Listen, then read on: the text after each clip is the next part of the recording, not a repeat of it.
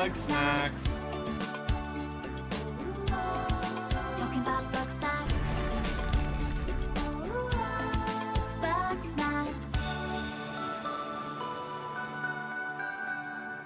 One more time. Bargain kind of snack.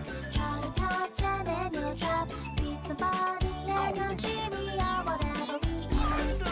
Find them hiding in the sand, tearing up a ketchup patch. Come to snack to violent and discover. It's bug snacks. It's bug snacks. Talking about bug snacks. It's bug snacks. My favorite part is when she says talking about bug snacks. That's my favorite part. Microphone's too far away. I need to move it. Sorry, 1 second. Okay, there we go. I'm not interested in the game at all, but yeah, okay. Okay, so let's do volume. PC gaming show, right? Alright, there we go. Great. Okay, I didn't know that was on. Alright, it's just haunting me, huh? Alright, thank you so much, PC Gamer Show, for... Fuck you guys. Fuck you guys. Thank you so much.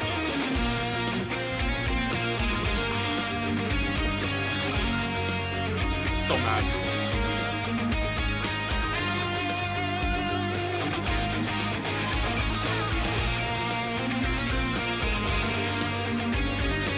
Toss a coin to your witcher.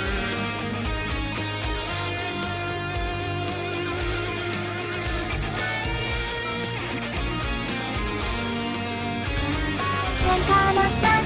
Try to catch it in your trap. Feed the body and you'll see we are whatever we eat. Find them hiding in the sand, tearing up a ketchup patch. This is what it's like to be me right now. This is the insanity. Welcome. Alright, so how is the sound of the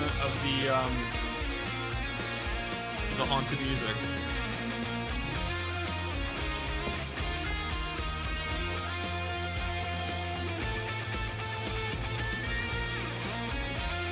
Alright, I should probably get a visual on the screen, right?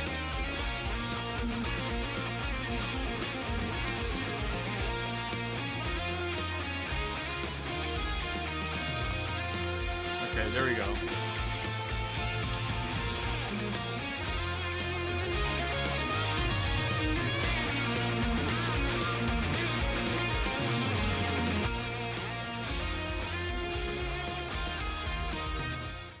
Okay, so that's muted. How am I? Am I okay?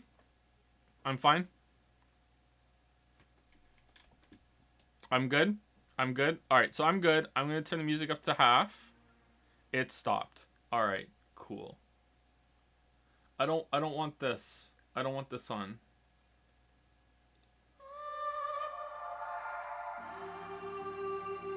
Maybe it'll go away if I mouse down. I'm too quiet? As Really? you guys can see, I'm missing my left eye.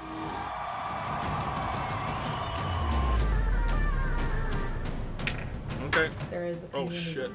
a community that I am a part of. Okay, let me turn up a little bit. You're unique. Do you not like anyone else? Okay, there we go. Alright, I turned it up a little bit. He's breathing really hard. You know he just had a seizure. I built an arcade in my basement. This is my home. You're in a whole different world. How am I still too quiet? I'm going to the red. Who cares what size you are, what gender you are? Alright. Okay, I can't. Okay, now I'm clipping. I'm literally clipping now. Fans definitely go crazy when they see this car. It's like one of the most badass things you could drive. Okay, I'm turning the desktop sound down a little bit. There we go.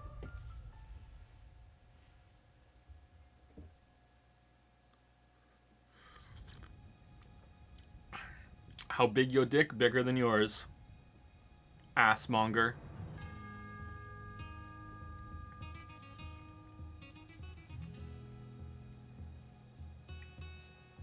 I play games on the hardest difficulty for a reason.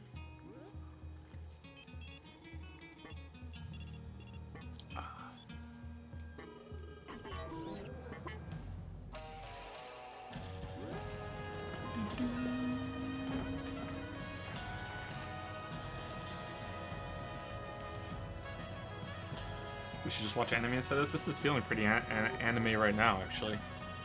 Okay, I want to turn it up for me a little bit. This shouldn't affect you guys, right? Oh, it does. Okay. Maybe its desktop audio is fine. Maybe that's why. If I turn that down. Okay, that doesn't affect you. All right, so that's how I'll turn it down. Okay, well, there we go.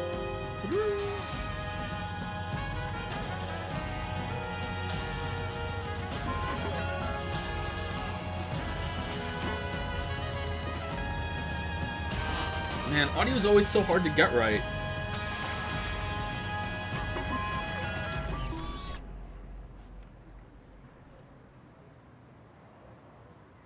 Three, two, one.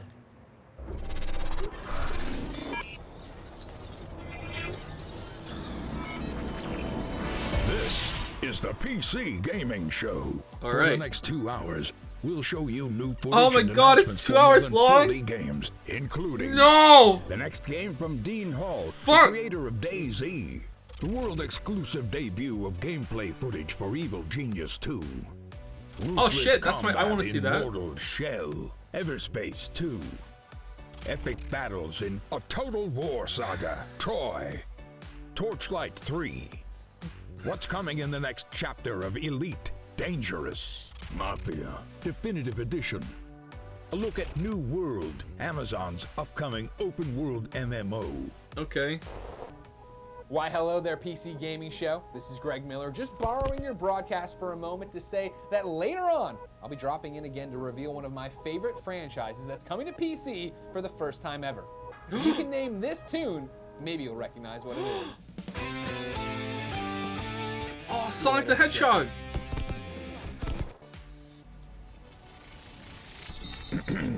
And now your PC Gaming Show hosts, Day9 and Frankie Ward. I like Day9 and Frankie Ward. I'm on board.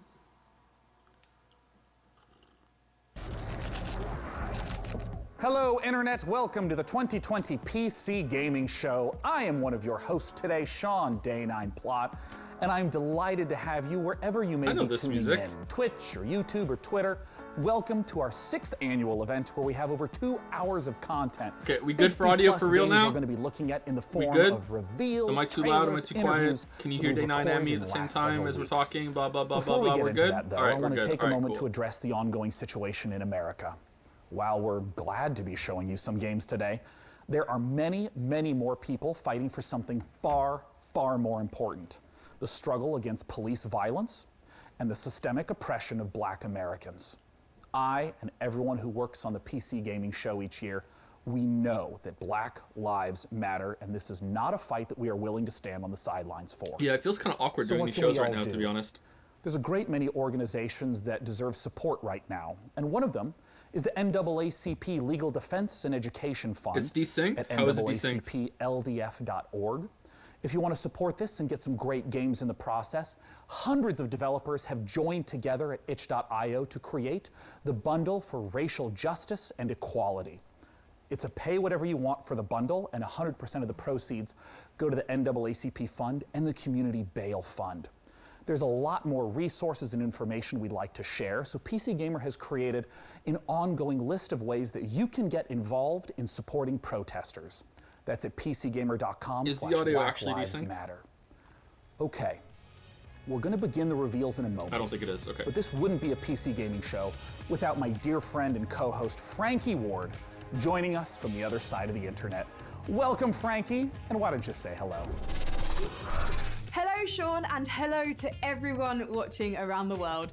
We're really excited to be with you again, and Sean, I've prepared a veritable smorgasbord of PC gaming interviews, trailers, and announcements. This year's show features the most games we've ever presented, so grab your beverage of choice, because it's go time. I have a coffee, because I drink coffee now. Thanks, Frankie. And I gotta say, your apartment looks quite a bit more like a music video than mine does. Maybe I should have sprung for better lighting. Either way, it's time for the PC Gaming Show. And as I said earlier, 50 plus games. We've been talking to the developers, interviewing them for weeks now. And though it looks kind of empty here, I'm not alone. My beautiful assistant and good buddy DevBot. You may have seen him making his way over here. He is awaiting us, so let's go join him and get the show started. Again, I feel like I might prefer this format to the on-stage one. I don't know. All right, DevBot, what do we have for this year's PC Gaming Show? I've downloaded 50 game trailers and Take it 10 back. interviews, Sean, along with a full report of Take the it most back. secret gaming layer friendly dogs, per your request. Australian Shepherds rank 4th among all dog breeds. Oh, well, excellent. Well, what should we play first then? We have an Australian Shepherd. Scanning. Processing. My readings indicate that the audience would like to see Vikings. Well, that sounds great. Then let's kick it off with Valheim, a Viking survival game where you'll fight monsters, craft weapons, build and sail ships on an open ocean, all while exploring a procedurally generated landscape. Show me the game, DevBot. Now loading Valheim. World exclusive.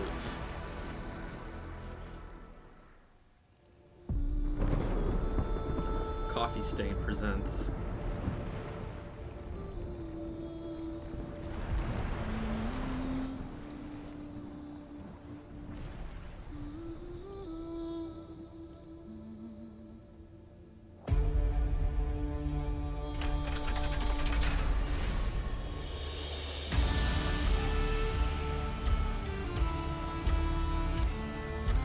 What?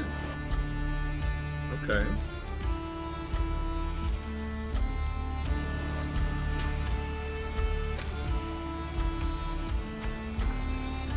I'm cautiously interested. These types of games are often cursed.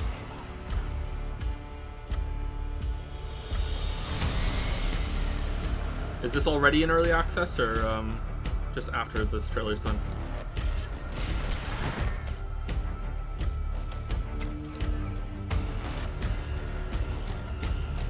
Same jokes as last year.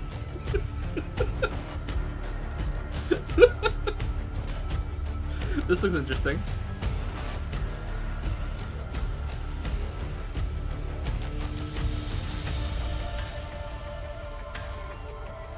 Just don't be multiplayer. If it's multiplayer, I'm not that interested. Although, I'm guessing most of you would be more interested. It's multiplayer, okay.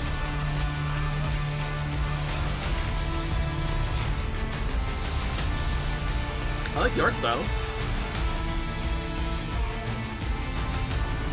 It's got a weird PlayStation 1-ness to it in a good way. I like it. Valheim, sign up for the beta. It's just another word for early access. The next game has been in the works for quite a while and is just about to come out. I've been following it the whole time, and if a game that features farming, creature collection, dance battles, and bears wearing pants sounds like your cup of tea, then it's time to put the kettle on and enjoy some ooblets. What about a cup of coffee? I don't drink tea anymore. Oh, this game. I don't know, there's something about this I don't like, but I mean, it just looks like Bugsnax with extra steps. Bugsnax is streamlined right to the bugs that are also snacks.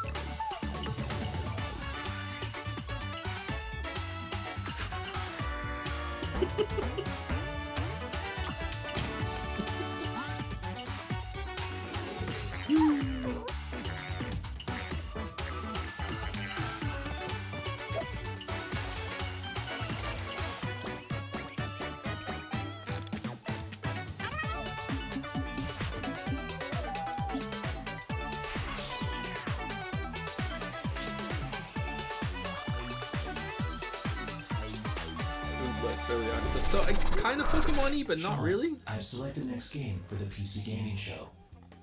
Well, great. What do you got, DevBot? The game is Torchlight 3, a cherished action RPG franchise that features a number of original playable classes. DevBot, you wouldn't have chosen this game because in Torchlight 3 you can play as a steam-powered robot, would you? My game selections are entirely objective and determined by an algorithm that shows the audience only what it wants to see. Show me the algorithm, DevBot. This is some pretty Craig Ferguson energy. Did you ever watch that show when it was still out? Craig Ferguson's Talk Show? Okay, well, let's play the Torchlight 3 trailer, and when we're done, with Jeff, I want to talk to one of the Torchlight 3 This is very devs. Craig Ferguson. How am I too quiet? It's like OBS is clipping into the red. I don't understand.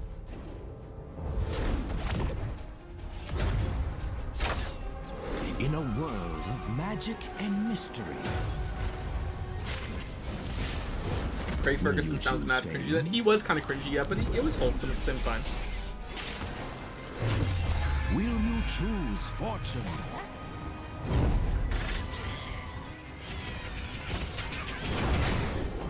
Or the future of the frontier?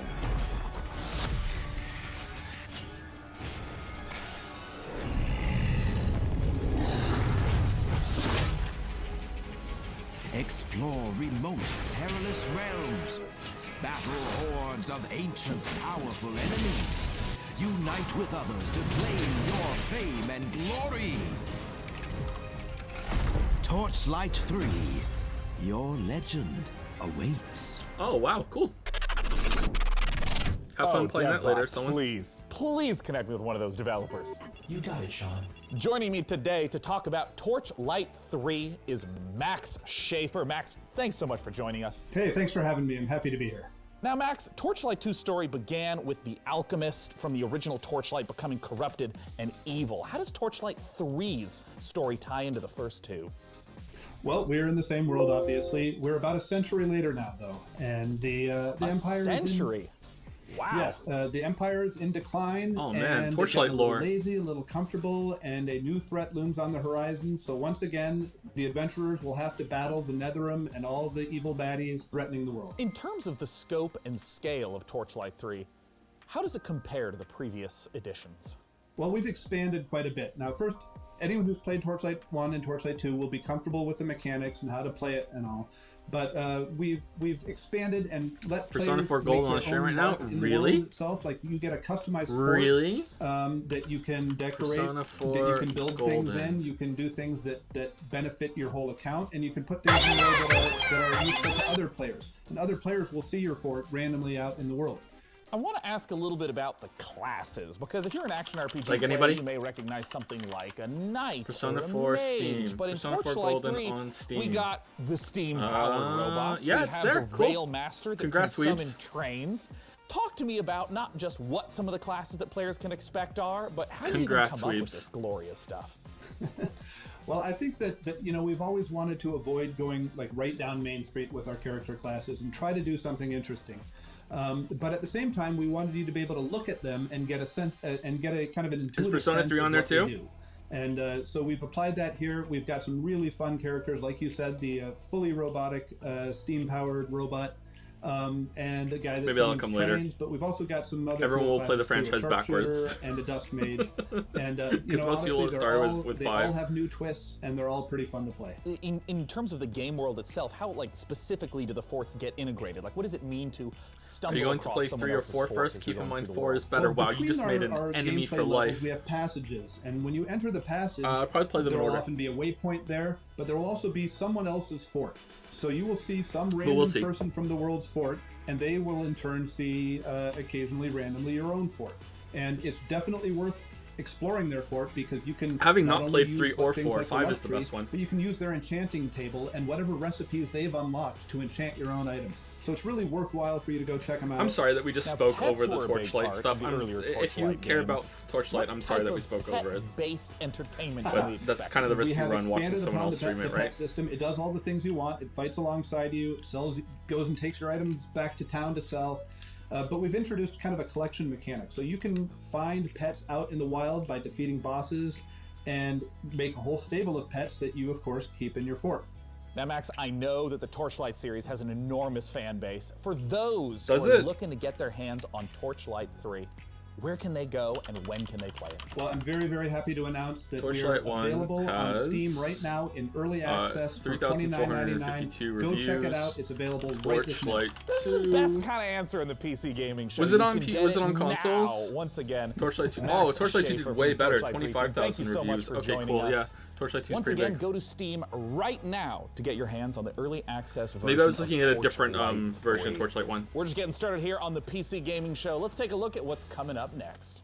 You're watching the PC Gaming Show. Coming up later, an exclusive look at the next game from DayZ creator Dean Hall. Blanco's Shouldn't they Block finish Party, DayZ first? The first reveal of Sound Mind, and more. Back Is that to you, still in Sean. early access? Back to you, Sean. Well, hey everyone, I hope you're having a great time. I know I am, and I know you want to tell me how much fun you're having, but don't shout. Oh, it's not. Okay, The walls I thought, are very thick I in thought here. that was still in I can production. see okay. you though. Sorry, so my use bad. the PC Gaming Show hashtag on Twitter or Facebook or the PC Gamer forums or a Ouija board or a Messenger Falcon, whatever is your desired form of communication. I'm sure you've been seeing many of those comments show up live in the show today. And we want your hottest 280 character take that our merry moderators might just select to be on the show. For our next segment, it's time to head on over to Frankie Ward. Elite Dangerous, the space simulation MMO from Frontier, has continued to evolve over the past 5 years. Set in a one-to-one recreation of our actual Milky Way galaxy, players forge their own path, build and break alliances, trade, fight, and earn the rank of Elite. Join us as we journey into the next era of Elite Dangerous, set to take a giant leap once more.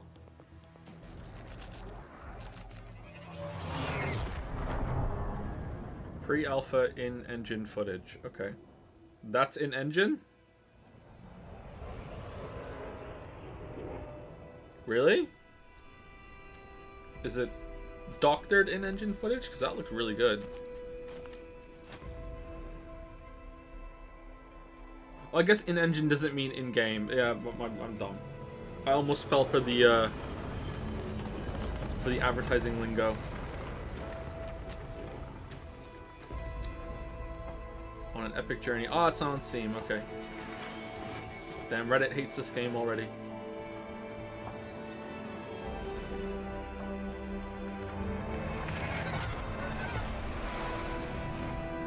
God, could you imagine if Bloodborne came to PC and it was an Epic Games exclusive for a year? Oh, that would be so good. I would love that so much. Another game called Odyssey? Why?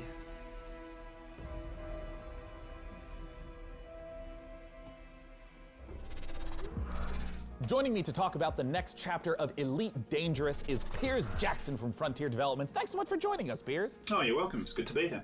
Now, I have a lot of questions about the trailer we just saw, but I'm wondering if you can contextualize a little bit for those who haven't played Elite Dangerous. What is it? So I think the best way of explaining what Elite Dangerous is to understand how big it is.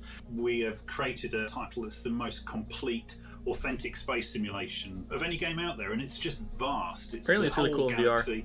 You can explore it. You can take your own path. You can be a pilot, a trader, a bounty hunter. You can do what you want. You can go where you want, and you can do your own thing. And it's that sort of. I've been trying to build up freedom my and the tolerance of ability VR. for I people haven't to gone tell in their own VR in over a story, week I think though. makes Elite what But it for actually a is. little while there, I was Now, in doing all the about streams 10, that I've 20 been minutes of following VR for every Elite single day. Dangerous, there's a lot of gameplay that happens. Playing a little bit of in Alex, a little bit of ships. Beat There's a lot of Saber focus on the to try economy and build trading. up so I'm not sick in this anymore. trailer, though, we saw feet on the ground. Have a lot of VR which immediately makes motion me ask, sickness. what is it that we should expect? What should we glean from the Yeah, trailer? I'm getting I a think you've bit hit more the nail on tolerant the of head, it, but but ultimately, sometimes the it just big comes out of new nowhere and I feature feel that we're really looking to nauseous and I release feel here sick for like 2 is the hours fact that afterwards. You can now, for the very first time, set foot on our planets. We've Oh, you couldn't do that created before? the last edition, really, in terms of going from space all the way down to the planet's surface. Could you just send probes or something down now before? you can set foot, you can explore, you can interact with the environment, and we've taken the mission-based gameplay and the idea of forging your own path and creating your own experience. Apparently the new that Valve the Index space game is has, 80% of and VR we've sickness. transposed The that new one, right I have down to the I have an planet. index. For the first time, you'll be able to Whoa, what happened there? access a whole pile of new planets, all ones with tenuous atmospheres. My monitor and just cut out for a obviously, second. you're going to be able to play this in multiplayer, so you'll be able to join up with your friends.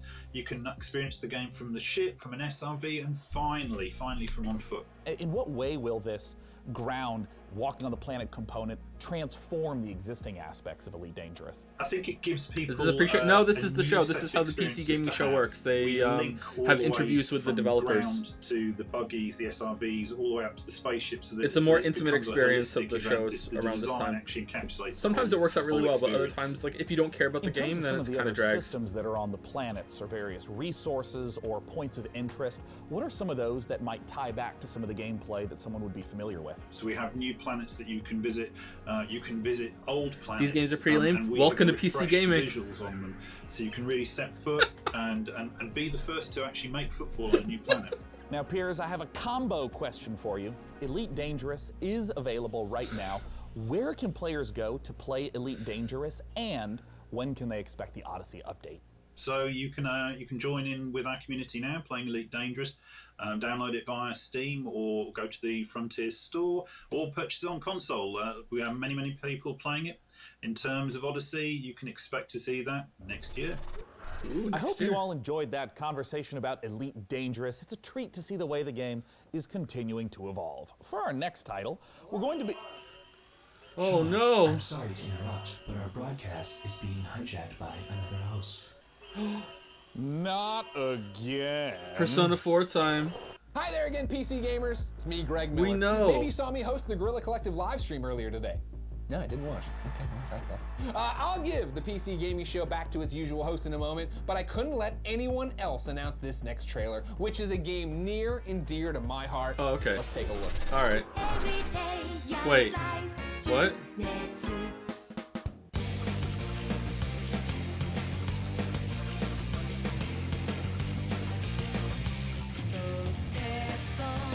I'm closing my eyes. Spoilers. I'm closing my eyes. I'm not looking. I'm legitimately not looking at it. I don't want it to be spoiled.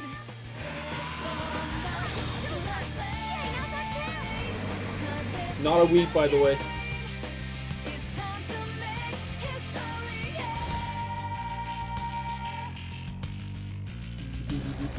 I like the music. Persona 4 Alright, it's done, Golden okay. is available now on Steam.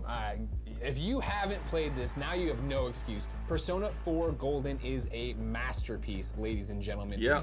The story, the action, the characters. This is something you So have many to Persona go 4 get fans right can finally now. play the game. It's been awesome to see Atlas Games. It's just the same jokes here on the stream, I'm ladies and glad gentlemen. you're here. It's just the same 5 jokes. Hand the show back over to Sean. Cycled over and over again. Same See you 5 later, jokes. PC gamers. I'm Well, kidding. that was weird. I It's thought this more live like stream 4 was jokes. supposed to be secure. I'm analyzing the security breach now, Sean. I'm not sure what could have happened. The fuck is that thing? Well, all right then. While we get this sorted out, Is that like let's the new head on water over to Pokemon Frankie. starter? The fuck is that? Our next trailer reveals an all-new psychological horror game coming to PC, PlayStation 5, and Xbox Series X early next year. In Sound Mind will challenge your expectations What? as it ushers you through the deepest corners of your psyche. Is that the Morgana from Persona Sounds 4? like every night before I Oh go to sleep, no. honestly. The game also features a chilling original soundtrack Oh, no. by The Living Tombstone. Courtesy of indie outfit We Create Stuff and publisher Modus Games, let's take a look at In Sound Mind. In Sound Mind. Okay. It's Bug Snacks. Do, do, do, do.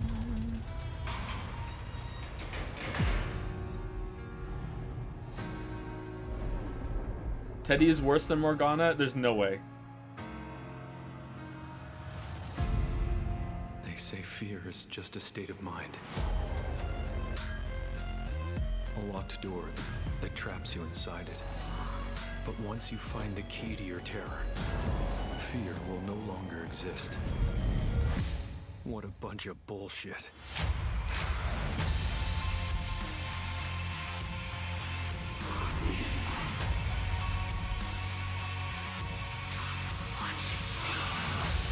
That looks pretty cool.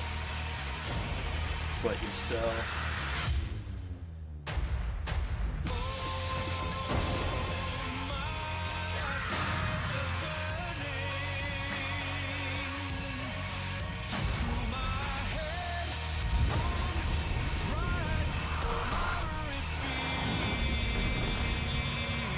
This kind of looks like Alan Wake a little bit, doesn't it? In Sound Mind. Alright, that's alright. I might play that and not be scared by it.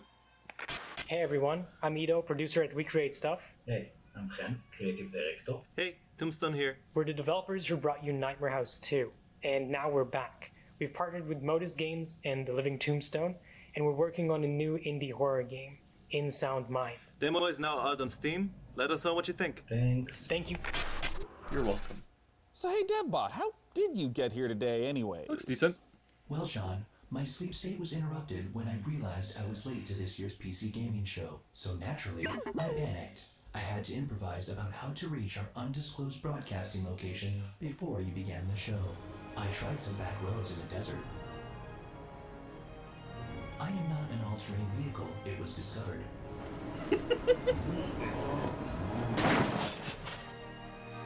I tried to hitchhike.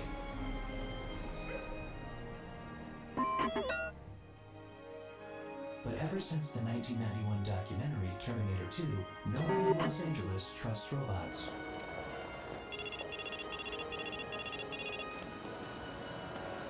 At that point, I was already right outside our secret location.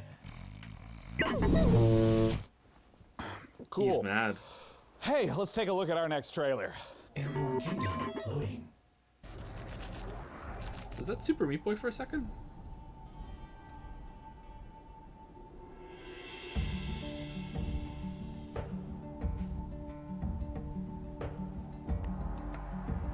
Ooh, I like the look of that.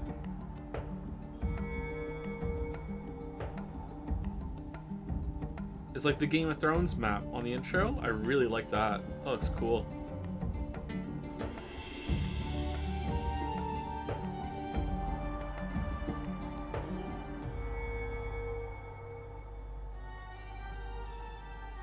Airborne Kingdom, fall 2020. Okay, what do you do? Do you just drift around?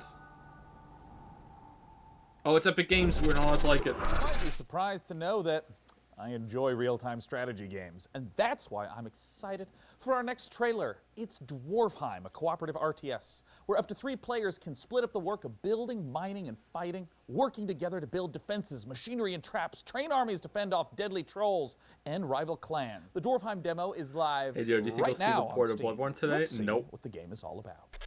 No way. Ever since the fall, We're only getting one clans Weeb game live port scattered today, and that across was the earth. Persona 4. They toil every day in the dark and dirt. They try to protect This looks what interesting. little they Okay. have from rival clans and the vile creatures that roam these lands. Your clan needs you now, chieftains, to lead your people. I guess it depends on Choose your classes, the guide cooperative your part. Doesn't builders really and interest me miners that to much. expand your kingdom, or take up arms with your warriors to protect our town halls. That kind of looks like Dungeon and Keeper. conquer your enemies. Bring us to victory. Bring us Bad Warcraft to 3. No, Blizzard already Dwarfheim. released that. This is Dwarfheim. Okay, I'm not sold on the co-op.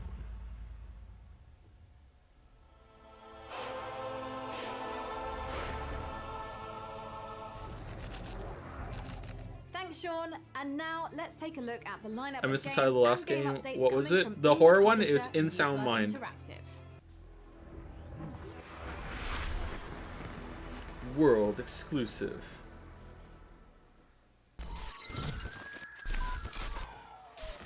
New Blood.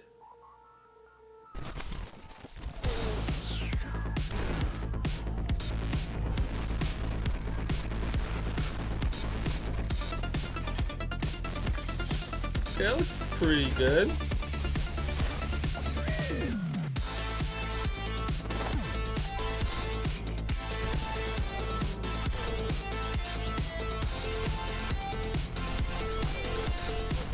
Dusk was a lot of fun. I enjoyed my time with Dusk. Oh shit, RTX on! Looks pretty good.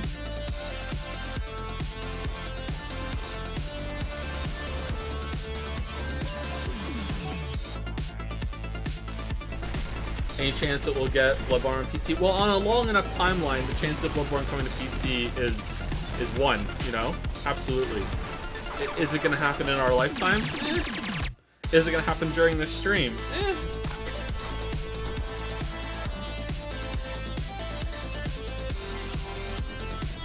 I think it will happen eventually.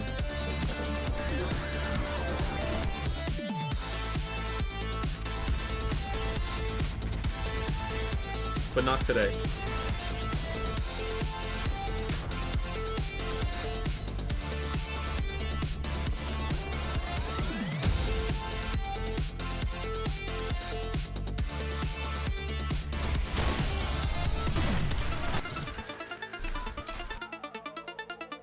So is this like an orange box of these indie retro?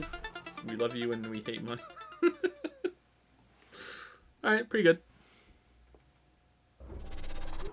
That's quite a lineup from New Blood, and with us now is the New Blood CEO, Dave Oshry, to talk about it. Dave, what the hell was that all about? Yeah, so we got a lot going on, right? I mean, some guys come out here, they show like some cinematic trailer and then tell you it's coming out in a year. We got 6 games and you can play all of them. Oh man. We couldn't afford to do a cinematic My trailer. beard is coming off with all this edge. Dusk, Holy shit. now with mods, Oh check no. out duskmods.com. There's all kinds of crazy a Medieval, now with RTX. Do we really have to DLSS bleep out 2.0 is shit? Coming. Maximum action, new levels are coming, new features, new guns. Unfortunate Spaceman is now completely free to play. F it, why not? Check that one out. 16-player co-op. It's crazy. It's like The Thing in space. Faith, of course. If you don't know about Faith, now you know. Ultra Kill, our new retro shooter with style. If you like games like Devil May Cry and Quake, that's what that's about. And then of course Gloomwood. If you like games like Thief, System Shock, Resident Evil, then I think Gloomwood is definitely the game for you. Oh, cool. A lot of people are suddenly interested in that. Well, you could check out Dusk at notfortnite.com, a Medieval at I can't believe it's If it doesn't live up to anything like System Shock, though, you just made a lot of people angry. At shootyboom.com. Unfortunate Spaceman at deaderspace.com. I can't believe it's not Hexen. Space.com. Faith at GaryLovesYou.com. Ultra Kill at DevilMayQuake.com. And then, of course, Gloomwood at ThiefWithGuns.com. Yeah, that's all we got. 6 games. You can play them all right now. We love you. And we hate money. Thanks, Dave. Let's see what Frankie has for us next. Thank you, Sean. Now tell me, PC gamers, have you ever wanted to rewrite history? Not your browser history, that's easy and absolutely vital, but how about something grander, like discovering America, mastering flight, or inventing the computer a couple of hundred years earlier? Humankind is an upcoming historical strategy game where you'll be combining up to 60 different cultures to create a civilization that's as unique as you are. And as with all of their previous titles, Amplitude is asking the community to participate in the development of Humankind to help make it the best game that it can be. Let's see how they're inviting PC gamers to help build this worldly game.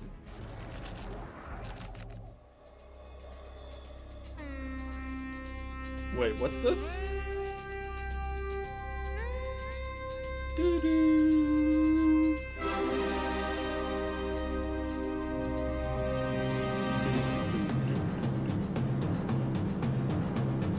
It's the rolling dice and Disco Elysium music.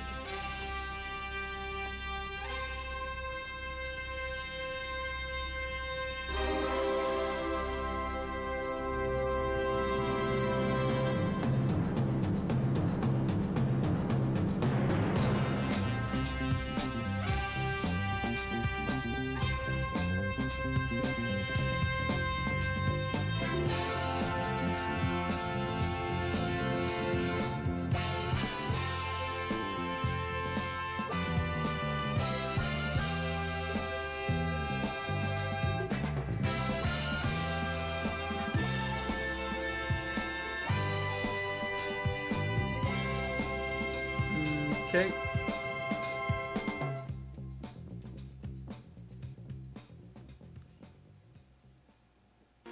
Don't really feel like I understood that, but alright. Well, you heard the trailer. You need to go to opendev.gamestogether.com so you can be one of the very first humans to get your hands on Humankind. Amplitude Studios' upcoming historical strategy game. And now for something a little different, why don't you join me in my chambers? Come on. Come on. Of all the subcultures and communities that make up PC gaming, modders have arguably had the biggest impact. My next guest is Dean Hall, a designer who started out as a modder and eventually helped lay the foundation for two of the most popular genres on PC, survival and battle royale. Let's take a look at the next game from Rocketworks revealed here on the PC Gaming Show. It's Icarus. Icarus, all right.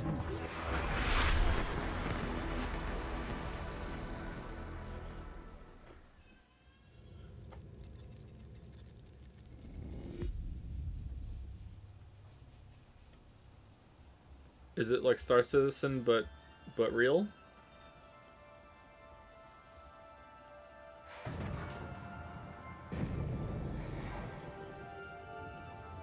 Okay.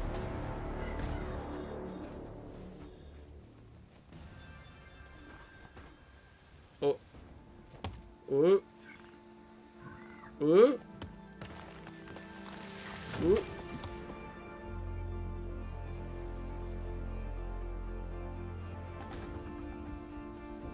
Go. What is? What's this? I'm sorry. Just astronaut with a bow is just like fucking shitty Minecraft axe. Is like what? Okay.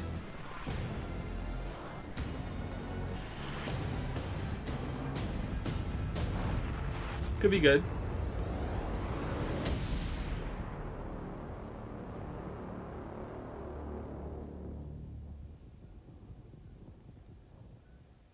Alright. Survive Icarus. Okay. I like survival games, and I feel Joining like me to talk about no Icarus one's done it is Dean right yet. Hall. Dean, thanks so much for joining us. Awesome. It's great to be here. So, Dean, you're making another survival-focused game. What makes Icarus different from other survival titles?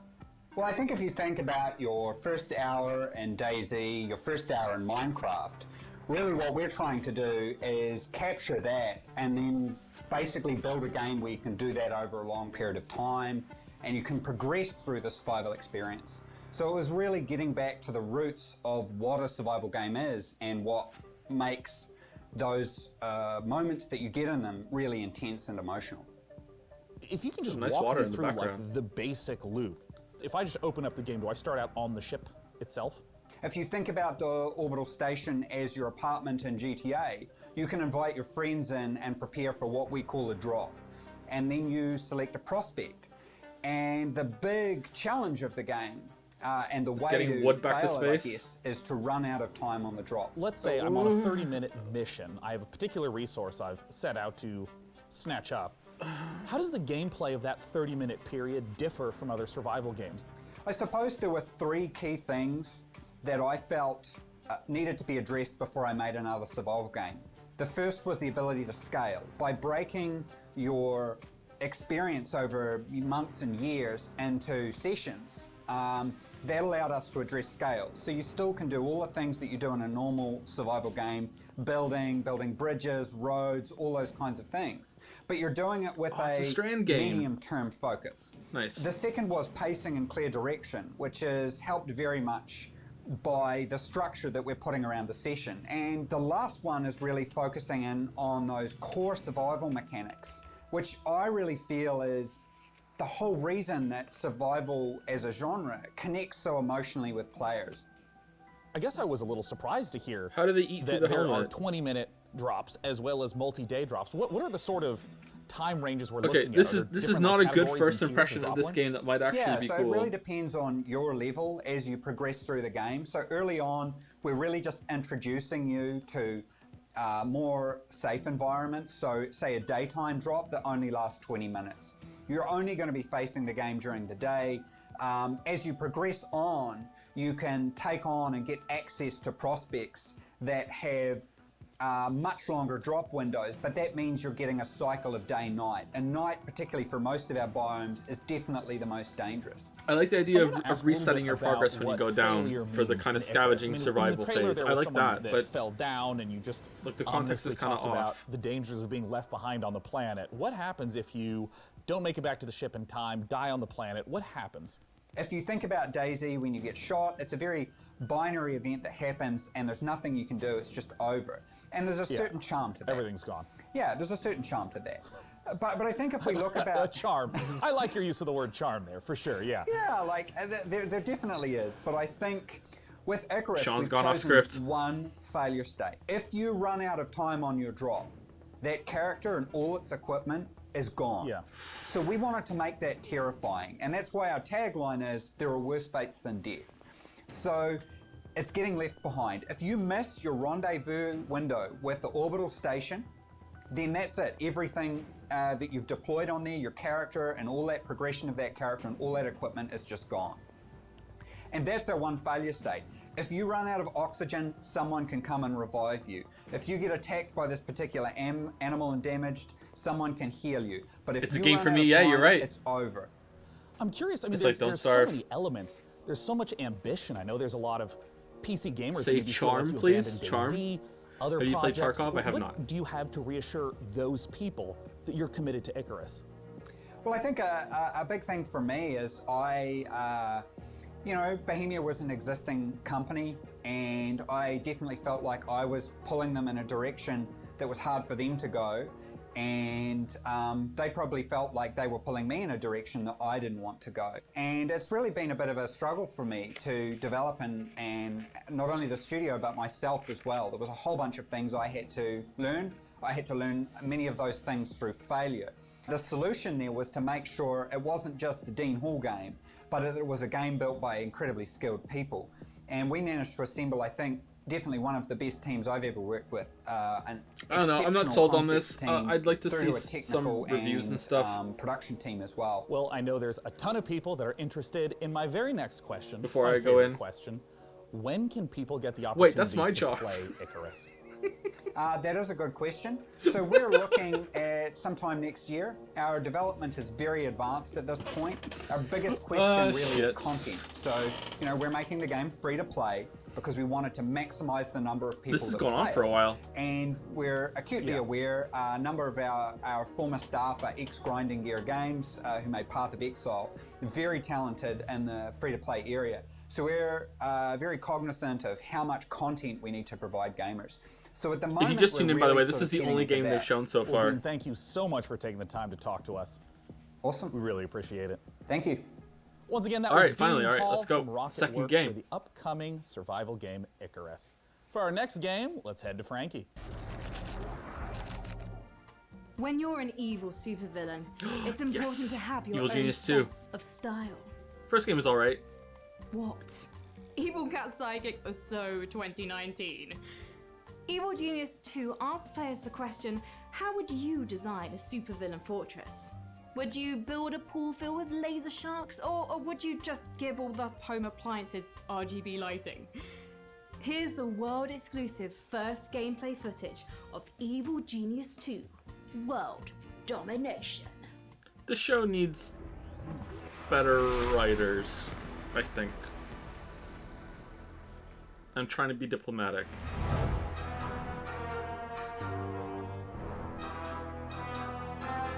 Frankie and Sean deserve better.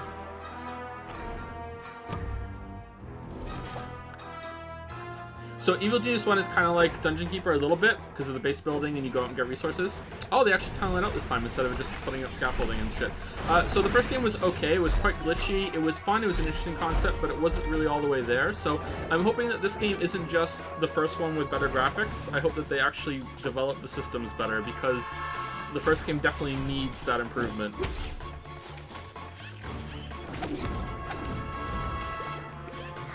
There were also only 2 levels in the first game. They were really long levels. They took like dozens of hours. But yeah.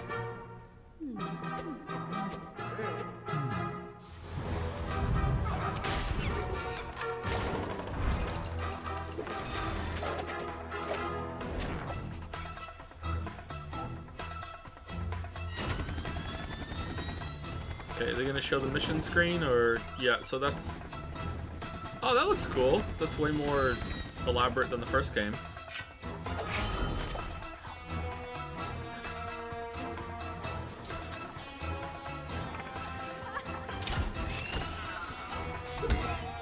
Okay, I'll try it for sure.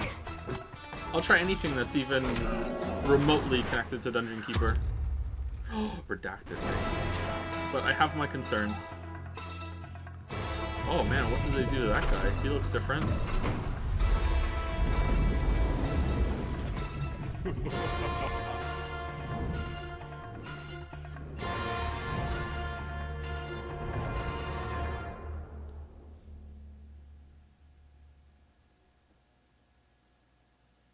How do I have time to try it? Because by the time it's out, I'll be free.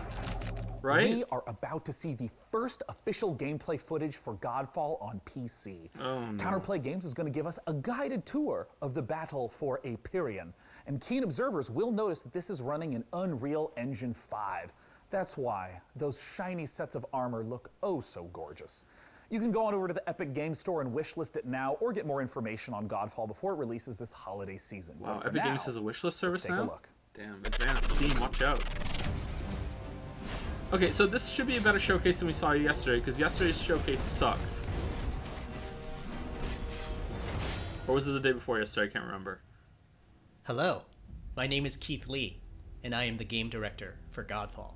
On behalf of Counterplay Games, we are very excited to share gameplay with you today, and to offer you a glimpse into the mystical world of Godfall. The weapon just Please clipping through the enjoy. cloak, or is it bunching Godfall around it? is Or still in development, so some things will change and improve in the final product, including visuals and performance. Godfall is set in a brand new high fantasy universe filled with heroic knights, arcane magic, and forbidden realms. All right. The world is split up into the elemental realms of earth, water, air, and fire. You play a Valorian knight, a godlike warrior able to equip frames. valor plates, the legendary armor sets that transform you into unstoppable masters of melee combat. As you adventure through the realms, you'll get to tear through enemies to challenge a mad god who awaits you at the top. this is procedurally Throughout your generated, journey, right? You'll find ancient valor plates Yep. lost in time. I'm gonna guess yes. Each with their own characteristics and long history. Now let's talk about gameplay in Godfall. First, our team wanted to do something different. We wanted to combine action RPG loot progression, Dark Souls, third-person melee combat to create what we think is a whole new genre, the What? looter slasher. Our game is therefore one part gear-driven and one part player skill-driven. In other words, not only do we want you to find exquisite weapons with powerful loot traits, but we also want you to have that feeling of accomplishment for mastering the wide set of I'm combat sorry, did he mechanics really just say available that he to thinks you this is a new in genre? What you're looking at now is a mid-boss fight. This looks way better than Tougher the other challenge trailer, though. that I you'll would have actually to try this, overcome. what they're showing on the screen. Oh, it's done. Okay, Please cool. check out the Godfall channels on Twitter, Facebook, and YouTube. Thank you so much for taking a look at Godfall, and we'll be showing you more soon. Now, next up, when PC gamers That's think okay. of iconic first-person shooters, they think of games like Doom, Quake, and Duke Nukem. Our next trailer shows a project that celebrates the proud heritage of sci-fi FPSs while taking advantage of some very modern visual effects, like glorious enemy dismemberment. From Bounding Box Software and Humble Publishing, this is Proteus. You'll see Bloodborne if you refresh the Epic Games Store. Oh shit! Okay, hold on. Let me do it. Epic Games Store.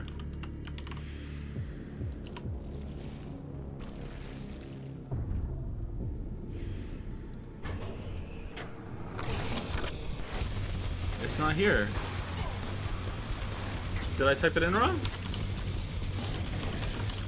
Bloodborne.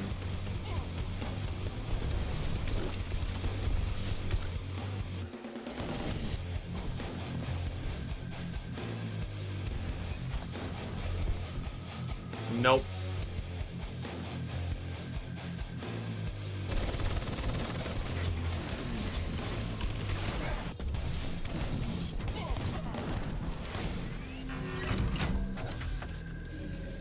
What, you guys thought there was gonna be a Yaya? Come on. Ooh, that was colorful.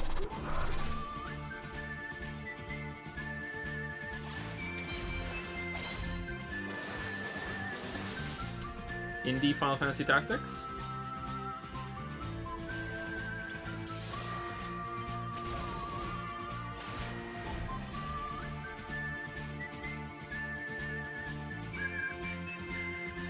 Kind of Pokemon-y at the same time. Okay, that's interesting. I don't think this is for me because it's turn-based, but looks interesting. It's pretty.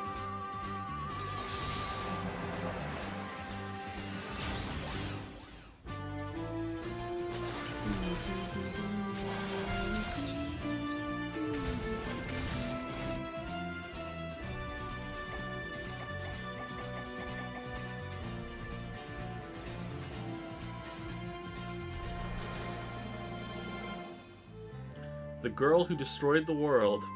Interesting tagline. Okay. I love the look of that last one. Fae Tactics is set to scratch that isometric combat itch that I know a lot of us have been feeling ever since we played Final Fantasy Tactics back in the 90s. All right, but we're not done with humble games yet. Their lineup, as it turns out, isn't all that humble. We're going to take a look at two Sean, most of the people watching this just went, Project Wingman, the fuck a are the jet fighter 90s? game featuring RPG elements and VR support. And rounding things out is Carto from Sunhead Games, a gorgeous top-down puzzle. Feeling old. Let's take a look.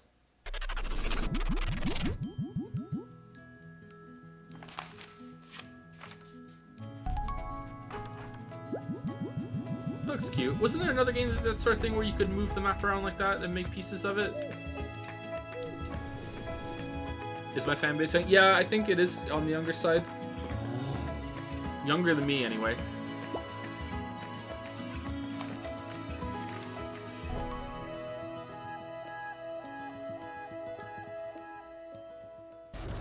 Carto, like photography. Carto. Entering hostile territory. Stay sharp. Hard rock, let it fly. Conic engaging. Monarch bombs away. Right on target. Tally ho wants some new contacts. Kill confirmed. Project Wingman. Good work, Hitman team. Return to base. Step into the cockpit. Summer 2020. Hey, Devbot, have you ever wondered what Gordon Freeman's voicemail message sounds like? Sean, that is an intriguing inquiry. However, something is wrong. I'm receiving an external transmission. Why does this keep happening, Devbot? What's with the security? Have you upgraded to Service Pack 2 yet? The transmission is coming from a powerful space satellite. Oh Greetings, shit! PC Gaming Show. It is I, your supreme leader, Kane. I am commandeering this broadcast to deliver an important mission briefing. You must capture the GDI base marked at these coordinates. This is a strategically significant I'm just kidding. Just kidding. It's me, Joe Coogan, and I can take over this broadcast because I do what I want. Look, you know Command & Conquer has been a major part of your life. It's certainly been a big part of mine. The Command & Conquer Remastered Collection recently launched for PC, and it is an awesome way Remaster to Rattler this 2, you cowards. classic game with a bunch of new bells and whistles. Rattler Who 2. doesn't like 4K graphics, quick matches, and multiplayer or modding? Am I right? I personally want to send a big shout out to all you PC gamers who have kept the legacy of Kane alive over these last 25 years. I mean, I live in death, I guess. Thanks for letting me interrupt, and I hope you guys enjoy the rest of the show. For the glory of Nod! Wait, that's it? You Tell me, PC gamers, do You you just have showed any up rare to action figures? show something Perhaps that was you're already one of the out? lucky owners Okay. of an out-of-print collectible. Is that Something allowed? you'd never trade away in a million years. Our next game is a celebration of toys and I mean, art. I really like On Command its & Conquer, surface, so a that game was about okay for me, collecting, but customizing, and this trading. seems kind of But it's also a weird. highly social playground for creativity, one where you can make your own levels and gather with your friends to hang out, play mini games, and create together. This is Blanco's Block Party. Oh shit, this is what I've been waiting for. Hold on, I'm sitting up. Excuse the chair squeak. Legend tells of a place where everyone comes together to play and dance and race and shoot and jump and fly with jetpacks or maybe bat wings. And there's lava and a mountain made of junk food. Where you can create your own worlds and have your own adventures where you are in charge. Where you can make your very own games with your very own rules. And all your friends can come and play. Like this one here. Yep, them too. And I don't know what that dude is, but he is cool.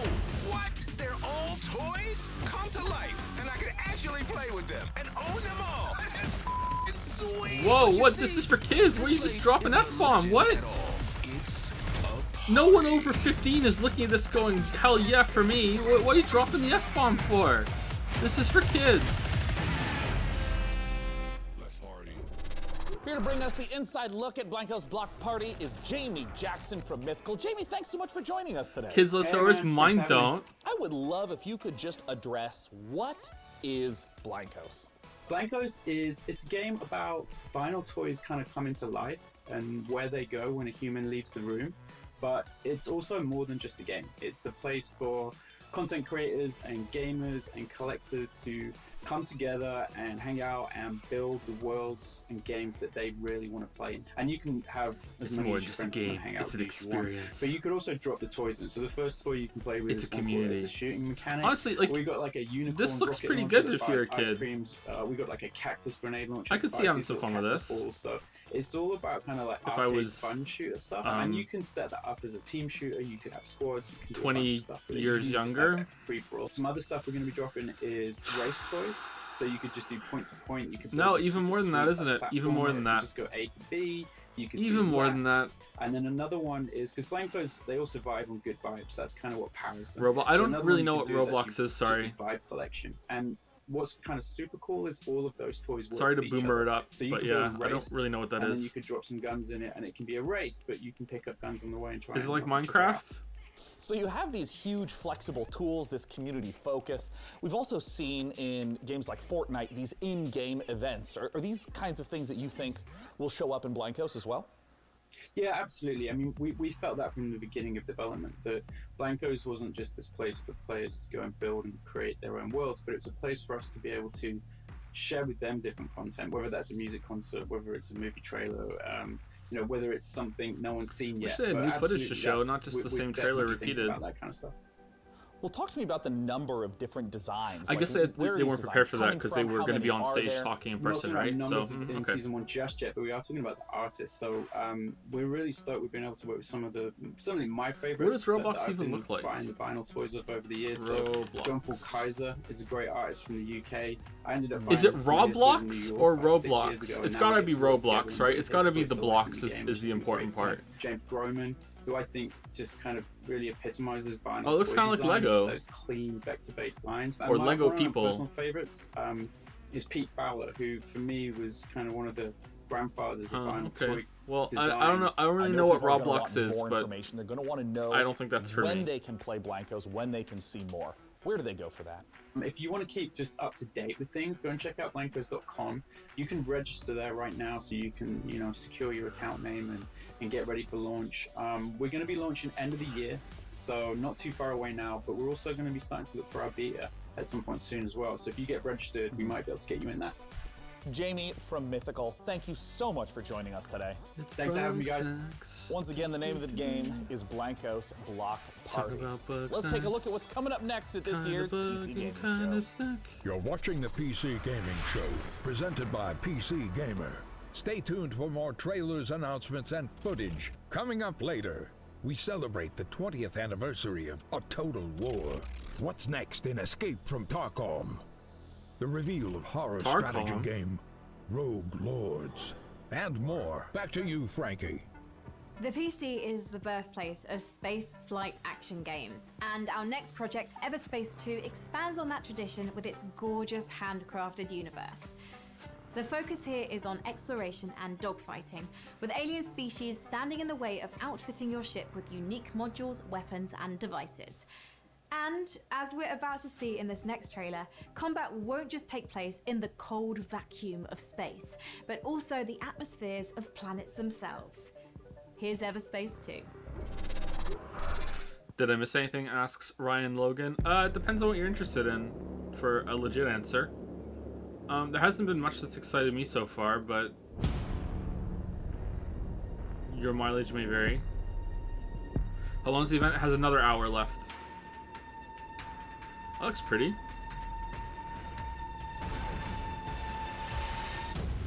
Some shitty weeb game came out on Steam, so you might be interested in that if you're a weeb.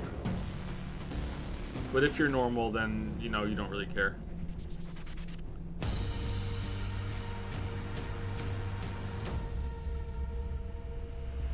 It looks really good. Good scale there. So why do you care that? I have a YouTube channel where I talk about video games for a living. I'm not normal. I've never claimed to be normal.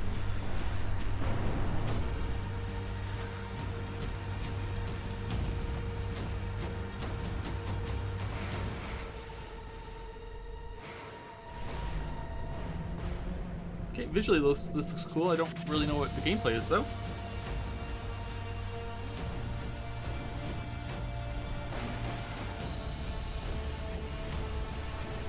I'm sorry, I take it back. Here's a legit thing. The worst Persona game has been released on Steam, okay? Of the 3 that anyone gives a shit about, those 3, the worst one of those 3 is now out on Steam if you want to go play it. Have fun.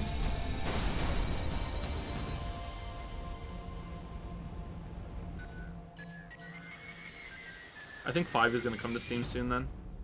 If this sells well, 3 will definitely come to Steam too.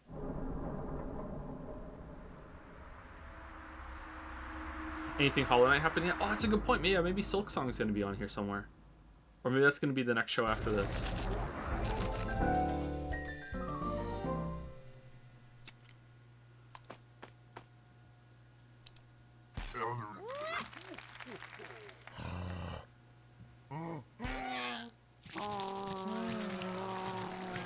You just poop out fire?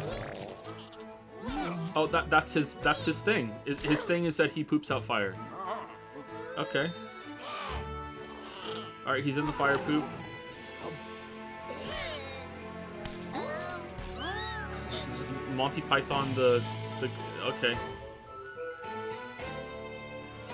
Unique art style, I guess, but PC gamers, I'm sure you'll agree. If a horse shows up at your door and you don't remember ordering a horse, it's probably best to keep the door shut. One of the coolest things about a Total War Saga Troy, the next game from Creative Assembly, is that it will enable players to experience multiple different versions of how the iconic battle went down, including several explanations for what that mythical horse actually was. I'll get the door while you watch the latest trailer. Oh, someone just redeemed some mana coins. We're not doing that right now, sorry, because streams are officially on hiatus. Oh, silver-tongued Odysseus. There is But I will redeem them all when we're back for sure. Helen's abduction, and that is war. In Total War Saga Troy, you can rewrite the events of one of the greatest conflicts ever told, the Trojan War. As Odysseus besieged the legendary city of Troy in 3 ingenious and equally devastating ways, all based around prominent theories from throughout the ages as to what the iconic Trojan horse really resembled. The walls of this city may appear to be mighty, but no defenses are impregnable. Using gargantuan siege towers, take the fight to the walls. Or they'll just use ladders. And force them back into their pitiful city.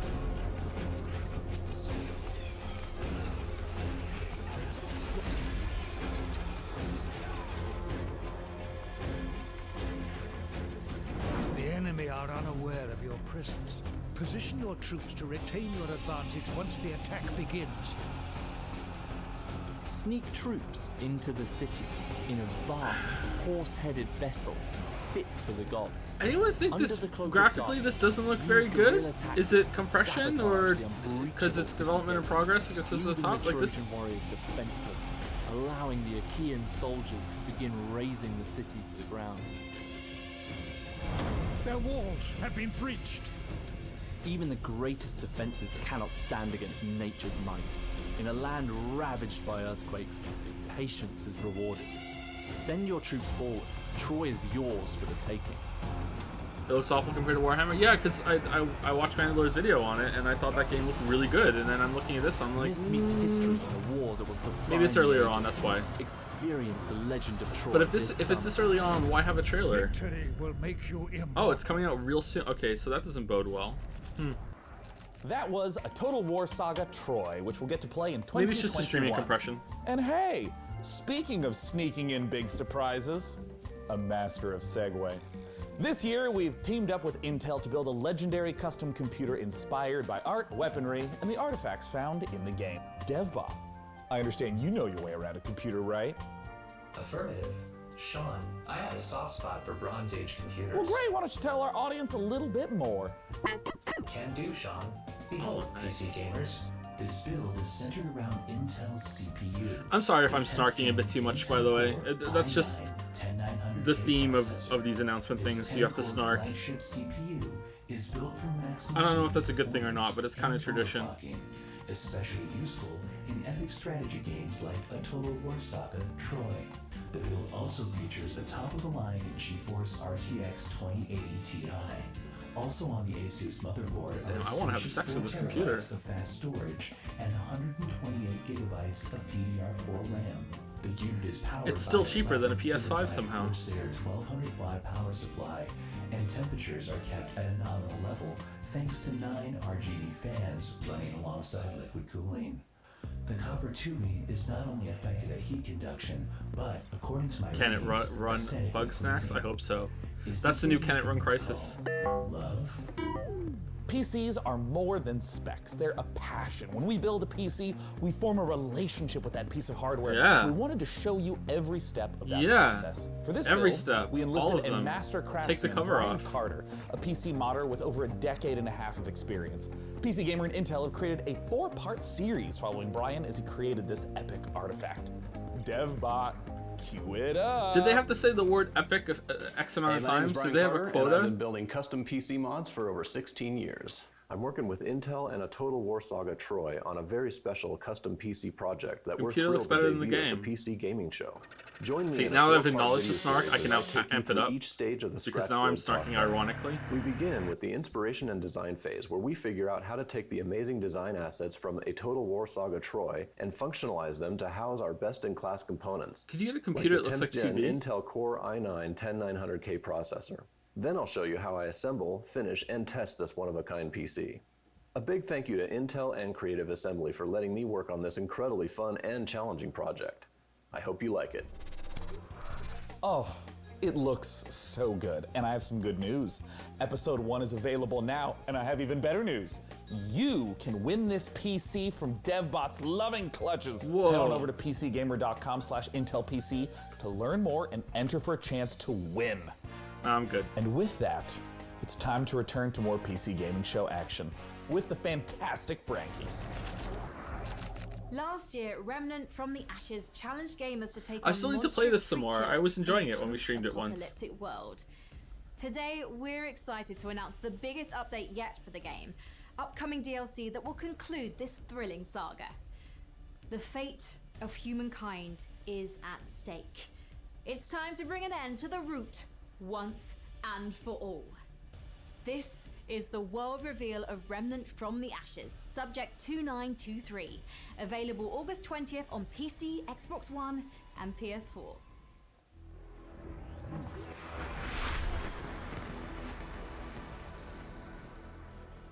Kinda bug They and kinda say snack. Hope is what makes us human. Hope also let us think we'd won. But the root have another gate somewhere. Another hole we have to plug in our sinking civilization. Yeah, this was okay. It's not the only thing we need to worry about. Oh no, giant people are back. What? What's with Giant Antler Man? And orc with what the fuck is this shit? We got invaded by the Norse mythology crew? Were these in the original game? I just hadn't got to them yet. Ooh, okay, that just got way more interesting. The new Remnant from the Ashes content looks fantastic. It does. And you know what else is fantastic? Hearing the opinions of strangers from the internet. Nothing makes my day as much as hearing what's inside your mind. So please use hashtag PC Gaming Show on whatever your platform of preference may be, and you just might have your comment show up live on the show. Now for our next title, we have to look at classic remasters.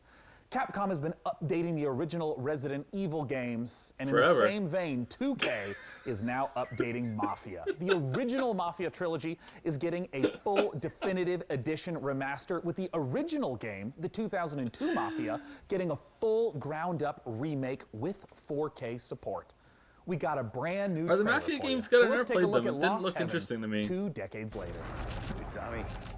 Detective Norman. Not actual How long gameplay. have All right, you well, been not gone? actual hype. 3 years. Damn, that's pretty. They handed you the Morello case. Right out of the gate. What is the gameplay of them? I don't even know what they're about. Is it like Grand Theft Auto, or Case must be getting pretty cold by now. Or you is it got like you something run the wrong. Mafia, or? Yeah. I might It's like have GTA? Oh, okay.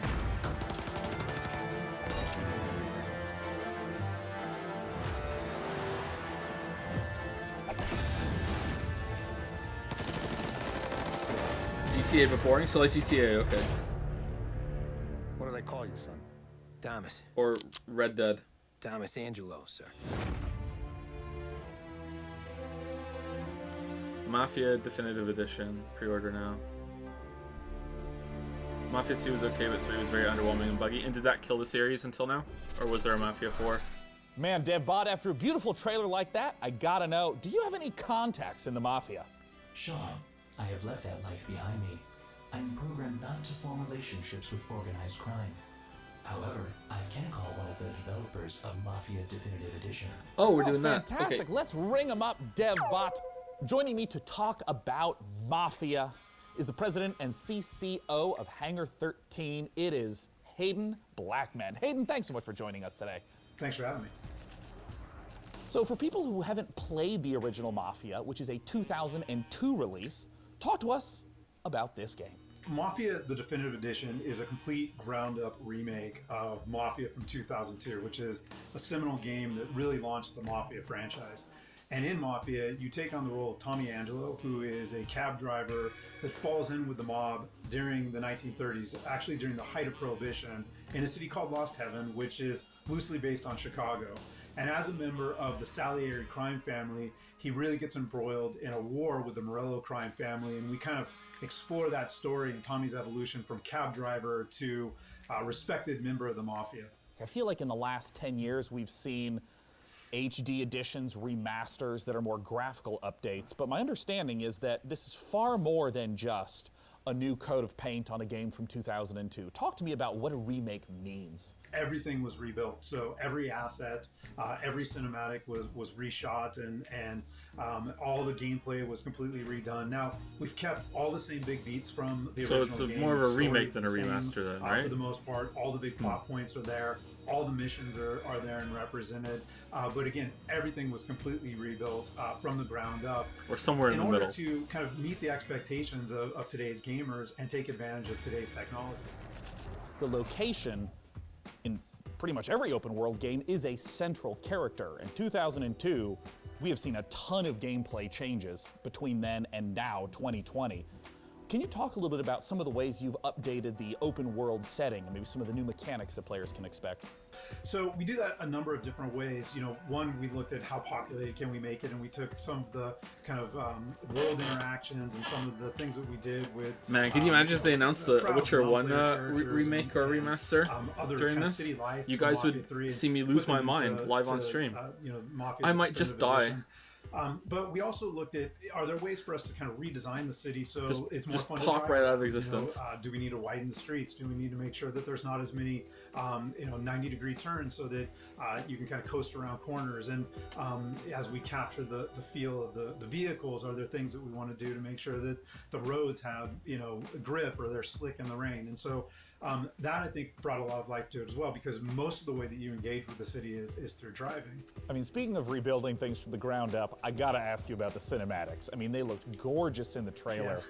And I mean, what was the process of rebuilding all of those cinematics? For us, it was really, how do we recreate these? Again, taking advantage of some of the cutting edge stuff that we've been doing at Hangar 13. So, we have, really great Remake the Witcher video. The facial audio in it scanning already and likeness bothers me. capture technology, a state-of-the-art mocap facility. So we really wanted to take advantage of that for the definitive edition. So we did go in and Joe, rewrote please all consider the playing the vanilla cinematics, version of Persona 4 again, Strike to Golden. add some of Why? that language and add some of that. Is that character a legit development and maybe thing? some of that clarity that Is we were Golden a going for downgrade? without losing the Does it make a essence bad of game each even moment. worse? Well, now it's time for my favorite question. Yeah. When can we play Mafia Definitive Edition, and where can people go right now to learn more? Sure. So we are looking at an August 28th launch date. And, I already did the we pure still, positivity have a thing in ways to Persona go, 5, so and Persona we're 4 is going to be working pure on that kind of final negativity. polish push right now. Everything We're is really just like, confident, really bullish every in the second I'm field going to right say now. there's no If you want Yusuke, more who information, cares? you can go to No Yusuke, no hype. mafiagame.com. After seeing the trailer, I personally am hyped, Hayden. Thank you so much for joining us at this year's PC Gaming Show. Once again, mafiagame.com. For our next title, it's time to head on over to Frank. This is literally my desktop background right now. Sean, next up, it's Oh, one never of those mind. I won't games that interrupt the looks show. so pretty, we just had to show it to you. Ever wondered what Slay the Spire might be like with Tim Burton at the helm? Well, Road Lords could be the answer. It's being jointly developed by Cyanide and Leica Studio and sees you building a team from storybook psychos like Dracula, Bloody Mary, and Baron Samedi. There is a Yusuke Makes though? all the Well, more that's sense when derivative. you They already realise did that you're in being Persona 5. Why employed would they by do it the devil again? himself. A Come job on. that has my name Persona 4 written thing all is over it. feeling worse The and game worse. is out this October, and we've got a brand new gameplay trailer. Hi everyone, and welcome to this exclusive gameplay reveal of our new title, Rogue Lords. Development is moving forward, and we are very excited to share some in-game elements and combat mechanics for the very first time. This is what Rogue you've done, Lords Slay is the a Spire. I hope you're roguelike happy. Game where you play as the devil. Slay the Spire You in have to Darkest build your Dungeon. I team hope you're with happy. Legends of Evil and lead them in runs through Wait, multiple what? events. and Okay, I fights. take it back. That looks After different. a terrible defeat years ago, you're finally coming back with your most faithful disciples to wreak havoc and terror in a world unbalanced after your long absence. The combat is turn-based and strategic. You will need to build your set of skills through your run to be prepared for any threat, analyze your enemy's next attacks, and create combos to secure victory.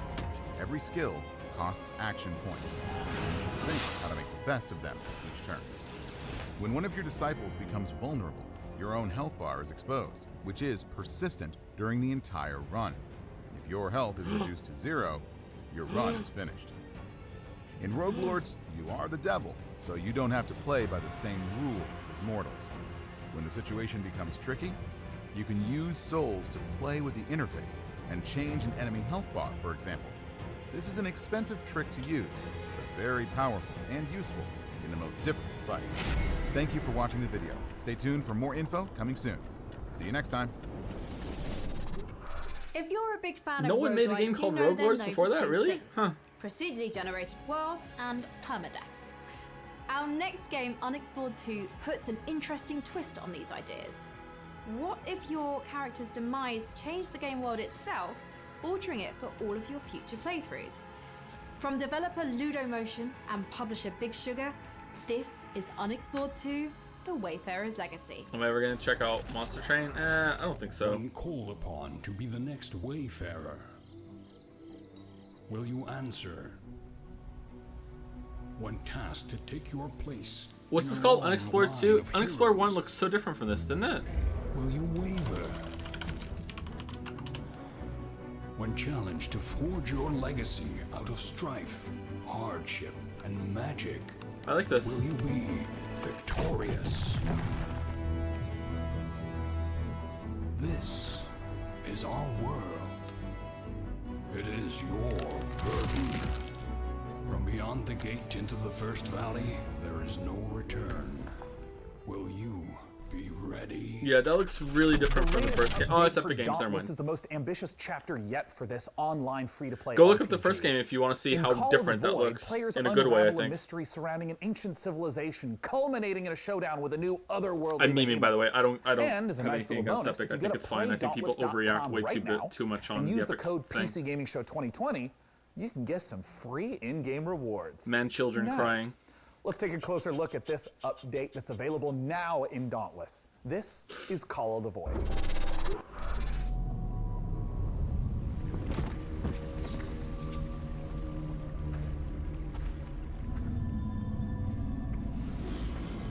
RTX on. Nah, Epic has done some things that are quite questionable. To be see serious for a second.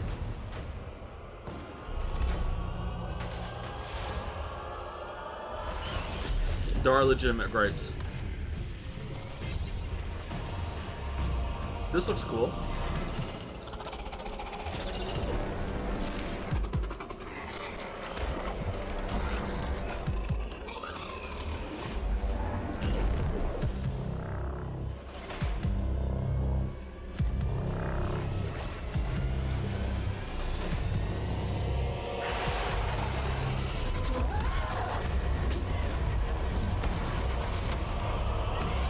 Monster Hunter? Oh, okay. Isn't that a game that's already out? Games to come on the PC gaming show. Here's what's around So the Dauntless corner. DLC? Take a closer look at Blightbound, the new action RPG from Devolver. A special collection of exciting That's the free-to-play independent games Monster Hunter coming clone, to right? PC. Back to you, Frankie. There aren't many games about being in nature, which is why Among Trees caught my eye. In this first-person survival sandbox, you get to explore a colourful, breathing world that's full to the brim. Still, with this is life. going. It's got another half hour left. Still, Don't go it's 2 hours wandering long. around like Snow White. Wild, deadly beasts share this painted world with you, and you'll want to move carefully to avoid their bitey bits. Produced by a 3-person team out of Sweden, this project demonstrates the creative power of independent creators on PC.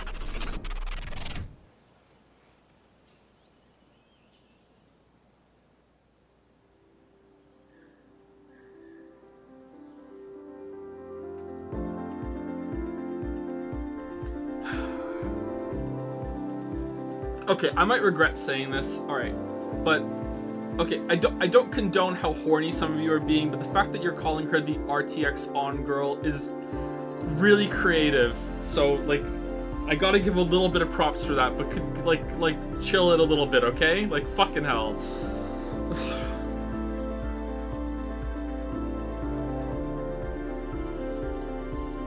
This looks interesting.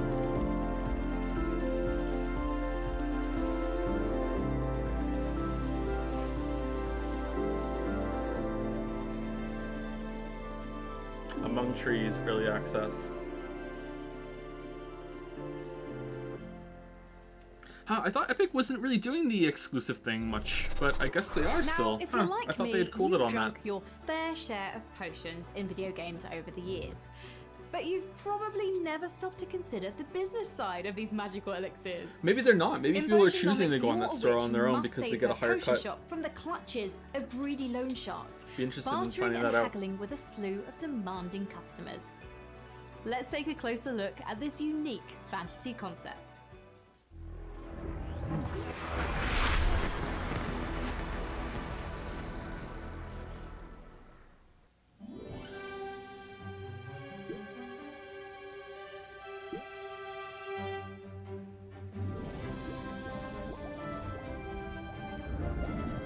Developed by Voracious Games.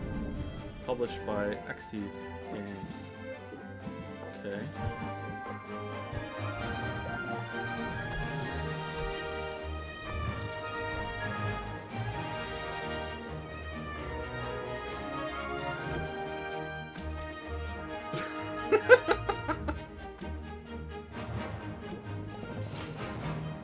Oh, this looks good.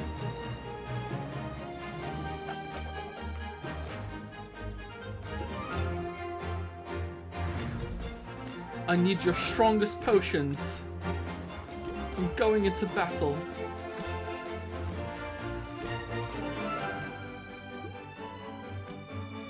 Okay, so it's card game, haggling sort of thing.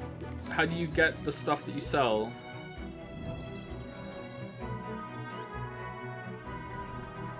It didn't show it, so I'm guessing you just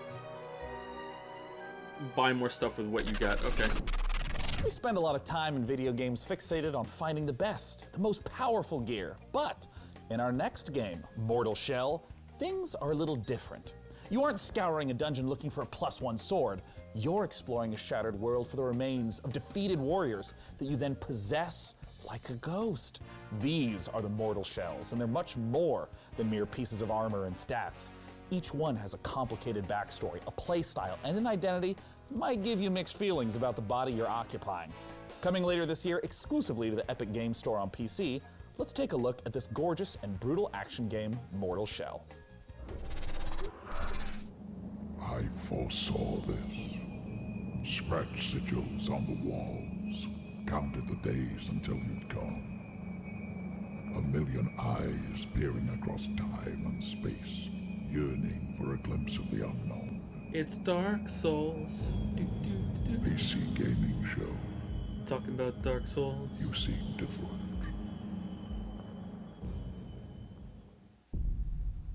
The consecrated fires revealed cinders and shadows. But beneath it all, no monsters, no gods, only oblivion.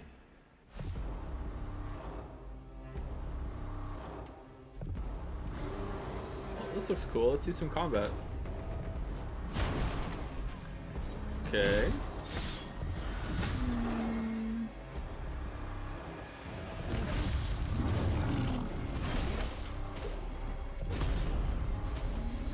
Could be good.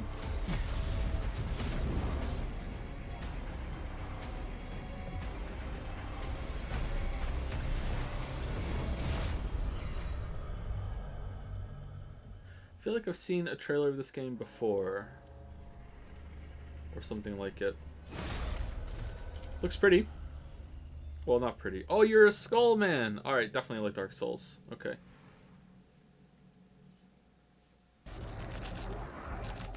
I'd play it. Wait, there's more. Nice. We've gotten the chance to see some of the core gameplay of Mortal Shell, but now it's time to talk about bosses. Bosses are a classic staple of this type of RPG, and in our second piece of Mortal Shell footage, we'll see a boss that isn't just a one-and-done threat. Instead, it's a constant adversary throughout the campaign. The Hattern is a mysterious figure who stalks the player throughout Mortal Shell. As you grow in skill and master new weapons, so will he. The clip we're about to watch shows the player's very first duel with the elusive adversary. Let's take a look. Oh, Hattern. I thought like it was like a hat. Like the Mad Hattern. But no, he's Hattern. Alright, well that's less interesting.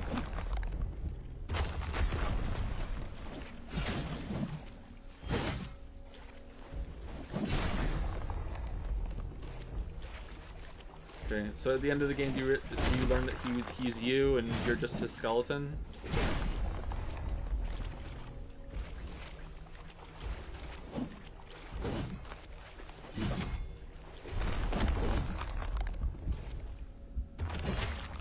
It looks like slower, weightier souls. This could be okay. I don't know. This is a bit simplistic right now, but it's probably the first boss. So yeah, okay, I'm in. I try it.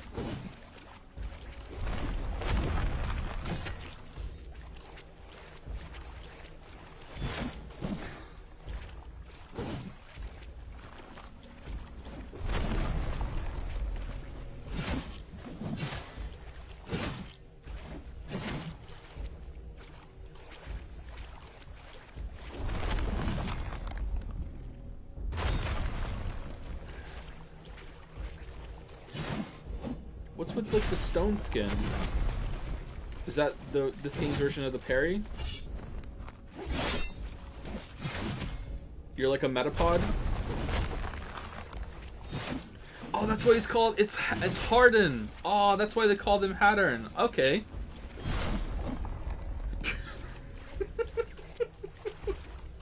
That's right. That's why. That's actually why.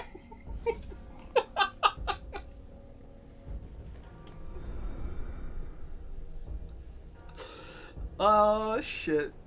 I'll still play it. Looks fine.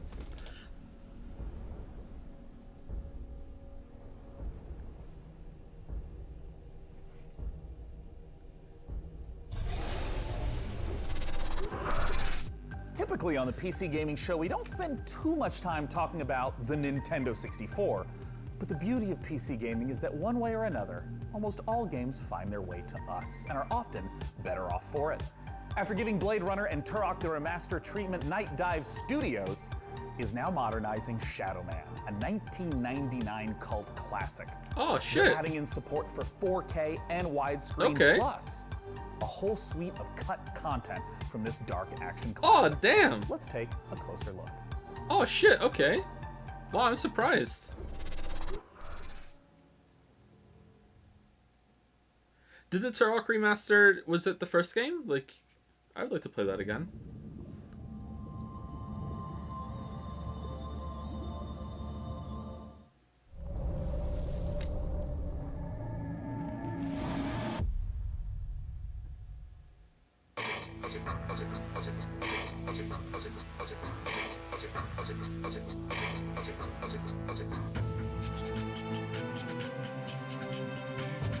I remember playing this when I was a kid, and I thought it was quite creepy.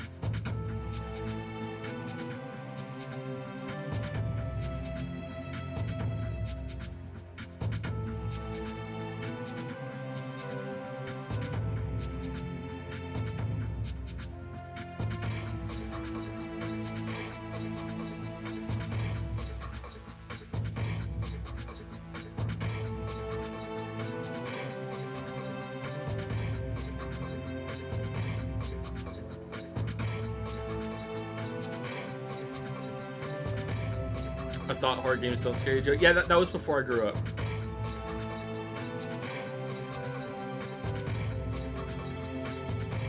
I can't remember how far I got on this.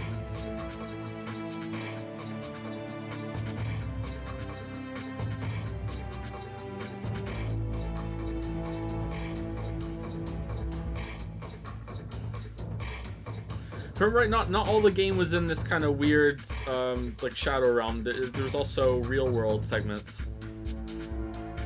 I'd like to play that again. Cool.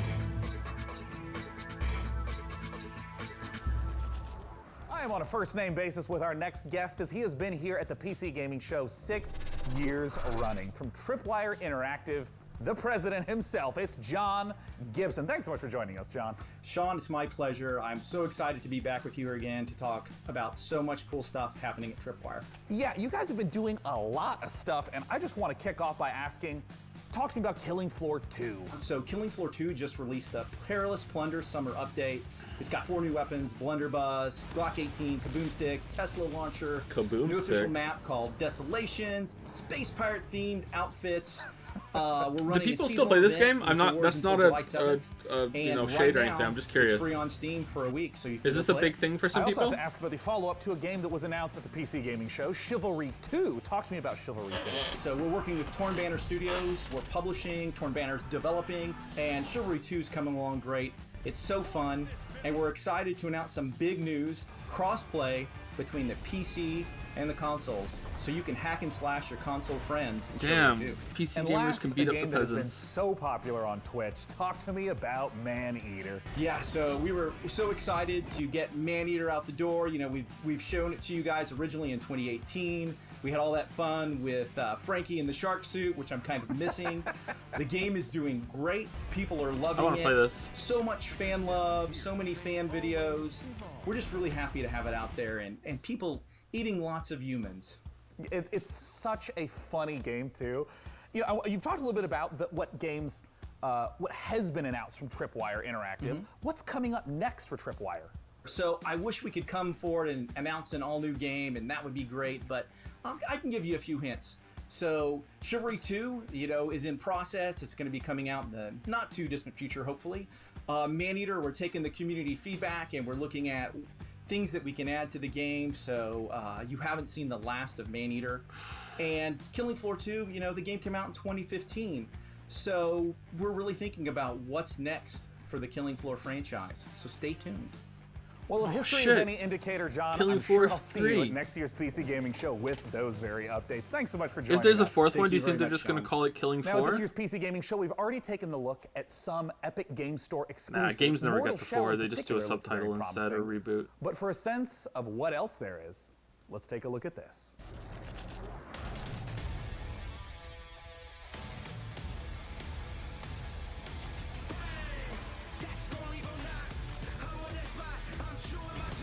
This feels like the end, but there's still 24 minutes left.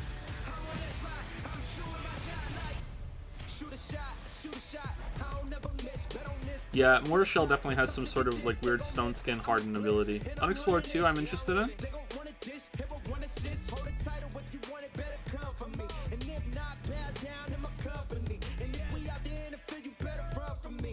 This looks surprisingly good, but I heard that the base game wasn't all that great. Super Meat Boy Forever. We're Rayman now. Among Trees. That could be interesting.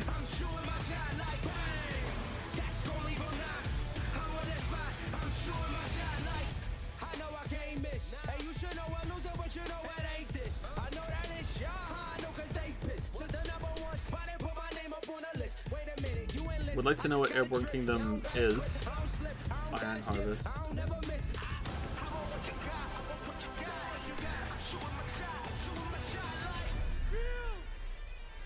Oh damn, look at all the gameplay. Oh shit, gameplay.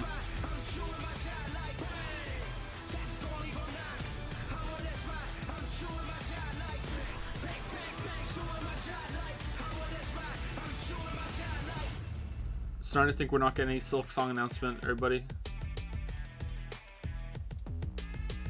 Because it's coming out on Steam too, and that's not allowed. Blightbound is a 3-player dungeon crawler where you and your friends explore unique dungeons, fighting a terrifying cadre of mystical and monstrous enemies, grab valuable loot, and recover fallen heroes to expand your roster of available warriors. Blightbound will battle its way onto Steam Early Access later this year as an ever-expanding game with new maps, new heroes to add to your roster, and new loot to retrieve through free updates.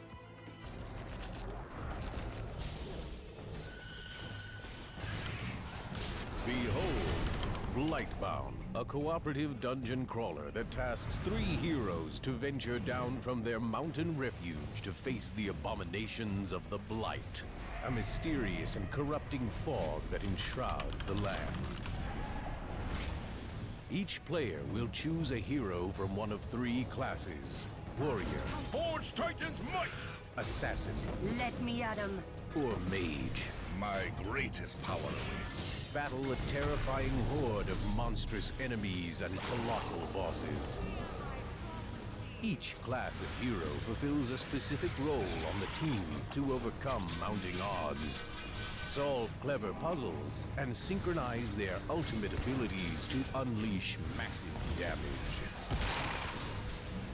Battle through 3 distinct lands, each with several dungeons to conquer, including the eerie Gravemart, the oppressive Underhold, and the This looks precarious okay. Blood Ridge.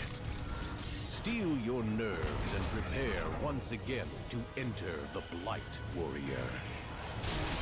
We are Blightbound.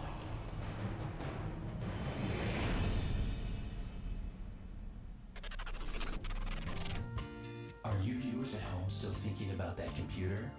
I know I am. Swoon. Oh, sorry. And now more from the PC Gaming Show. One thing we cherish about PC gaming is its openness.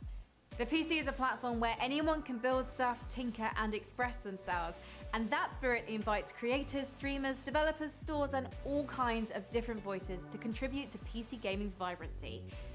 We've already Jesus featured Christ, a why did I lot even of say it? exciting independent games here today, but in rapid-fire succession, here are 8 more indie projects that we're excited about.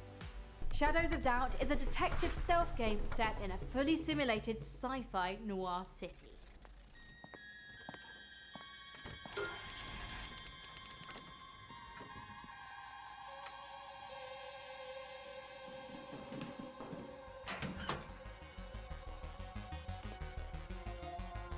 Okay, Deus Ex, a little bit.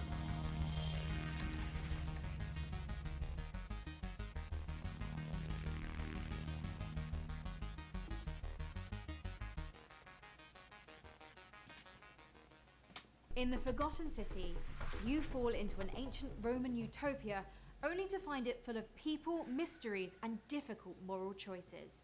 Explore an open world locked in time. Each day I grow more and more afraid that our time in the sun is almost up. Somebody is about to end our lives. What? Your job is to figure out who and stop them.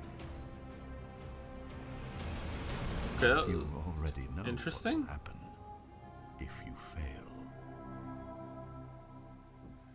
Find your own truth in Paradise Killer, a first-person open-world murder mystery. Play as investigation freak Lady Love Dies as they explore the world, uncover the facts, and breathe life back into paradise. There's been a murder. Last night, Paradise was killed. I'm investigation freak Lady Love Oh my Dies, God. reporting for duty. It's my job to scour the streets of Paradise and hunt for evidence. Any one of these psychopaths could have done it. Oh Breathing God. into Paradise won't be easy. No, you're gonna make me play it. No. Paradise Killer. No. Haven is an RPG about the journey of two lovers escape to a lost planet to stay together.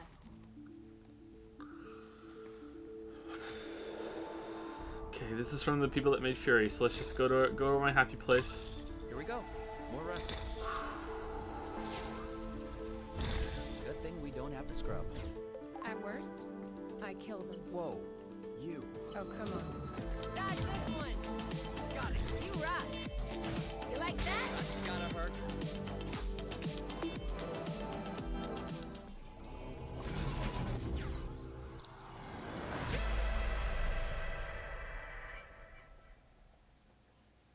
Cartel Tycoon is a narrative-driven drug empire simulator where you rule as a succession of fictional drug lords in a world where death and violence are inevitable.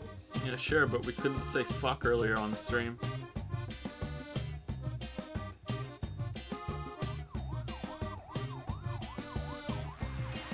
Reminds me of Tropico a bit.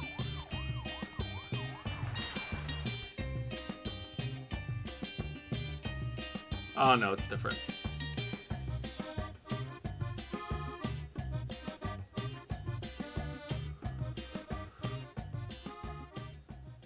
Trash Sailors is a survival co-op adventure game set in a dangerous, ruined world full of junk where you and friends must survive the Great Flood.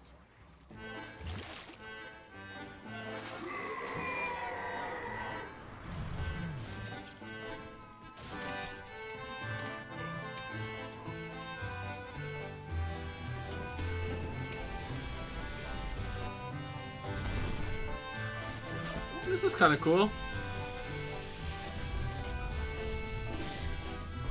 I don't think I would enjoy its gameplay, but it looks kind of cool. Cool concept. Chris Tales is an indie love letter to classic RPGs that lets you experience past, present, and future simultaneously. Chris Tales. Woo.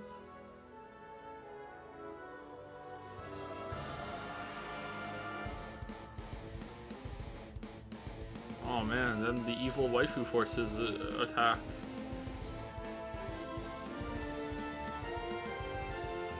Have to fight back against evil waifu forces by becoming waifus ourselves, but it turns out we were the waifu evil ones all along. Oh no. Chris Tales. That's kind of a weird name.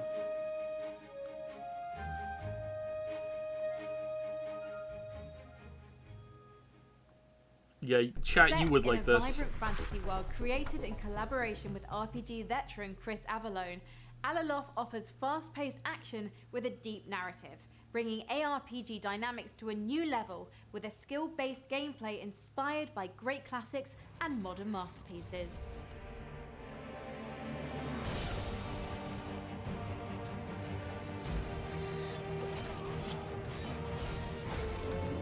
That looks...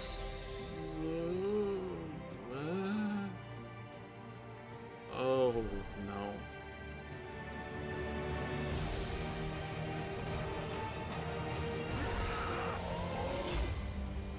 Yeah, fuck it. Could be good.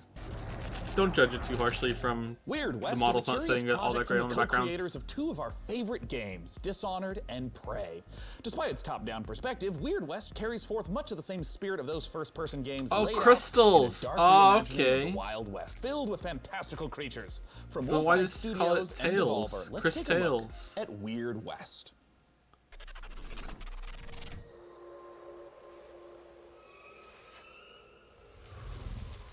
The West, the land of opportunity.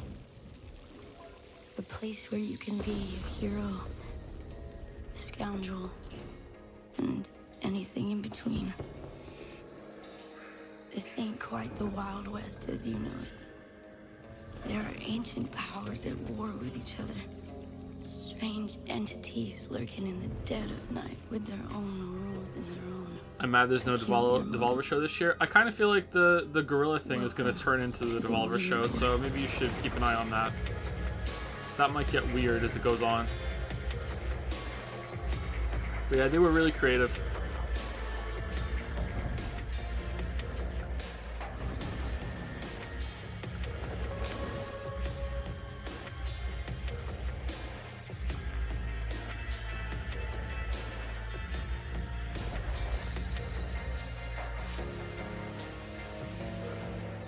I like the music. I don't really know what this is, and Wild West settings don't really interest me all that much, sorry, but Be the best thing that ever happened to you. this If could you work. can survive, that is.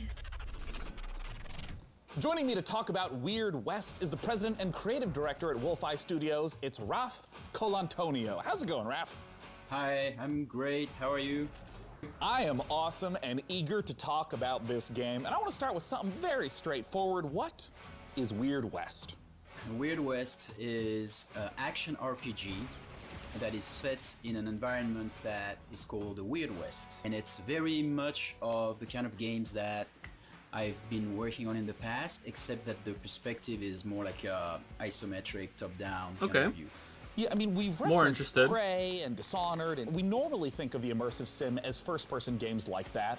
What happens when you try to translate that to that top-down isometric perspective? There's not much different in the spirit. You will really find yourself at home.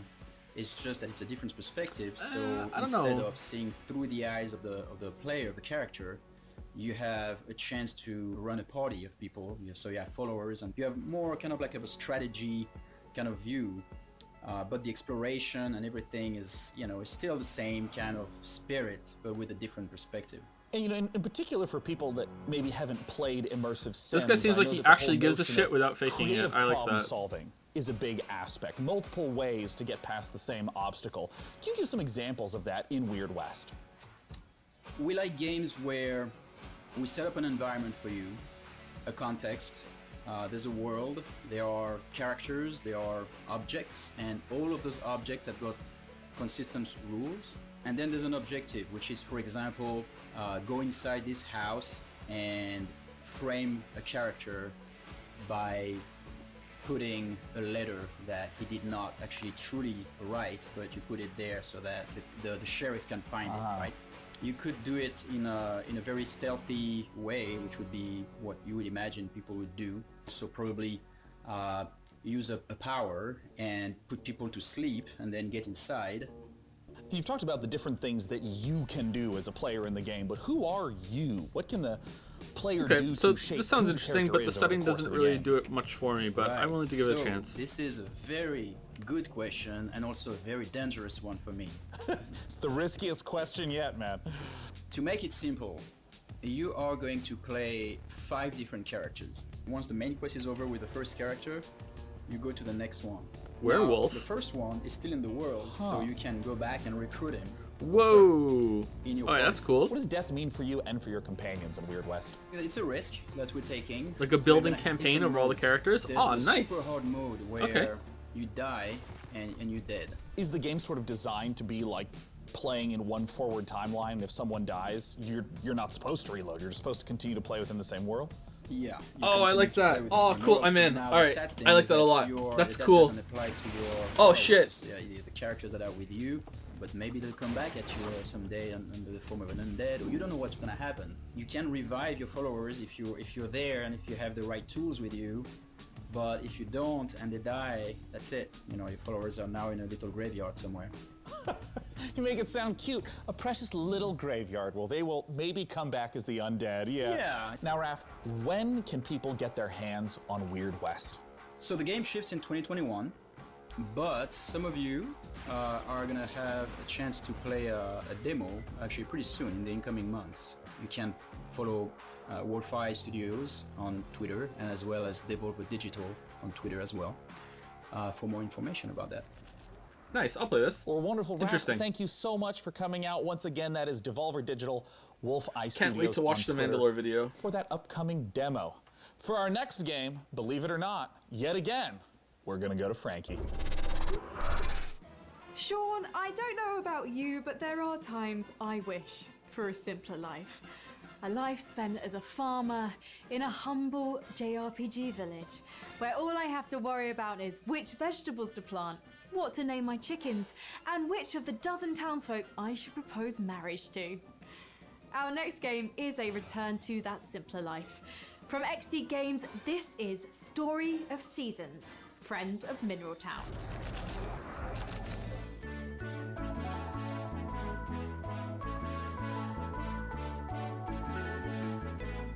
PC gaming, everybody. PC gaming. Get your RTX 2020 Ti revved up. PC gaming, everybody.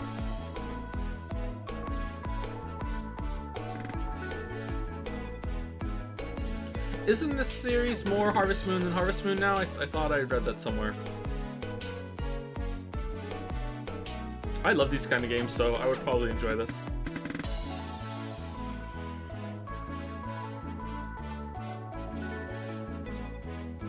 That's not Penny.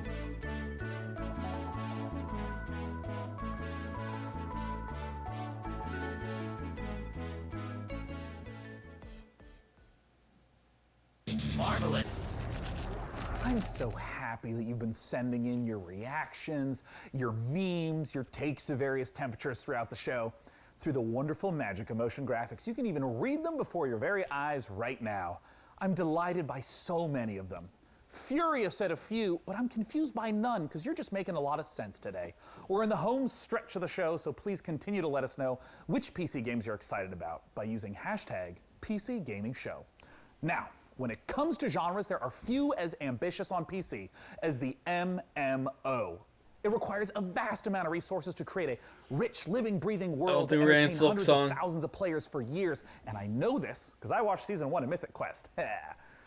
Due on closed beta on July 23rd, Amazon Games' New World aims to deliver that vast open world with pitched battles of 100 players. I'm excited to announce today that if you pre-order New World right now, you can get into that July 23rd beta a full month before the full release on August 25th. This Chat, you're being pretty RTX off for hating on my man Plot. The fuck, guys?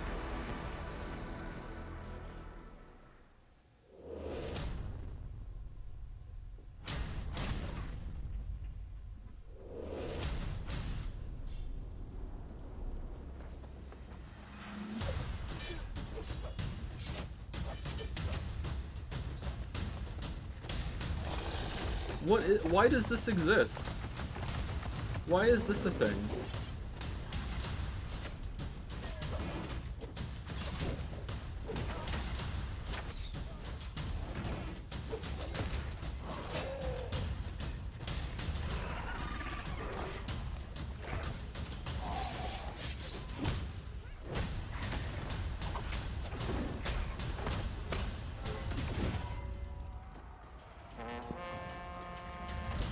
That is a big horn.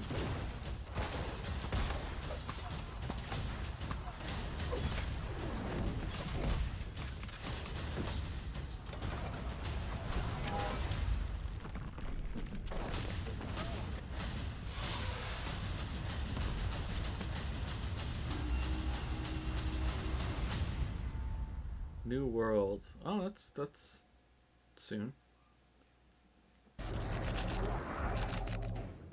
Here on the PC Gaming Show, we're big fans of Life is Strange, the award-winning adventure series from developer Don't Nod. Having undergone some big changes since its first I don't understand. Is there even room in the market right now for another MMO? The name MMO carries such a commitment to me now that I don't even want to even entertain the idea of playing that game because it's like I don't have time for an MMO. But if they call that like a co-op experience, I'd be like, okay, maybe.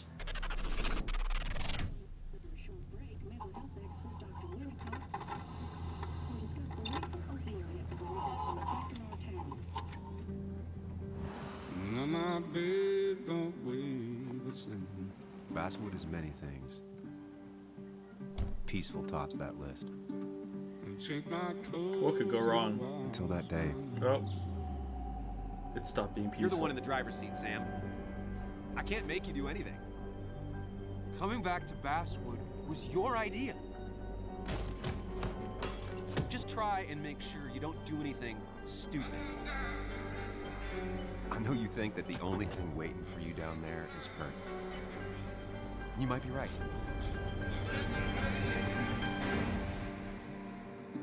The good news, though, at least you don't have to do it alone. Twin Mirror coming soon. Don't really know what You that's may about. have seen Metal Looks kinda Hellsinger interesting. announced earlier this week, and today we get the opportunity to take a closer look at this unique game that the studio bills as a rhythm FPS. Published by Funcom, you have to battle through 8 hells, blasting demons to a heavy metal soundtrack.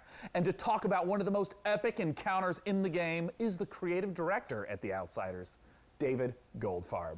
Take it away, David.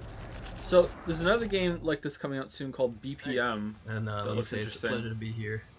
And I think right now everybody needs some games to give us a break from the reality that we're currently I'd be interested have. to see how this So, works. That's why we're here now. So what you're about to see here is an exclusive peek of some pre-alpha gameplay of our upcoming game, Metal Hellsinger. I hope you like it. So he was shaking some sort of skull there to the beat so you can get your combo up between shooting stuff? Okay. They should make that like something like some powder in a can to shake some stuff.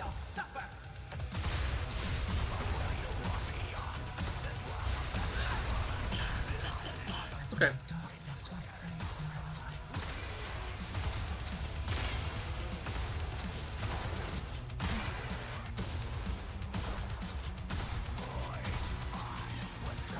Oh, glory. Oh, wow, that's illegal. What? Ooh.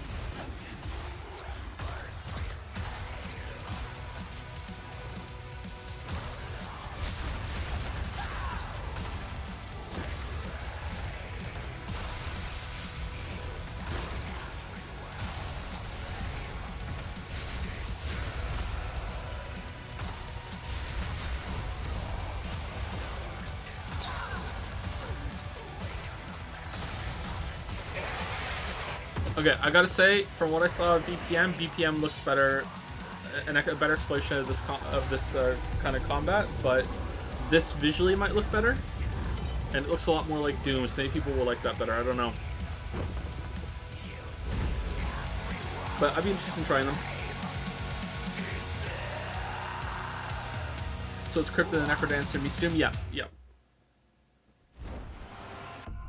I think BPM has your movement tied to the beat too, not just your shots. The magician in the Dungeons of Nahelbeck, The Amulet of Chaos. The Amulet of Chaos is a fun and silly tactical RPG that's coming to PC later this summer. It features a group of adventurers searching a dungeon for treasure.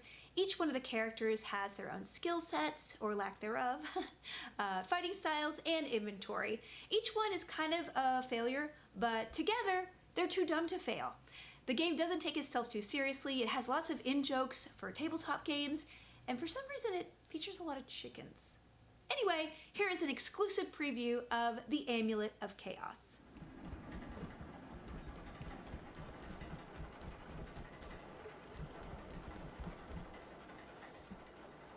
You again? I'd expected your asses to be turned into lampshades by now. You roach! I'm pissed! Ha! Pleased to meet you, Pissed. I'm Rivax. What a burn! We'll smash your rotten brains out of your skull! How about we try diplomacy, maybe? No! Attack! Guards, guards! Dispatch these smelly bushwhackers! Zivat Relak Hazevat!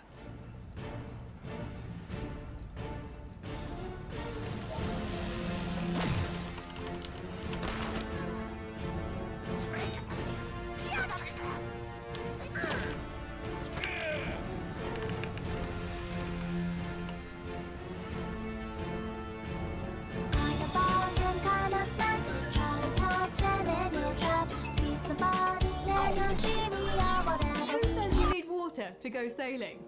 Our next game, Red Sails, puts you on a boat in the middle of a sea of desert. In this intriguing narrative adventure, you rescue stranded people while looking for the rest of your clan. Let's take a look at Red Sails. Oh, it's a red sail. Oh, more than one. Okay, the title is very accurate. Okay. What?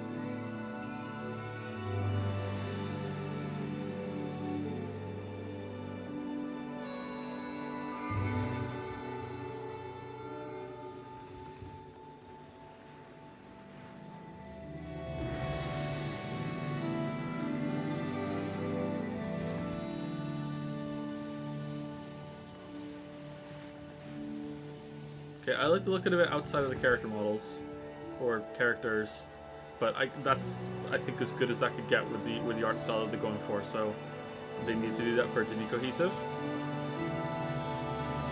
Apart from that, it looks cool.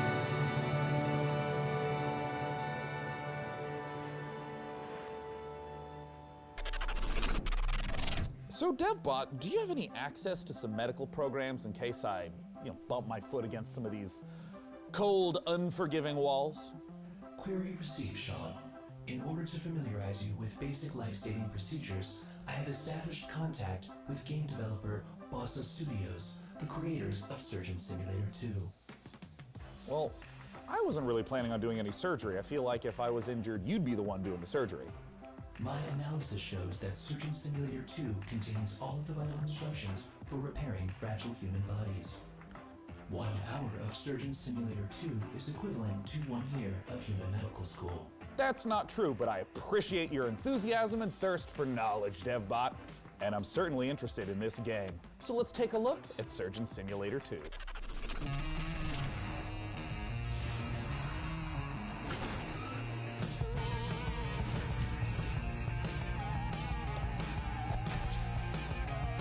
That's not how you do surgery.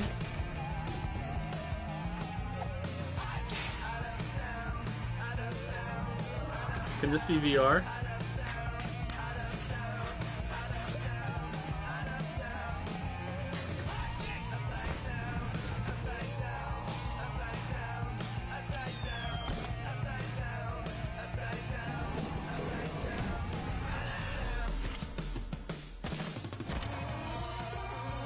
What's with the hand thing? What?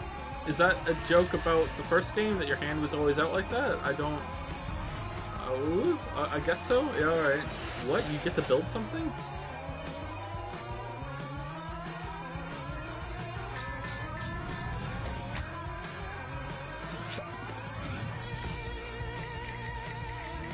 Why is it their left hands?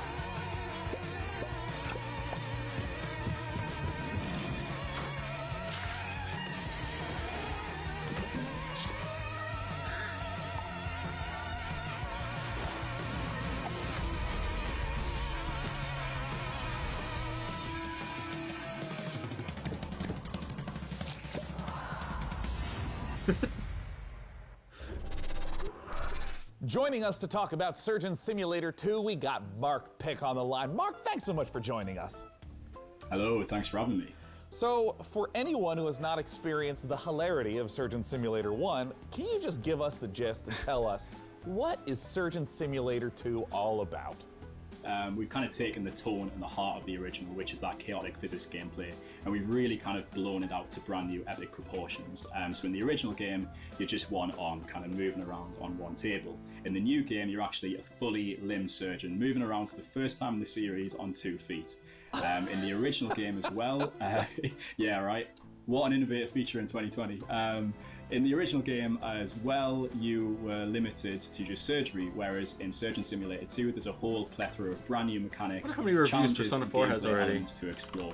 You're not just looking over one patient's chest cavity anymore. How many but you're weebs have actually like exploring given it a fully reviews fledged medical before even facility. trying out the port? Can you maybe 614, wow. Perhaps medical operations that I get to perform in Surgeon Simulator 2? $20, Yeah, that's so pretty there good. is Digital 12 deluxe. operations in the What game, do you and get you will from see a that? few of those in the trailer just now. Think of that facility as art book and like a little soundtrack. bit Oh, like that's the pretty original good. Surgeon Simulator with a bit of kind of a mad scientist lab thrown in Any there. negative Through reviews? this kind of Yep. lens of like a Willy Wonka's Chocolate Factory vibe. Like you're never really sure what's. I gonna be hate around the anime, next corner, negative review. What new twist or what dark I machine can't yet you're give gonna this a good come review across because next. all the cutscenes are So very players are laggy. going to come across everything from like surgical vending machines, over-engineered operating I have nearly 10 theaters, gigabytes of RAM and a automatic patient $3,000 dispensers. computer, and the My game lags at personal the favourite, opening which is actually star an star improvised cannon, cutscene. where I you can cannot. actually fire Oh man. limbs or organs and things across to your fellow surgeons on the other side of the room to keep operating on Bob.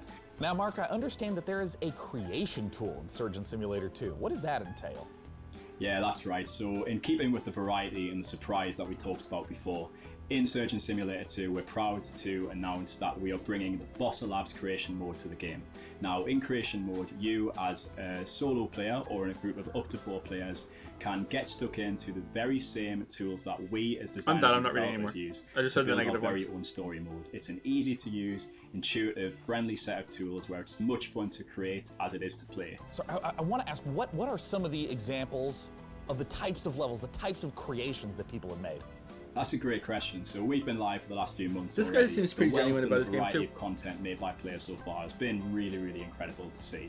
So there's been everything in there from traditional takes on surgery, like the end of the original game. We've also got ghost ships in there. We've got bowling alleys. We've even got a take on the Surgeon Olympics, where people are bouncing around Bob's head and using that as a ball.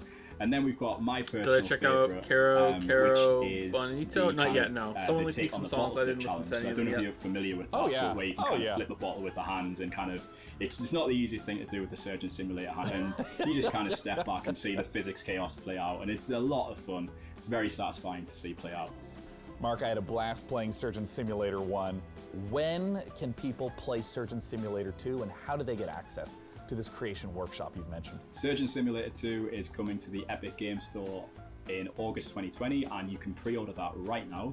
You can also go to surgeonsimulator.com for more information and follow us at SurgeonSim on Twitter to learn more. Mark, thank you so much for joining us today. Thank you. That's Mark Pick. I'm Sean Plott. Let's go to Frankie Ward. Silk Sean, Song. you'll remember our next developer from their appearance in the PC Gaming Show way back in 2015. Hello Games are a small UK indie studio, perhaps better known for building the infinite, procedurally generated universe of No Man's Sky. You mean But their infamous? next big release is an altogether more intimate, handcrafted affair. Infamous. The Last Campfire is an adventure game, a story of a lost ember trapped in a puzzling place, searching for Nope, meaning. not playing on the it way until home. I see the reviews. Let's Not check playing it it. out. Not happening again. And shit, that's my job again, isn't it? Shit. Looks kind of cool, by the way. I've seen this before.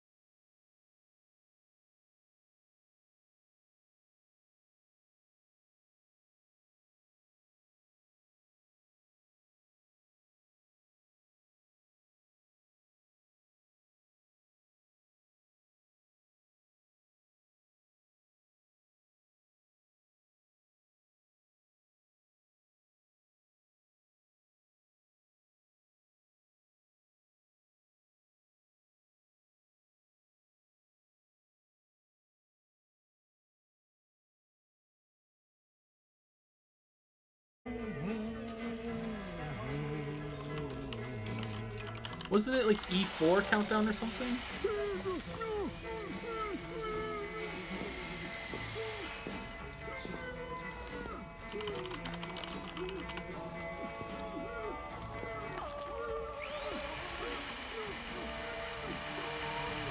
Oh man, is this Surgeon Simulator from the other perspective?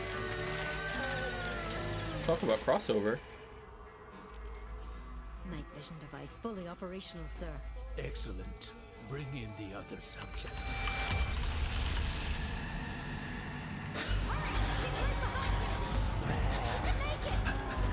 Grab my hand!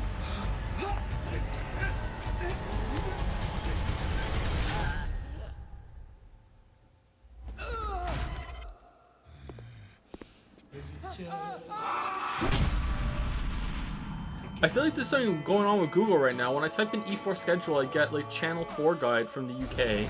And when I put in Bug Snacks song, I get PC Gaming a Show bunch of kids shows. now I don't get any complete. Bug Snacks Thank anything. you so much for joining us today. We hope that you got the chance to see some games that excited and delighted you. Also, as you might imagine, it is really challenging to put on a show with no nearby gaming conventions. So an enormous thanks to our sponsors for helping to make this show possible. This year, the sponsors are Mythical, Perfect World, Funcom, Frontier Developments, Exceed Games, Atlas, Intel, All In Games, Humble Games, Sega, Amazon Games, Merge Games, Tripwire Interactive, and the Epic Games Store. Without your support, we would not have had the opportunity to put on a show for the greatest platform, PC gaming. Now, before I say goodbye, I want to give a warm thanks and a chance for my co-host to say goodbye. Thanks again, Supposed to be something on the DevBot. left side of the screen there, but they forgot to put on. I am glad to have been of service, Sean. I'm going to shut down into sleep mode to conserve power until next year. Frankie, what is your goodbye message?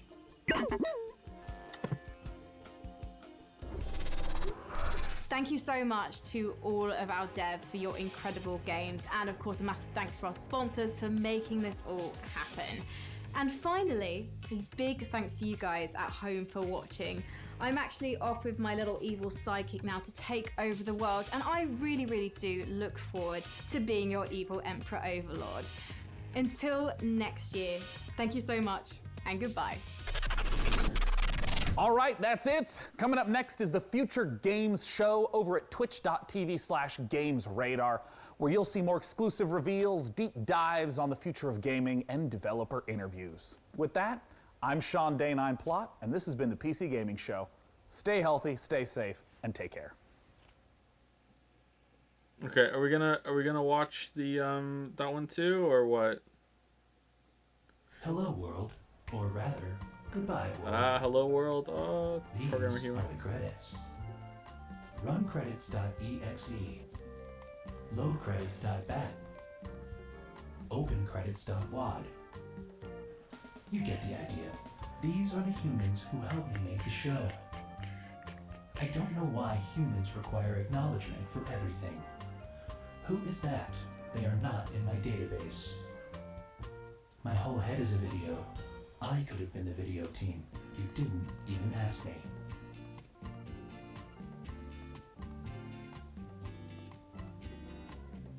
I contain all of the world's knowledge, but I'm still not sure what a glip does. Look at how many people it takes to do the work of one DevBot. While you were watching this, I calculated pi to 49 trillion digits. How about you? HMU, kids with their acronyms, am I right? I just hijacked all of these people's computers and found an alarming amount of Henry Cavill fanfiction. There should really be an achievement for watching this far into the credits. I am assuming direct control of these drones and announcing it out loud for some reason. Are you sure you want to quit watching? All unsafe progress will be lost. Editor, editor, editor. So many editors. Pro tip, when asking a computer to open a pod bay door, say please. With all these sponsors,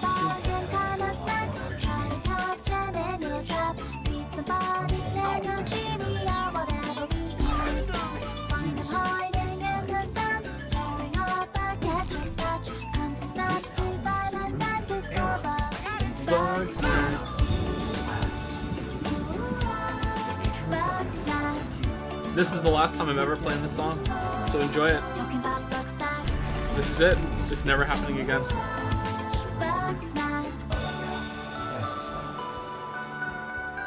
Take a picture, weirdo. It'll last longer. Done. That's it. The meme is It will now dead. be a short quiz, so I hope you memorized all those names. And don't forget to thank your computer for showing it to you. The show is over. No, you hang up. Initiating self-destruct sequence. Just kidding. I would never.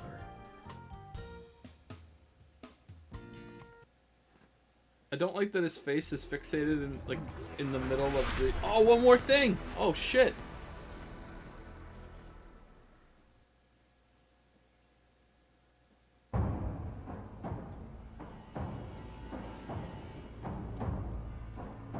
This is their one more thing?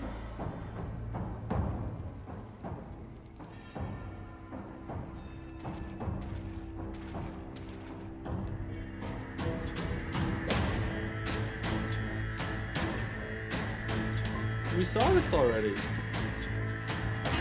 It looked interesting. It's out already, right? It came out today?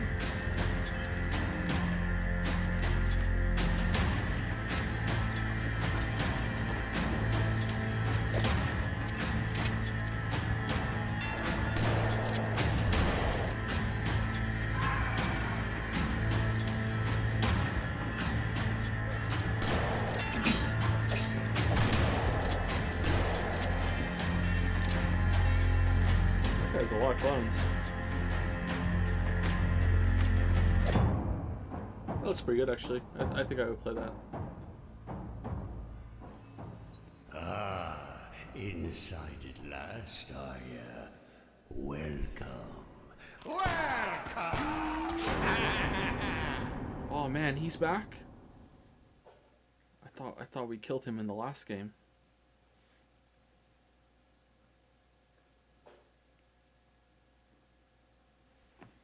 Alright. Games radar. Alright, did we just go over to there?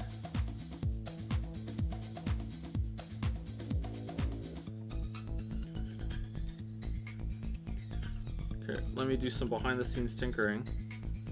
No, I'm at PC Gamer. So now they're hosting Games Radar. Okay, so I go over to Games Radar. I'm at Games Radar. So they're going to start in 37 minutes. All right.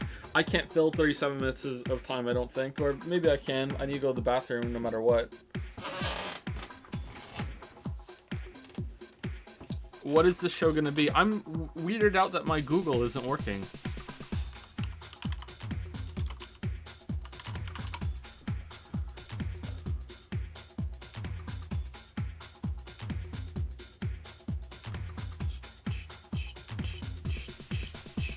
Discord's talking about waifu labs again, that's great.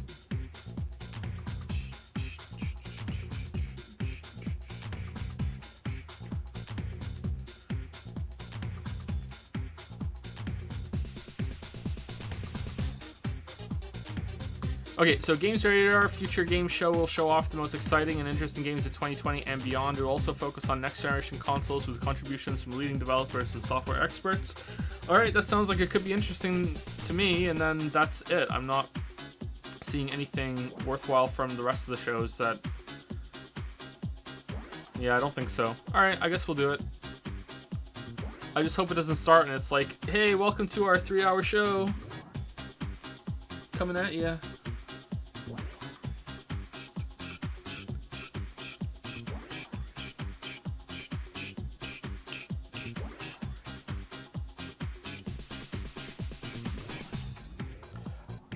Okay, so I'm gonna go use the bathroom, get a drink, and then when I come back, I guess we'll just do like an impromptu Q&A for a bit. But here, let's have something on the screen. There you are. Kind of looks like a motherboard in the background. It's nice. Anyway, I'm gonna mute. I muted it too fast before I was done. I hit mute as I was saying I was gonna mute my microphone. I'm a big dum-dum. Alright, I'm gonna mute my microphone and I'm gonna use the bathroom and get a drink, and then I will be back Be back soon, and then we'll do like a Q&A or something.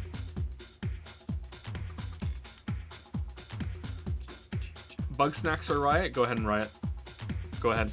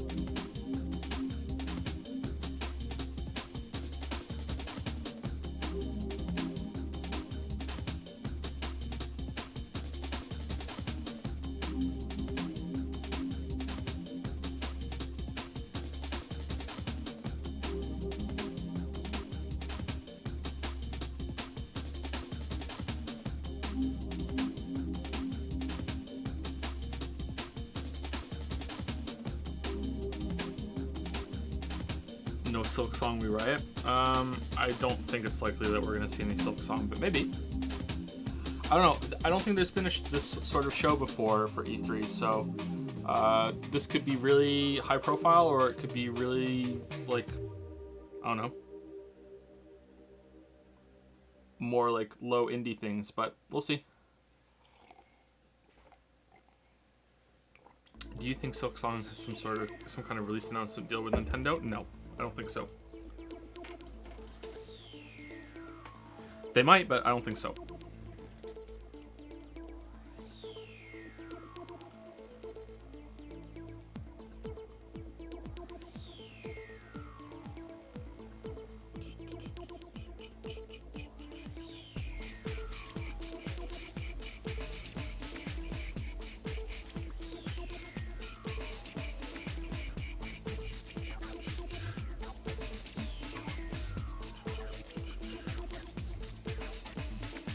Long message. I know you said you may want to wait to play Final Fantasy VII Remake until after the rest releases. I cannot recommend enough that you play it before then. I will not explain my reasoning for your sake. I think I might know your reasoning actually. Some of it's been spoiled for me. You are in the perfect position to enjoy it the most. Knowledge of the original without nostalgia blindness. Amazing stream game. Interesting. Amazing stream game. Okay, I'll consider it.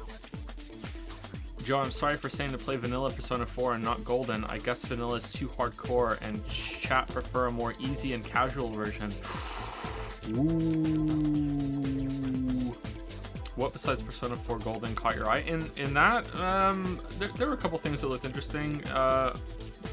Unexplored 2, Evil Genius 2. I can't really remember all of them right now, but there's a bunch of stuff there that was like, yeah, I could play that. But there was nothing that really grabbed me and was like, oh my god, I must play this game. Weird West looked interesting, but again, it wasn't like, oh my god, gotta play. But maybe I'm too wrapped up in projects right now to feel that about any game, really. When will the inevitable Bug Snack stream be? We're never gonna play it. Never. It was a meme only.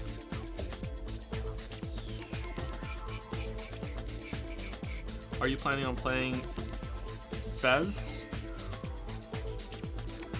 Or portable version of Persona 3. I recommend Fez as lets you walk around the world. Yeah, probably that one. I don't know. I'll ask chat which one they want me to play. What are your thoughts on Last of Us 2? I don't have any thoughts on Last of Us 2. I haven't played it yet.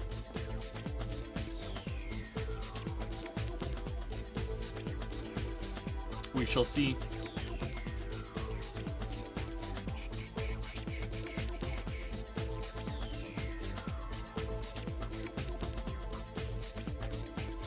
Are you gonna stream Last of Us 2? No, I'm not. I'm not streaming that. Doesn't seem like a good stream game to me.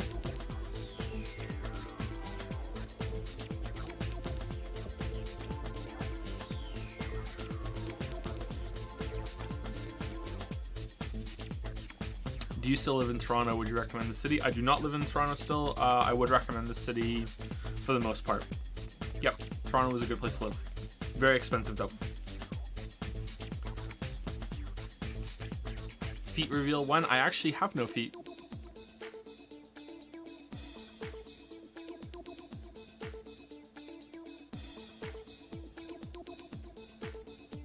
Thanks for bringing it up. Now it's awkward. You ever miss the UK? Parts of it, yeah. But I never lived in the UK as an adult, so I don't know what I would go for now.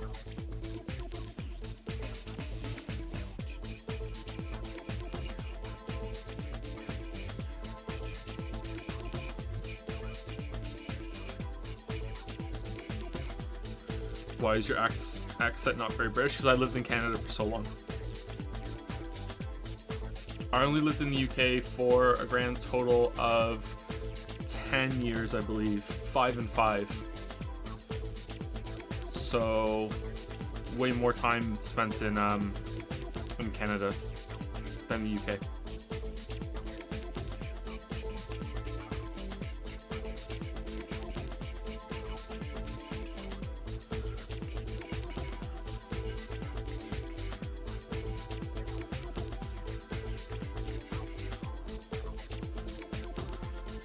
Are you a good sport? Like when I lose to something, I think so, yeah. I'm not really that competitive when it comes to games and stuff like that. I'm sure there are some types of things in games that could get me angry, but I think for the most part I am.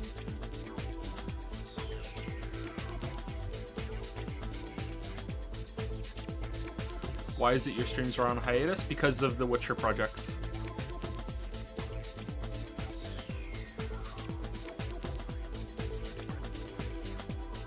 I feel you draw my parents and myself are American, but we came over when I was like 2, so my accent's almost entirely Canadian. But I say a few words with an American one, like pasta. Pasta. Pasta. Pasta pizza.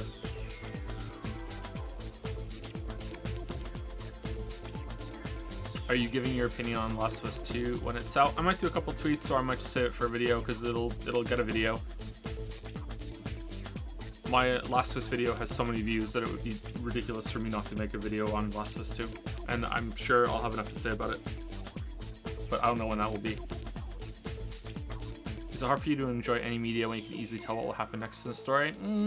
So for a while, yeah, and I don't know what happened, but at some point in the last 6 years or so, I've started to just turn that part of my brain off whenever I start to follow stuff.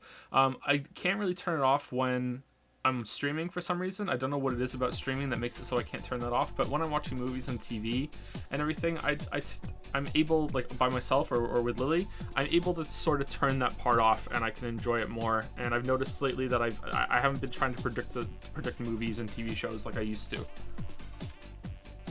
And that's been nice. Do you enjoy survival games? Yes, I do. Yep. Very much so. And I feel like there hasn't really been a game that's done survival and crafting as well as I think it could be done yet. Do you regret starting the Witcher project with how much time it has taken up, taken up in which you could have done more different projects? Some days, yep. But for the most part, I think it's probably been a good thing to do as a for growth and not like channel growth, like personal growth. It's been really, really challenging. One of the most difficult things I've ever done, actually. Have you given thought to pay an editor to do stream highlight videos? Yeah, I have. Yeah, I might do that, but there's so much going on right now. And I don't know if they would go on the second channel or if I would make a third channel just for highlights. Because the way YouTube works is real weird. So second channel would just be stream VODs and third channel would be all the highlights. But yeah, I've thought about it. The issue is being able to pay them enough so it's worth their time to do it and also worth my time to pay for it, if that makes sense.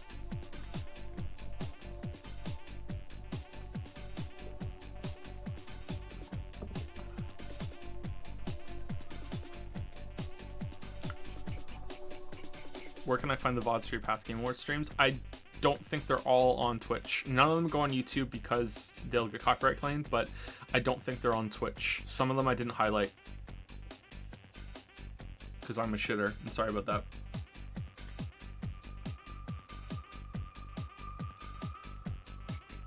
You can pay them just a percentage of the video revenue. Yeah, I could do that, but I would also want to pay them for their time on top of that because at first that's not going to be very much money.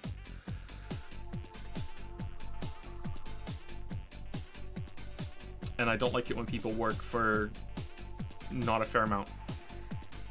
Not a fair amount. For an unfair amount. Jesus Christ.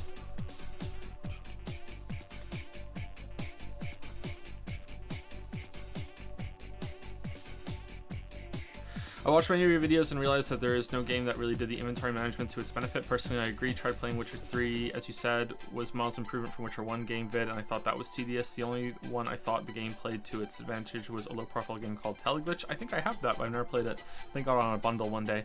How do you think a game developer can successfully integrate the inventory management phenomena?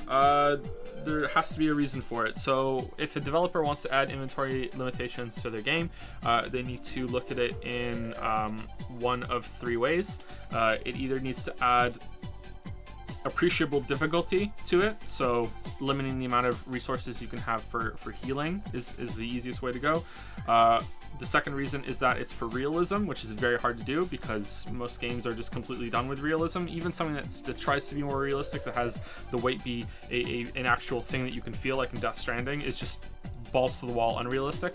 And then the third way is just really vague, which is just it has to be interesting. So something like Moonlighter has an interesting thing where it does with inventory, which is that some items are cursed and some are blessed, and if depending on your arrangement of your inventory that you have in your bag, you can like teleport items back to your base before you get out of the dungeons, and you have to be clever about how you arrange the stuff in your inventory. So that's how that's an example of something that's interesting, but it's not very successful in Moonlighter. It's not really worth the tedium of having to micromanage it. So if your game doesn't do one of those three things, then you shouldn't have an inventory limit. It should literally be unlimited. It should be like a Final Fantasy game. Just you can pick up as much crap as you want, and that's the end of it. And so many games have inventory limits, and they really shouldn't have them at all.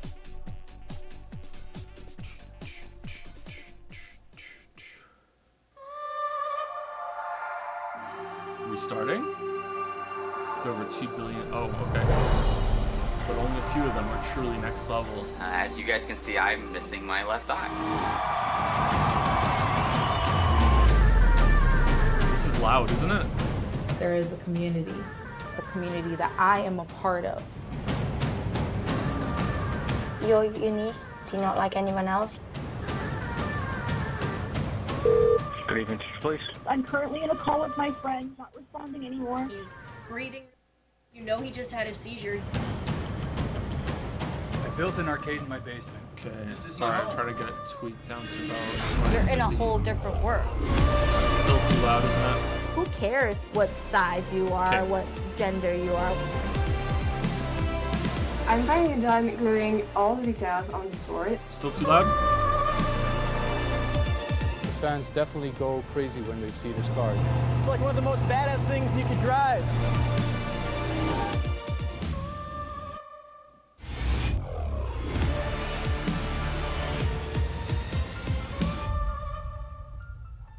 Totally game. Okay, maybe that is louder than the show is going to be. We'll have to tweak as we go. Future game show. 1455. Hey Joe, was Sekiro better than you expected, and what was the thing you disliked the most about it? I don't know if it was better than I expected. Outside of boss combat, I felt that the combat was quite lacking, and the trash mobs, so to speak, were uninspired and very similar.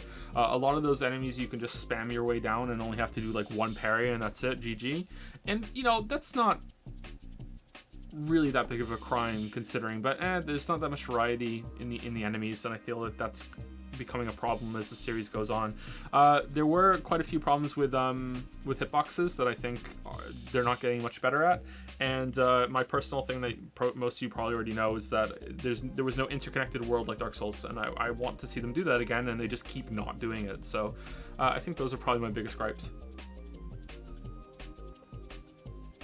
A long time ago in your Diablo video, you said you wanted to do a review on every Blizzard game, and you did so on Diablo and Hearthstone. Is it still a goal for you to review every Blizzard game? No, it's not. Not anymore, no. World of Warcraft can never have a video on my channel ever, because it would take too long. It would be like a 30-hour long video. I'm not even kidding. It would really be that long. And I don't think I have much interesting things to say about StarCraft or the Warcraft RTS games, or like Overwatch, so I don't think so. I don't think I'm going to be doing another Blizzard video, except for maybe Diablo 4, maybe. Did you say Sekiro would get a review, or did I misremember? Yeah, well, yeah, it'll get a video. Yeah, it won't be a review, though. It'll be like a critique thing. Are you interested to play Ghost of Tsumigi? No, I'm not. Not really into that.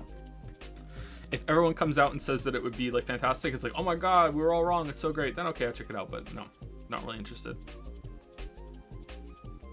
Do you still want to do an Undertale video? Yep, absolutely.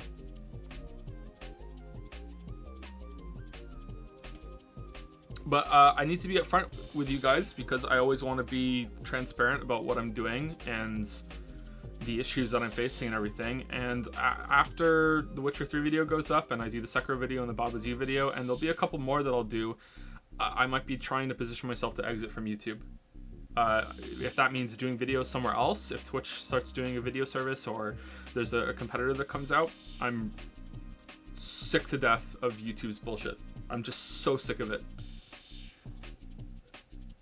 It's really difficult to justify staying on the platform when I cannot talk to support about a legitimate issue. Like, if that ever happened on the main channel, like, I would be... it kind of has already happened on the main channel, but it was a minor thing. Like, the two biggest problems that have ever happened on the main channel have been that God of War was copyright claimed for 2 months, and I didn't get the ad revenue for it for those 2 months, which is not that big of a deal. It's like anywhere from $1,000 to $2,000. Now, that's quite a big chunk of money, but it's not like the whole channel got demonetized, you know what I mean? And then there was the Witcher 1 video got demonetized for a few days without any notification. And then when I contacted support, they said they'd look into it, and they would email me about it. I spoke about this last stream, sorry for repeating content for anyone who's here. And that's... and then it just turned back on, and I never even heard from support at all. Now, the problem I'm facing right now is that there's a lot of copyright claims and copyright takedowns that are happening on the second channel, and YouTube won't answer my emails about it. I've contacted their copyright team twice, their normal support team 3 times, and then once on Twitter, and they just keep ghosting me. And if that ever happened on the main channel, I don't know what I would do. So I'll explore some other options before I just move over to something else or something, but... like seeing if there's some other channel I could move through, or maybe talking to a network and joining a network, even though I really don't want to join a network. But yeah, I'm really frustrated with them. Really frustrated. Excited for Horizon 2. I didn't really play much of Horizon 1, but what I did play of it, I thought was decent. So I'd like to play the first one and the second one. Quick thoughts on Wheel of Time since you had that small dig in your last vid. Well, I'm tugging my braid just thinking about Wheel of Time. I haven't read all the Wheel of Time books. I think I've read 3 or 4 of them. And when I started reading them, they weren't done yet, so I should go back to them. I feel like they drag a little bit, and even though I took that dig at them, they do explore that in an interesting way with one of the characters. I don't know when I will get back and finish reading them.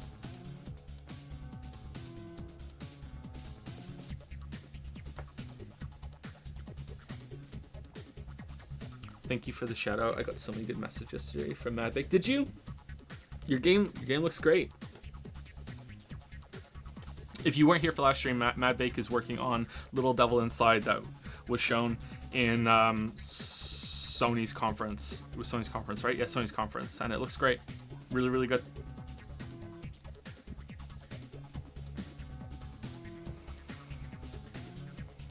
What's been your favorite hairstyle you've had for the past 2 years? I don't really have a hairstyle. I just let my hair grow. I did the top knot thing to make Lily laugh, and that's about it.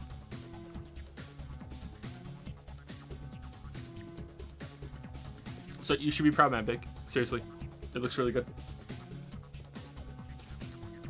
I didn't know that was your game as it was coming on. I was like, oh, cool, and then it showed up. I'm like, oh shit, that's the game. And I was like, oh man. I was glad I had a lot of nice things to say about it before the title came out. It would have been really bad to snark all over it like I snark on so many. And then it's like, oh yeah, that's Madbake's game.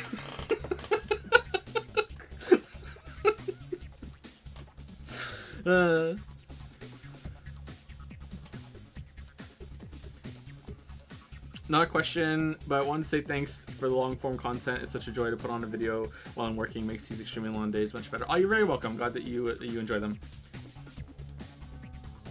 You could stream videos on Twitch and make them permanent highlights on the channel. It would make a decent amount of money from donations, I think. I did that for some of them, yeah. So it had to be if I just move over to the platform like that, but Twitch's playback is not very good for a lot of people. They don't like it. I don't particularly know myself what's wrong with it. Whenever I've used it back, it's fine. But most people seem to not enjoy Twitch's playback. Maybe it's bad on mobile or something, I don't know. Thoughts on Bob Is You? Very good game. Excellent game. One of my favorites. Probably my new favorite puzzle game. It beats the sausage one. Will you stream or play Xenoblade 1 Definitive Edition? Almost certainly yes. Yep. Will you stream JoJo audio only? I would consider maybe doing something like that. I don't know if I'm allowed to even stream the audio. I'm gonna guess no, but I might be able to stream it and tell you guys, like, show where I'm at in it so you can watch along, maybe? Yeah.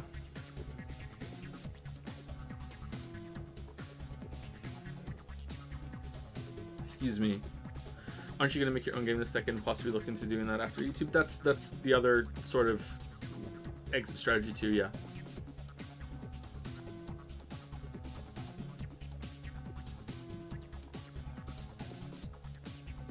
If I made a game and it did well enough to just make more games, I would still make some videos for my own enjoyment, but it wouldn't be a focus anymore now. But I don't think it's going to be a focus anymore either, unless YouTube gets its shit together, unfortunately.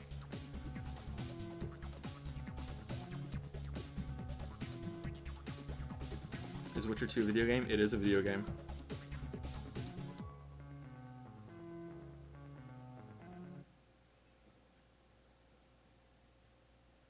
Would you consider uploading the Code Vein streams back to Twitch? I can't find them in the old VODs. Aren't some of them highlighted? Some of them might be highlighted. I'm not sure. I can't remember. I think I can start uploading them again now because the Disco Elysium copyright takedowns have expired. Sorry, the strikes have expired. The takedowns haven't. The takedowns have to be appealed. But the strikes I got from it have expired, so I'm not in danger of the channel being deleted anymore if there's a third one. But I'd rather hear from YouTube support before I start doing that.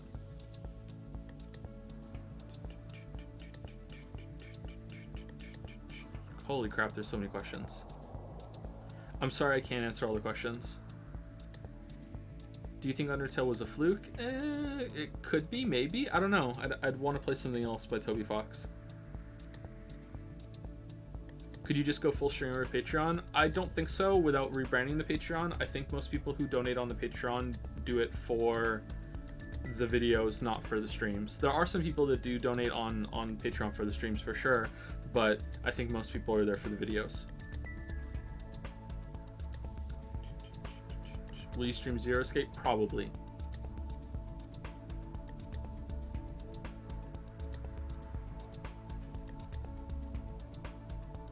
Do you still write books? Not currently, no. I haven't written any fiction in 4 or 5 years.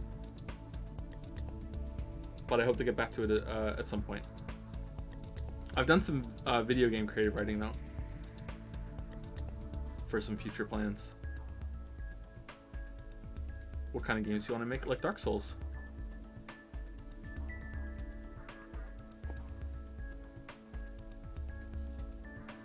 If I made a game, I don't think I would want to do a Kickstarter. I think I would just want to make it.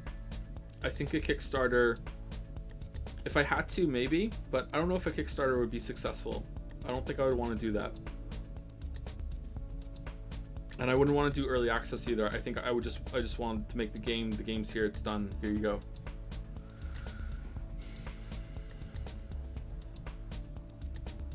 Just make it. Just fund it. Sorry. Yeah.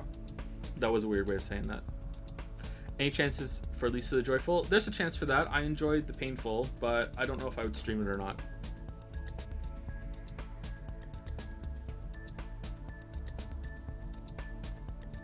Is the reason why you stopped highlighting the VODs? Yeah, it's a really lazy reason. It just takes some time and it's kind of annoying to do it. The way you highlight VODs is kind of clunky and it's just one of those little like bookkeeping style chores that shows up, and it's just kind of like I forget to do it, and then I'm like, oh, I should go do that today, and I do a bunch of them all in a row, and yeah, I don't know.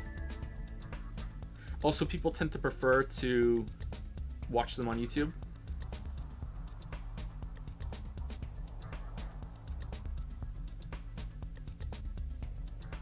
What's your opinion on Weeb games and why are they trash? They're trash because they're Weeb games.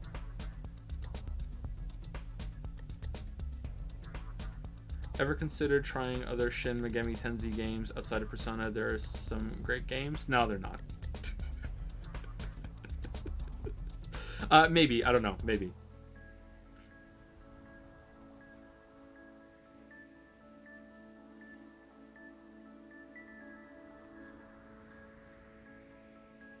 PS5 event thoughts? It was okay. Yeah, it was pretty good. In the video on Hollow Knight, you talked about how critiques shouldn't consider product's value at all, but do you consider development team size? For example, Hollow Knight was made by 3-4 people, so they likely didn't have the money to hire an orchestra or something.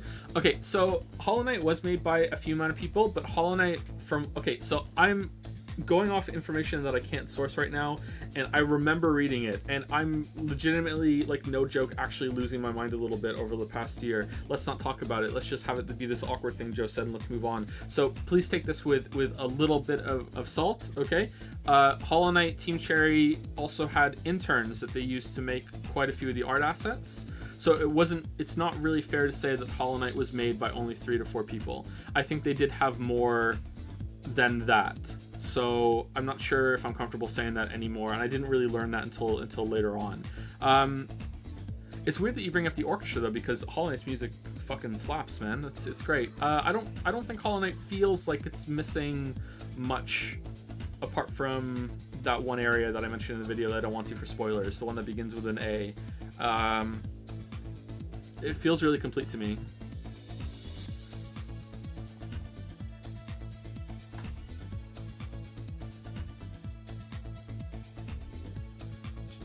Any chance of streaming Outer Wilds? Yeah, that's what we're going to stream after Witcher 2's out.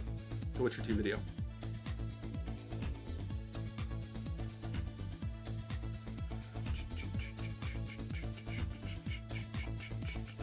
By the way, Joe, don't let commitment to other things prevent you from playing MMOs. If playing WoW Classic has taught me anything, is that having kids must not be that hard, since my boomer guildies neglect them on raid night all the time. Yeah, I was in a 5-man once a long time ago with guildies actually, and there was a couple in the guild, and they had kids, and they were a healer and a rogue, and we were in the middle of a 5-man, and then like both of them just stopped right in the middle of the 5-man all at the same time, and then when they came back, they were like, sorry about that, one of my kids just pulled a TV on top of themselves. And I was like, what the fuck? And this is before I had kids. I was like, what the fuck? And I was like, are they okay? Like, yeah, let's continue. I was like, ooh. So there's been plenty of people that I've met in WoW that just neglected their kids to play the MMO, and I'm just not gonna be that kind of person. I neglect my kids to make YouTube videos. What's the timer? That's when it's gonna start, in about 10 seconds. So last question somewhere. Have you read American Psycho? Very funny. I have not. Will I be streaming Last of Us 2? No. Okay, here we go. Let me know how the sound is. Oh, now my baby's crying. Sorry. Poor baby Kate.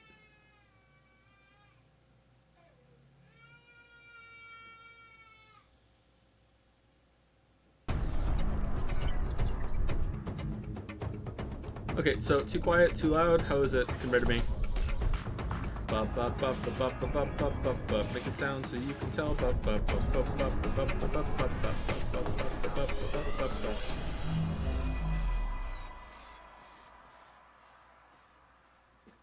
It's too loud, or I'm too loud? It's too loud? Okay, I can turn down a little bit. Let me turn down one here actually.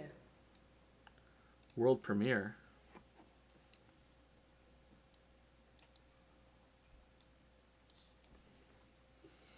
Future game show.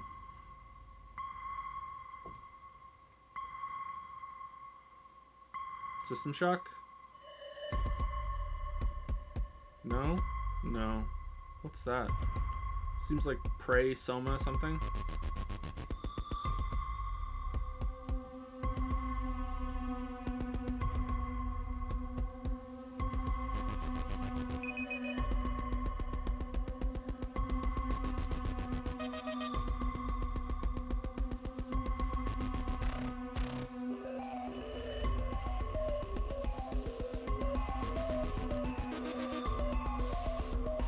Okay, I don't know when, but at some point in there, my interest dropped dramatically.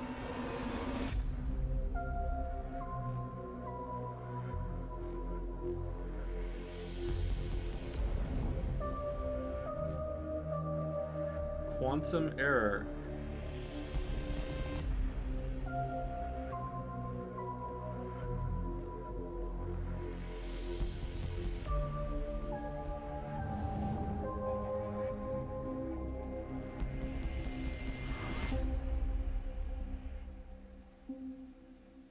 Okay. Well, we didn't really see much of it, but alright.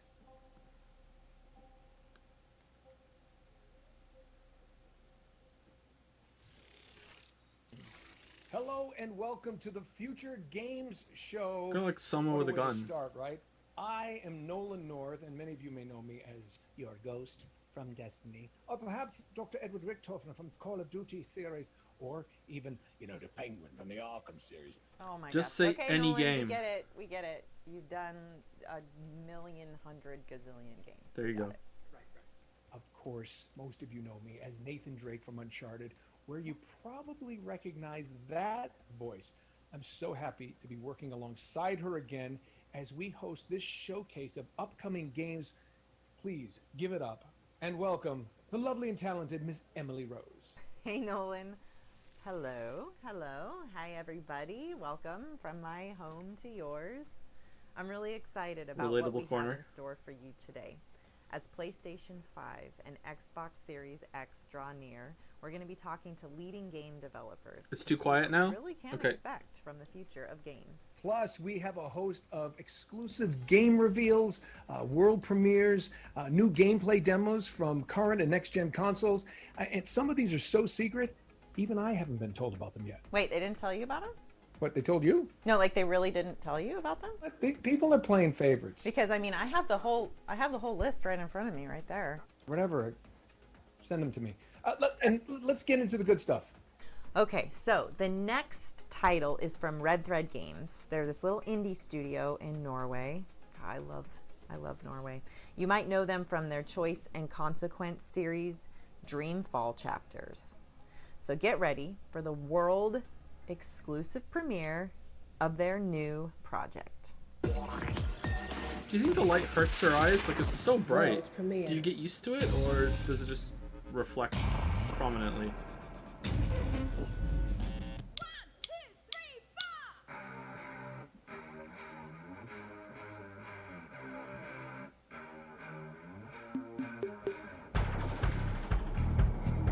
Those lights hurt? Really? Damn. Props to her for putting up with it.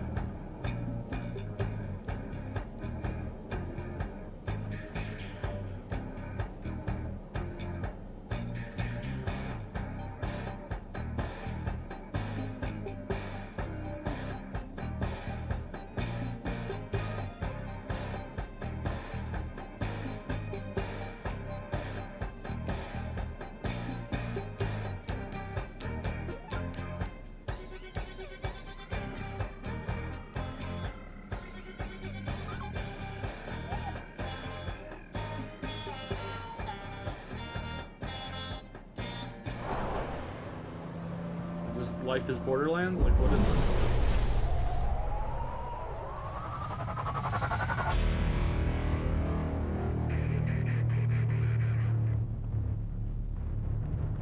Half-Life 2 sounds.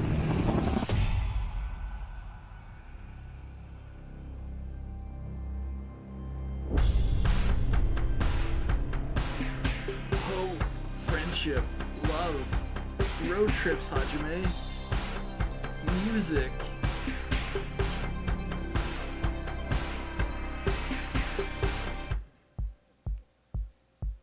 Dustborn. Alright, no gameplay, no hype.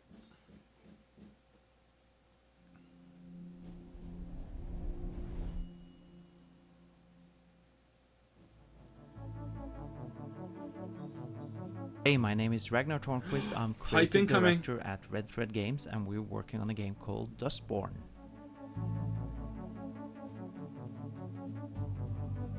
Private property. Justice is dead. Dustborn is a story-driven action-adventure about a band of misfits and outcasts on a road trip across America. It's a game about hope, friendship, love, robots, and the power of words. So in this footage, you're watching our main character, Pax, explore a small commune in the Pacific Northwest. She's come here with her crew to recruit her sister, but it turns out her sister's not interested in joining the crew. So your job is to convince her and deal with the consequences of what happens next.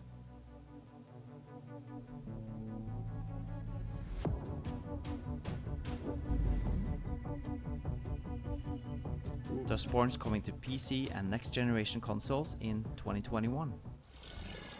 Are you sure? Thanks again to Ragnar for that exclusive first look at Dustborn. Okay, what's next, Nolan? Next, we've got a hardcore first-person platformer whose recent Steam demo was played over 100,000 times. Here's an exclusive look at a new cyberspace Oh, level this game looks containing good. new enemies and abilities from Ghost Runner. I know what this game is. This game looks good. I want to play this game. It's a first-person Katana Exclusive. Zero.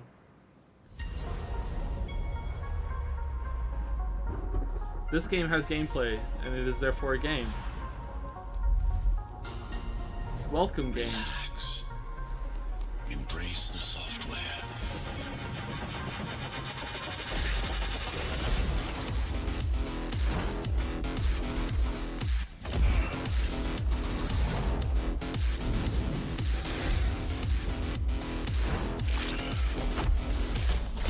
Speed and mobility are your greatest assets in battle.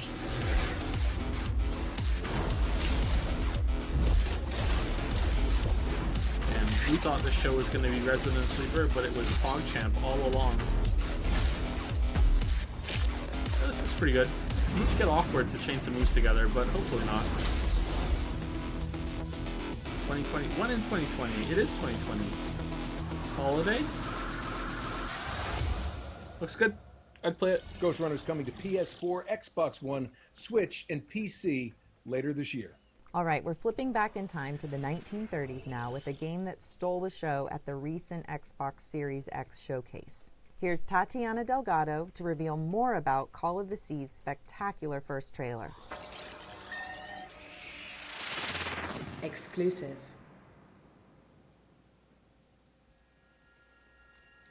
Oh, Harry. What have you done? Hello, I'm Tatiana Delgado from Out of the Blue Games, working on Call of the Sea.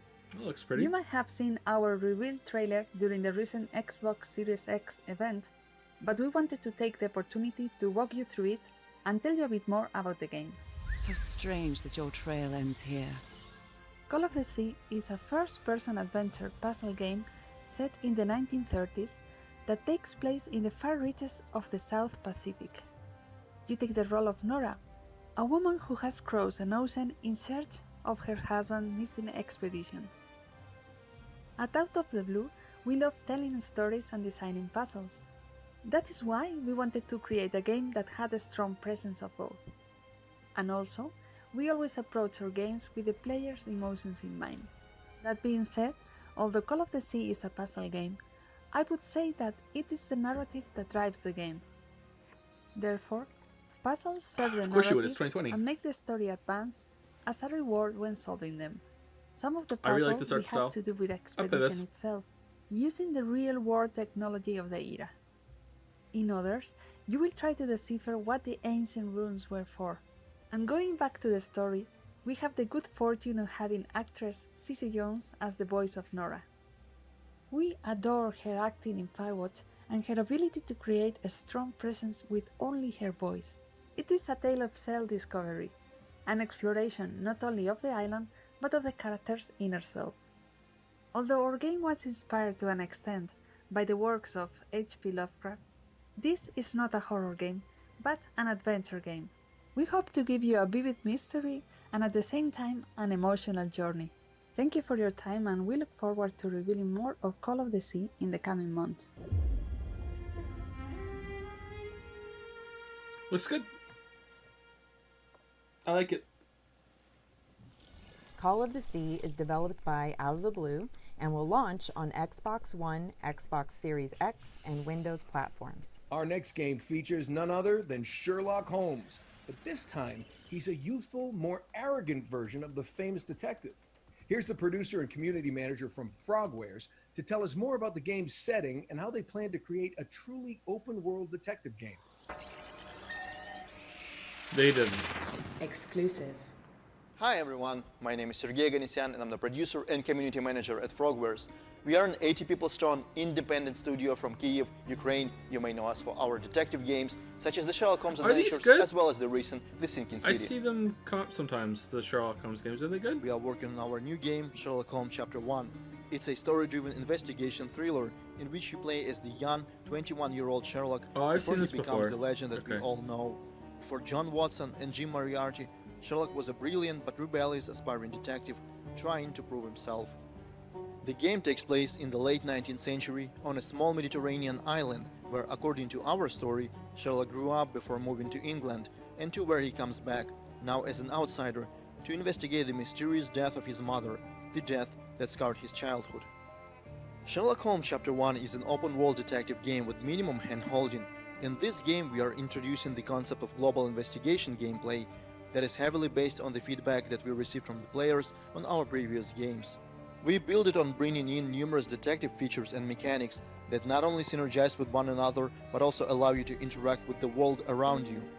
For example, you can now decide to involve random people on the streets in your investigation, ask them for directions, or question those citizens who you think match your suspect profile. And if you doubt they would even talk to some foreigner like you can for instance find the right disguise, say a police uniform, to loosen their tone. It's up to you to discover that synergy and use it at the right time, Like because Hitman? as I mentioned, there is minimum hand-holding in the game. Okay. This sounds Of course, ambitious. making the right deductions and tracking down criminals is another exciting part of a detective's job. We are aiming to give the player the chance to miss a piece of evidence, pursue their own lead, and eventually let a killer walk free. Those who played our Sherlock Holmes Crimes and Punishments will know what I'm talking about. We are bringing Sherlock Holmes Chapter 1 to PC and console sometime in 2021. Thank you so much for your time and enjoy the rest of the show. There are some fantastic games here that we cannot wait to play ourselves.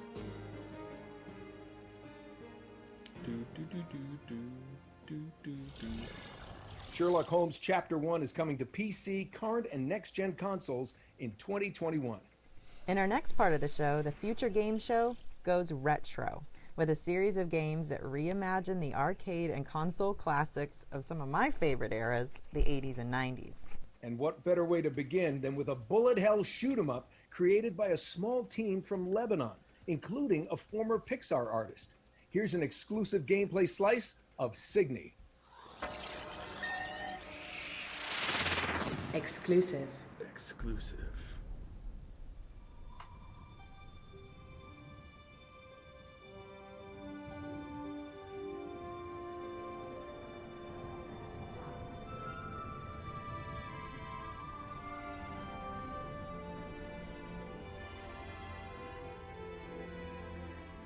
Is this anime?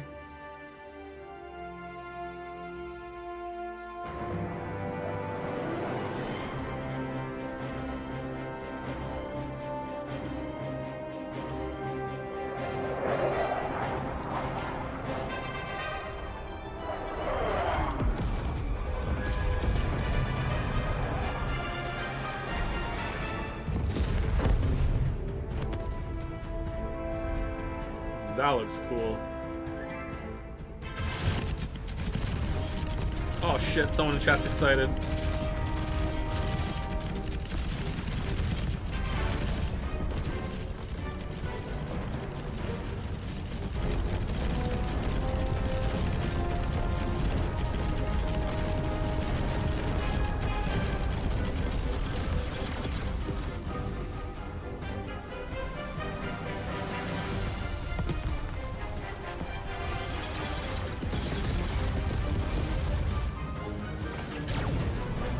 There's a great sense of scale in this. Damn. All right, I'm kind of digging this. You move so fast.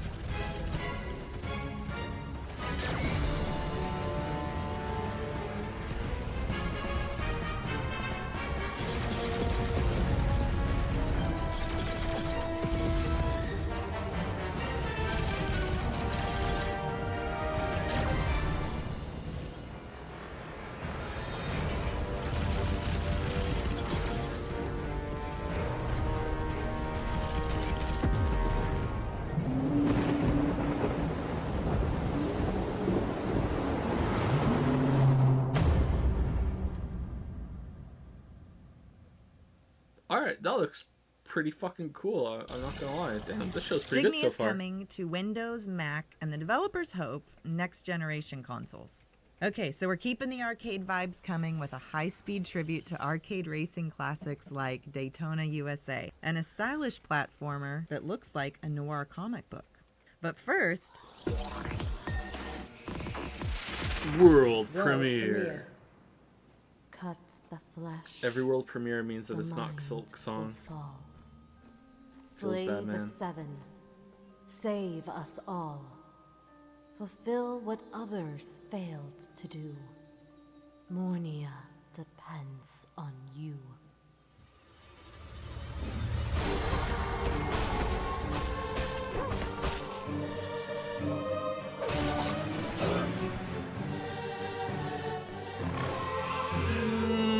Alright, this should be my jam, but I'm not feeling it. I don't know why. I don't know why. That's a lot of swords.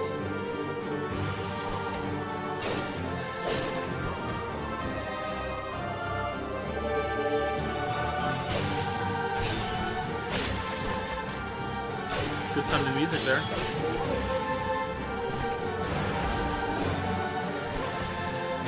Pretty cool enemy design though. Morbid. The Seven Acolytes. Looks kind of slow. Yeah, maybe that's it. Maybe it just looks a bit slow. Magratheus bless you, Striver. I'd probably still try it. Exclusive.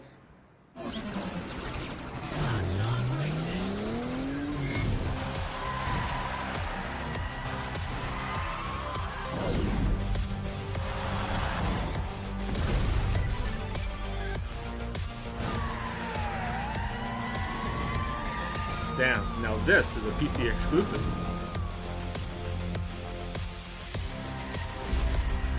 You need to go faster.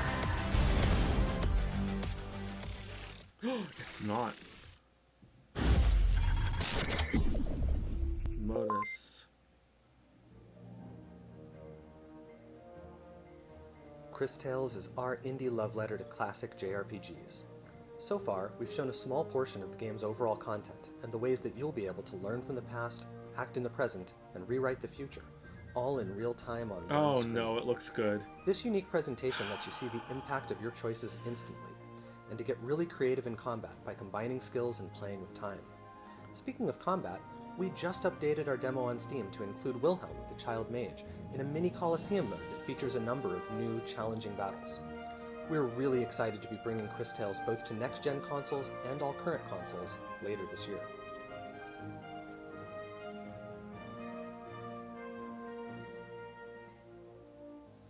There's gonna be so much porn in this game.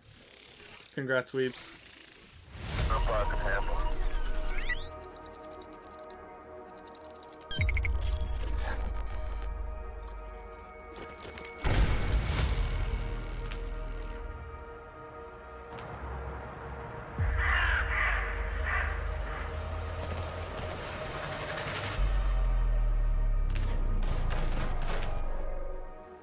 I fix computers. My clients pay cash. It's none of your goddamn business what I do with it. Wait, don't tell me you're with them. The Freedomers?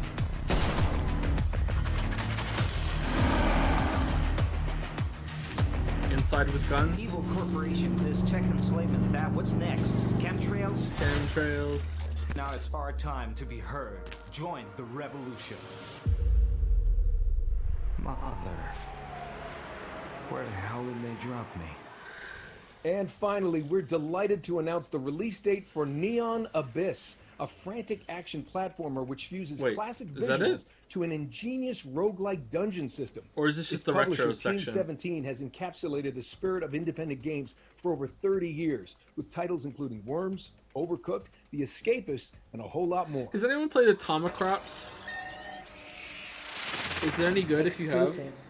Rated T for teen. It's on my list of 500 games I want to play after Witcher's done.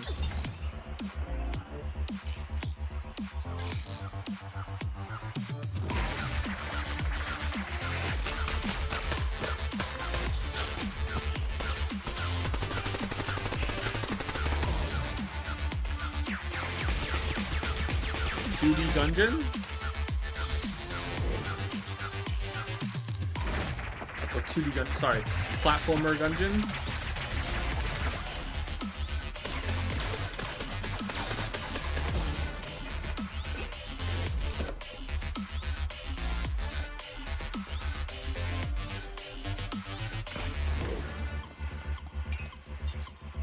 Oh, that's fishing.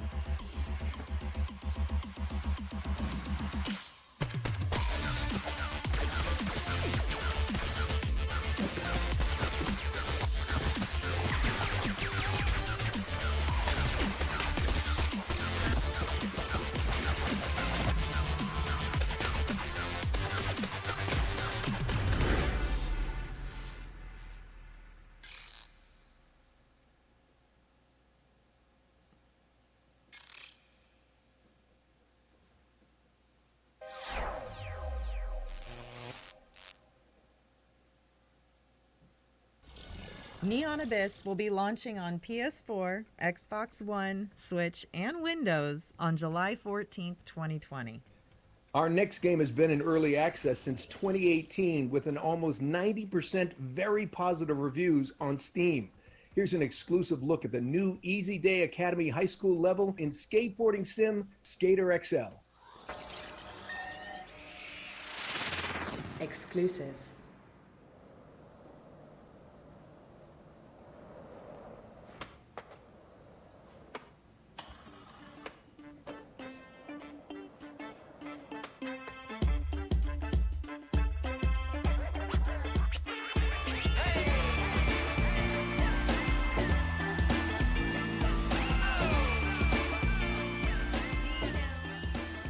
Hi, my name is Dane. I'm the director at Easy Day Studios, and we're working on Skater XL. Today, we're showing a first look at the Easy Day High School level. I have nothing to say about this game, This is a sorry. new environment we've been working on for some time, and we're excited to show it off today.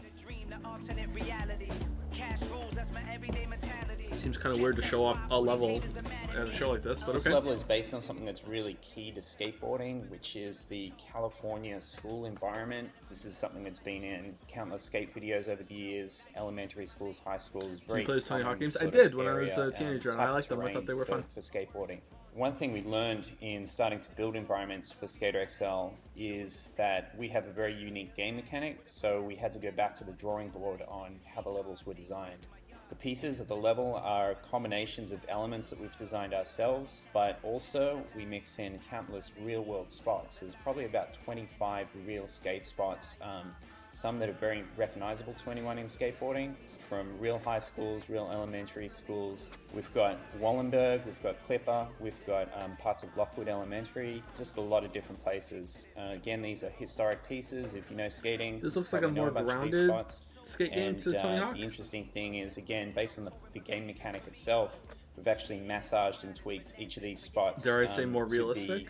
Not just recognizable, but also really fun and work with the game mechanic as I'm well. flying out to unknown settings. Look at how we shine. This is the life. House on the hill. This is the life. The unique thing about Skater XL is it really starts with the controls. The joysticks, the analog sticks on the gamepad, map directly to the feet, so you have independent control of each Oh, little foot. shit, what? And everything is completely physics-based and generated in the moment. So what this leads to is, kind of a first for skateboarding games in general, is that, the gameplay is not driven by animations, it's driven by the physics. I'd We be didn't terrible actually at this. program tricks into the game, we just programmed movement, and with that movement you're able to do all kinds of tricks. So as you build up your skill, you're also building up your ability to articulate and perform those tricks in different ways. The element of style and execution comes into it, and that's really where the satisfaction, the fun of this game comes, that you're really directly in control. I'm headed right to the top until I'm famous. Just like real skateboarding, there's such a depth in the ways that you can use that board and how you can develop your skills. It becomes a very personal thing, and in the real world that leads to all these other things that pop up around skateboarding, the culture and the creative side and the community, and that's something very unique to skateboarding you don't see with other things. So, our goal has really been to capture a lot of those That looks elements really good. and bring them into the game as well. Interesting. The interesting thing is that it's been a decade since the last significant entrant into the skateboarding genre, and it hasn't been explored in recent times when we have all these different things available to connect the community, to put content out, different platforms. So we're seeing a really interesting explosion of content, our creative community, and modders and all these different things happening around the core of the game. So it's really exciting to see where this could lead in the future. Skater XL is coming out onto all major platforms July 28th, and that includes Nintendo Switch, PlayStation 4, Xbox One, and PC. Thanks, Dane, and the whole team at Easy Day Studios. Our next game bills itself as Synthwave FPS, which means it looks nice and you shoot things. It's already been a big hit on Steam, and we're pleased to announce today that it's now coming to Xbox One. This is GTTOD. Get to the orange door. Exclusive. I've never heard of this before.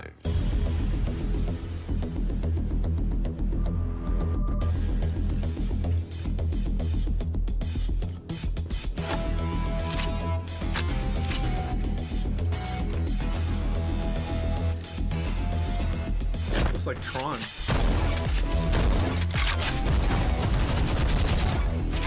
Wow, that's some heavy sound on the shots.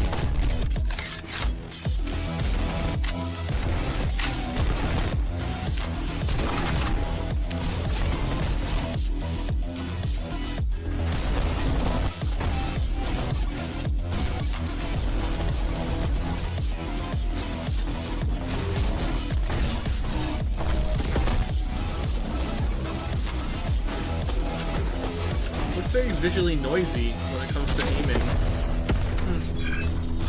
I guess I'd try it to see.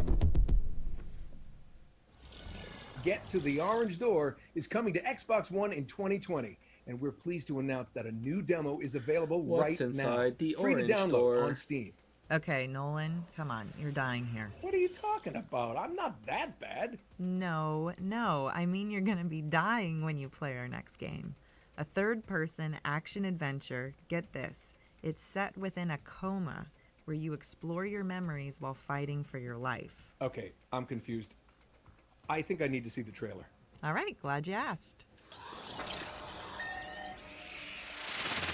Exclusive. Okay. In a coma. Is that what it's called? You dream, okay.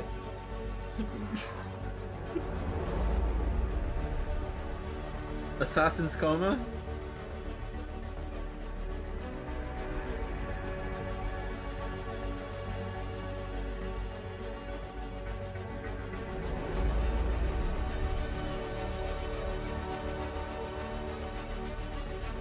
What?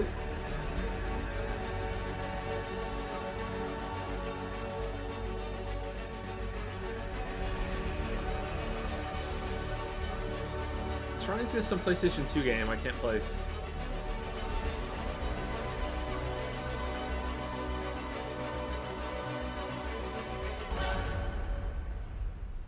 Waking.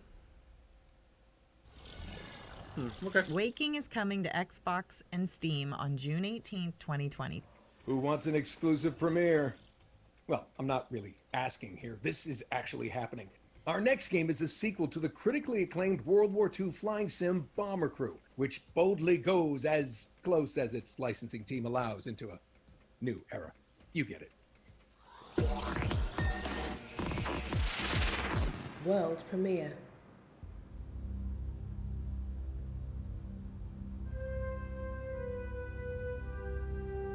For too long, the Phasmids have been causing trouble in our peaceful little corner of space. But not any longer. Gina, let's go full Abrams with the flares. Enlist today to embark on an epic space adventure and do your part. Ooh, let's get some of those cool wipey things in this part, Gina. Join us on Athena Station. Experience the rush of spaceflight. Seek out new life. And make new friends along. And make new friends. Or swamps. And make new friends along the way. Live, laugh, and prosper. And may the Force join the space crew. Gina, let's zoom around in 3D and get some explosions going on here. End it with a bang. Don't like these tones of trailers anymore. Don't know why. Kind of sick of them. Space Crew is published by Curve Digital and will launch on PC, Xbox One, PS4, and Switch in late 2020. Hey, Nolan, I got a good question for you. You ready? What is scarier than clowns? Nothing is scarier than clowns. Oh. You know that. Well, you wouldn't say that if you'd been Uncharted to Wales. 2 reference. You should probably cover your eyes for this.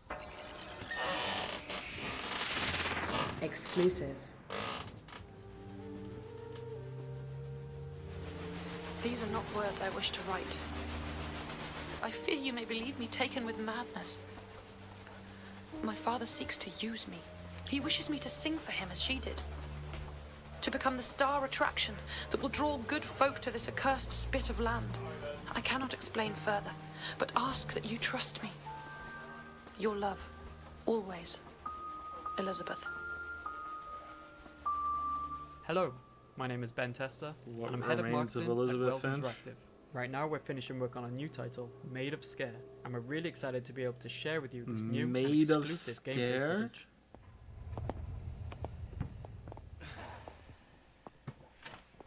Made of Scare is a first-person survival horror game, which features a story inspired by Welsh folklore. It fuses psychological, gothic, and British horror.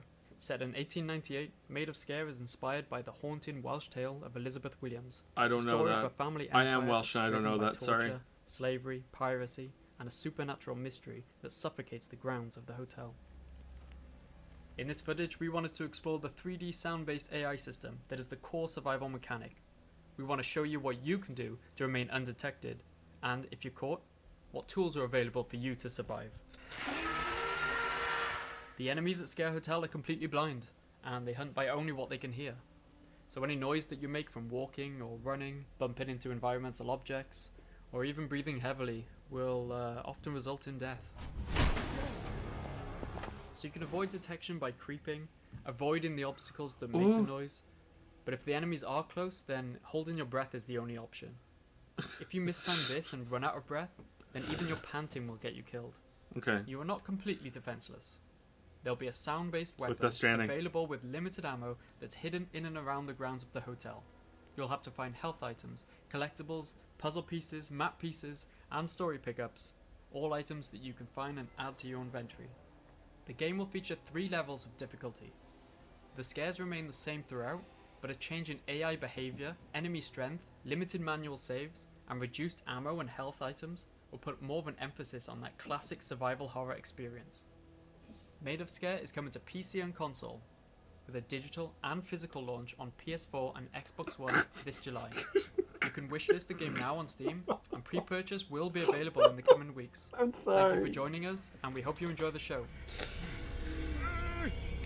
Okay, so everything about that looked cool except for the enemies.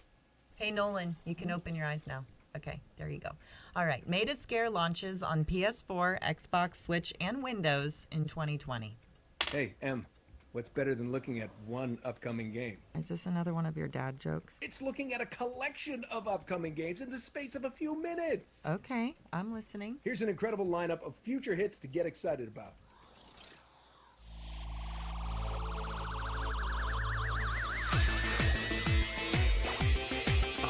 Cram Silk Song in this one. Chat will lose their minds. So will I. Silk Song gets to be in a montage. This game looks interesting.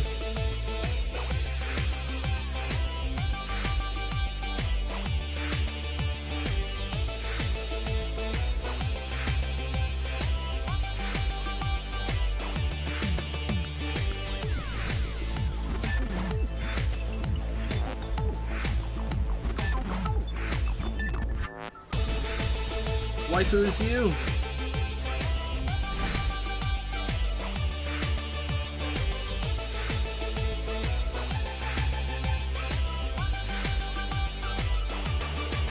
This looks much better than Stray. We almost gone.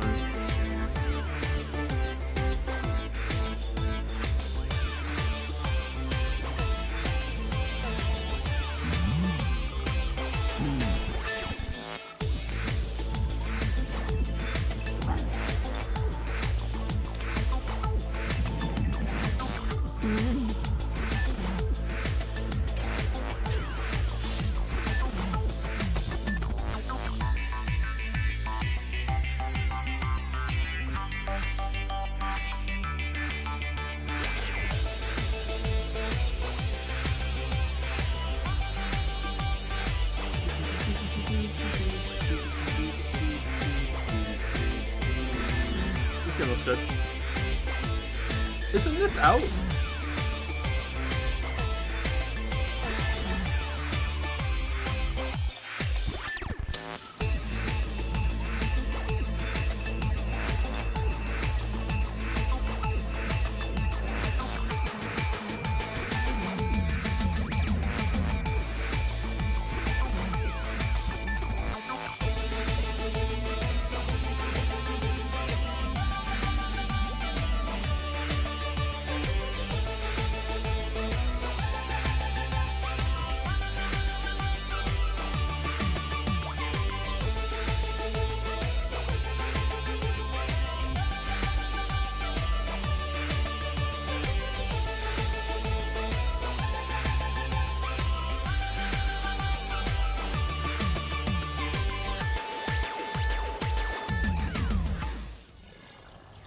And you can find out more No silk information song. about all those titles by heading to GamesRadar.com.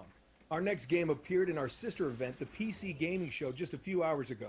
And we're delighted to have John Pearl join us now for an exclusive look at Remnant from the Ashes DLC, Subject 2923.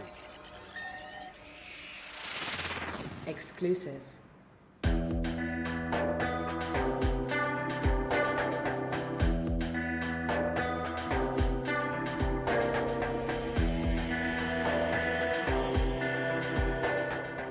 Hello, I'm John Pearl, the design director at Gunfire Games. Right now, the team is hard at work on Subject 2923, the final DLC for Remnant from the Ashes. This DLC is much larger and more expansive than any of the previous content we've released.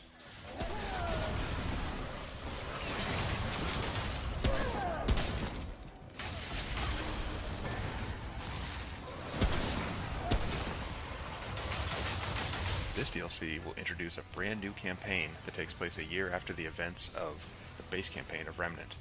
This campaign focuses on the origin of the Dreamer Project and how it connects to the Roots invasion on Earth. With the footage we're showing, we're giving y'all a sneak peek at the icy and unforgiving heights of the new explorable world of Risum. The inhabitants of the world are an entirely new faction of enemies, the Uriki, which are a race of menacing humanoid rats. In combat, you'll find they are as resourceful as they are deadly. Will we? This DLC has a lot of additional content. With the addition of the new campaign comes all new quests, bosses, weapons, trinkets, armor sets, and more. Additionally, Risum will be added as an option in adventure mode. Resist. And if you have the Swamps of Courses DLC, it'll add Risum to the rotation of survival mode as well.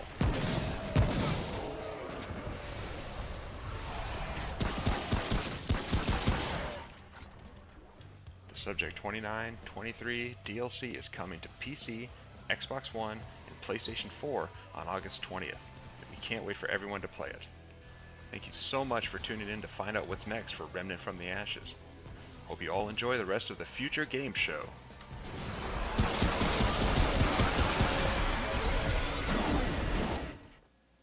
Okay.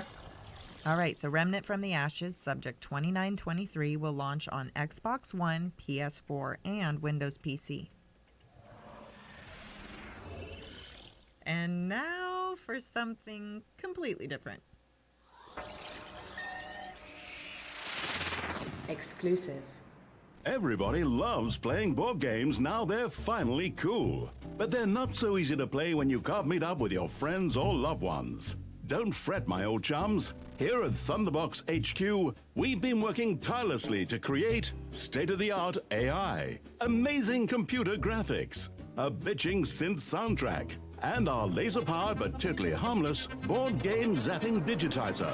All so we can bring you the retro sci-fi survival strategy we like to call The Captain is Dead. Let me just load it up for you.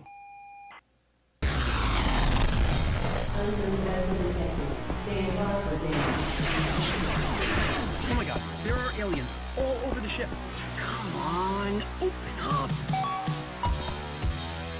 Wow, this looks kind of dangerous. What? Good!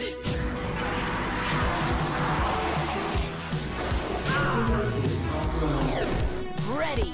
Get your goddamn dirty tentacles off of my spaceship! Biological components operating at 100%. Skill assimilated. Reminds me of one of those old-fashioned video games. And I'm done. Taking charge. I haven't It looks used like one a of these unicorn since threw up. 3086. I'm still back. Those aliens picked the wrong ship to mess with. The Captain is Dead. Head on over right now to Steam right now to wish list it up right now. The Captain is Dead is a digital board game and will launch on Steam in 2020. Okay, so our next games, Okay. they're linked by their focus on player creativity. From designing a food-themed obstacle course for you and your friends, to creating a mobile base that traverses a savage land. But let's start with a title called Main Assembly. Hello inventors, and welcome to Main Assembly. a game that gives you the freedom to create anything you can imagine. With huge open sandboxes to explore, your creations will be pushed to the breaking point. Jam-packed with loads of challenges and parts to I unlock, imagine a spaceship. pushing your inventions to the limit. Revolutionary freeform crafting lets you Shaped like construct a anything robotic with ease maid. and precision. Once you have perfected your design, why not take it for a test flight?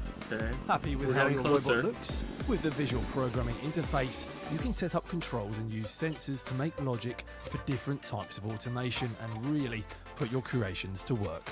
Or jump online with friends to compete and collaborate. Show your creations to the world and test out what others in the community have built in the workshop. Will your creation be the one that everyone is talking about? Main Assembly is out now in early access. See you there, inventors. Okay, that could be fun. I don't think it would be fun for me, but I can imagine many people enjoying that game.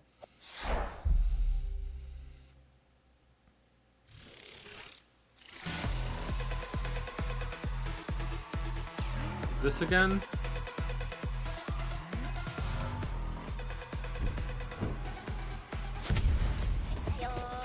Hello, my name's Jamie Jackson and I'm from Mythical Games, and today we're super excited to give you an in-depth look at our new games, Blanco's Block Party. We're a new studio created by a bunch of veterans who helped create some of the world's biggest game franchises, including Call of Duty, World of Warcraft, Skylanders, DJ Hero, Guitar Hero, and Minecraft Story Mode. Blanco's Block Party is a game about vinyl toys coming to life, but it's actually more than just a game. It's a place for gamers and content creators and collectors to come together and to build and to own and to set the rules for the worlds that they want to play in. So here we can see one of our Blancos running around the Junction. The Junction in Blancos is a really cool place that is just the beginning of the Blancos world that is going to grow over time. You go there as a solo player, it's going to be full of other players doing their thing. It's going to be full of gigs and dares that our NPCs are going to set for you. As you do these things in the Junction, you're going to level up your Blanco, so you're going to be able to train them to do different things. So each Blanco that you own, not only do you own it, you get to train it and to be the type of Blanco you want it to be. So you could make it super fast and jumpy, you could make it super tough for some of the shooter games, you could make it super powerful for some of the race games. You're also going to be able to get these really cool rewards from requests. Some of those things might be things that you can attach to your Blanco that just look cool. Some of them will actually enhance a lot of your abilities. But I don't know, guys. Junction I'm is starting to just think the that beginning, Bloodborne on and it's PC gonna isn't grow going to be a and thing bigger and today. bigger over time. Now what we're seeing is some of the UGC content. So everything here, people just built using the UGC editor. We wanted it to be super easy for players to build and create these levels. Key to it is everything can be done with a game controller. In Blanco's Block Party, you're going to be getting new content seasonally. And what that means is we're going to be delivering you some really cool stuff that is only available for that season. So if you go and buy a Blanco in season 1, that won't be available once you get Oh to no, season the 2. fear, you must So stay if you current, manage you to must snag play one the of the cool game ones, all the you're gonna be time. one of the Fear, few you that might gets to miss out keep on that exclusive for as long as you content, and want once to you get keep it. behind, there's The no same applies recovering. to any of the dares and I the hate this quests. shit. Those are going to be locked to a season, and anything that you get from completing those things only is available in that season. Ownership is a key No part of the FOMO. experience. So our proprietary technology platform Games provides should be true no ownership FOMO. of what players buy and create through verifiable assets. It allows us to legitimize the type of grey markets that pop up around so many games, and it gives players the power to dictate the value of those assets. And the key thing is you as a player own it, and we're going to make it really easy for you to do what you want with that. Players can create the world that they want in Blancos. We've just provided really easy tools so that you can build whatever world you want to build and set the rules for that world. I The don't limit really is understand what kinda the your target audience imagination. is for this. I thought it was kids, and I thought, okay, kids would Blanco's Block Party be is pretty coming good, to but, PC but later this it feels year, like it and isn't we kids at will be all. announcing Who? more news around additional What's the platforms target? with our beta soon. If you want to know more about it, head over, reserve your account at blancos.com, and you can also follow us on Twitter at playblancos and Instagram at playblancos. Thank you and enjoy the show.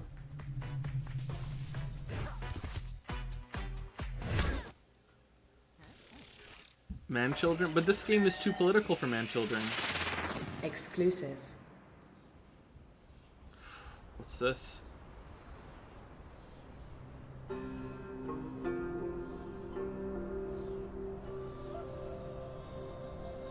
in a world where there's lots of lava.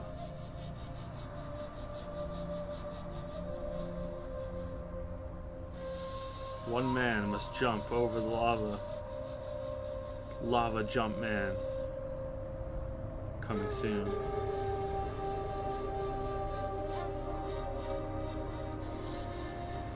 That looks nice. Is that a dragon in the background?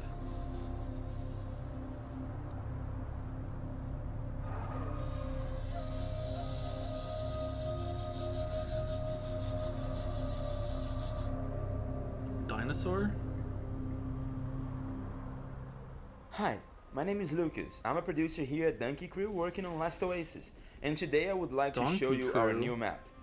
Last Oasis is a nomadic survival MMO, combining innovative features that allow players to traverse the world on complex wooden machines, engage in epic battles both against the fauna and against each other, leave a mark on the player-driven economy, and do many more exciting things in this unique world. What we're showing here today is the next big addition to the game, a volcanic oasis. This upcoming type of a map consists of all new areas to explore, from cold and barren fields stretching all the way to the horizon, to hardened volcanic rock formations that creates natural passages and scorching hot lava lakes, obliterating anything that gets near. As you travel through these vast virgin terrains, you'll get a chance to discover efficient ways to mine obsidian, and find rare loot in mysterious man-made stone ruins, and even hunt legendary killings, these giant winged lizards inhabiting mountains in hot climates. Harsh conditions of the volcanic lands make it very difficult for nomads to survive if they decide to settle on this hot soil.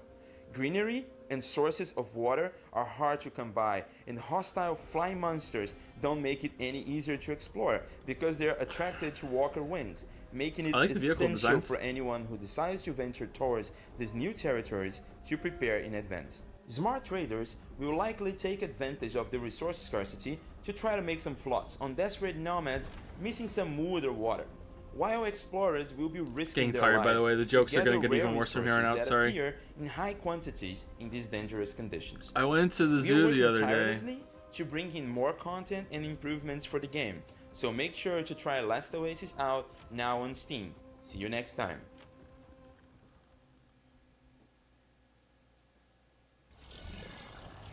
Next up, the Future Games Show talks to industry experts about how next-gen consoles and PC technology are changing the way we play.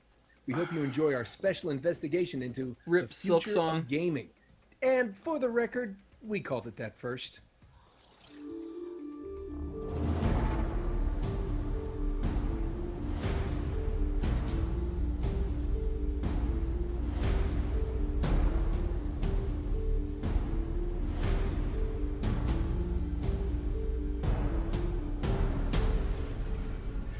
To see what's next.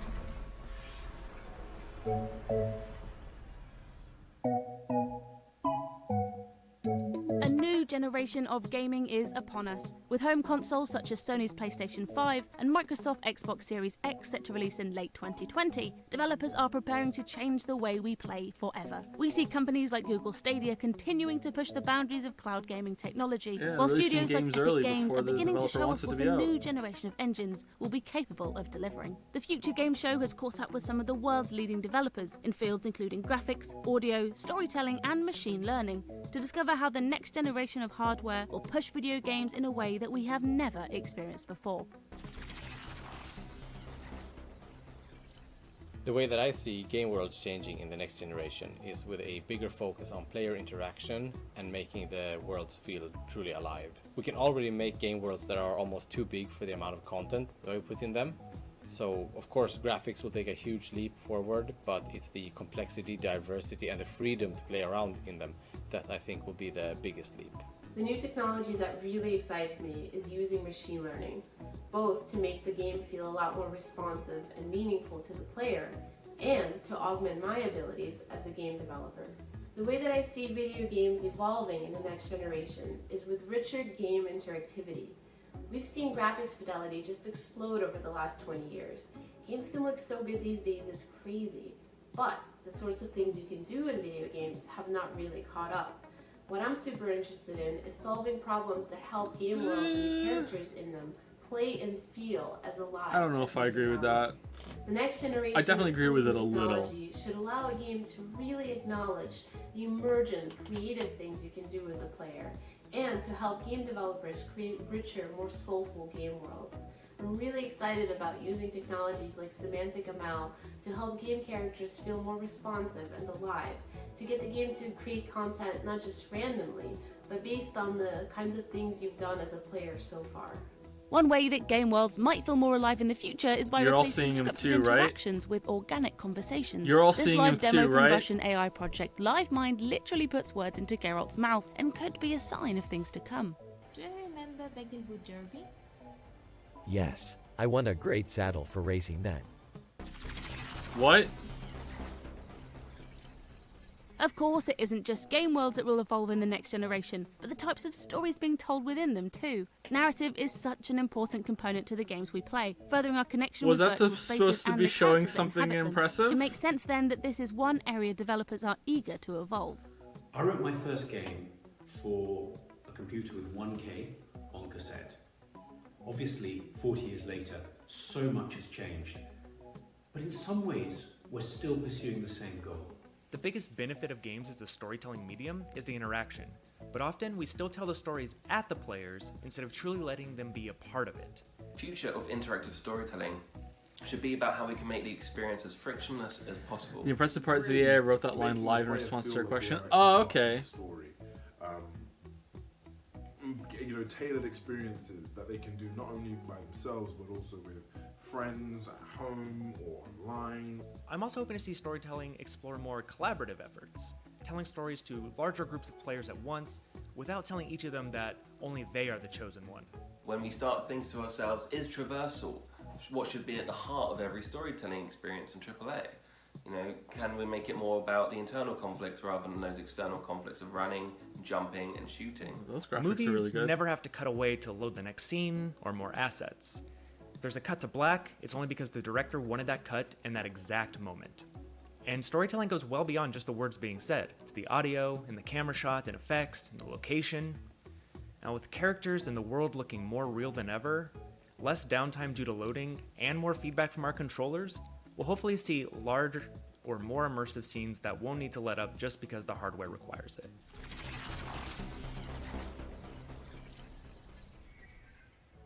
A new generation of hardware means we are about to encounter a new frontier for graphical fidelity and visual effects. That's a given. But what about game audio? Sony and Microsoft are putting more emphasis than ever before on audio. And in the way that sound can draw us in game worlds like never before, could our sense of immersion in virtual spaces be about to change entirely? The next generation, audio will definitely be recorded and expressed in a much bigger sense.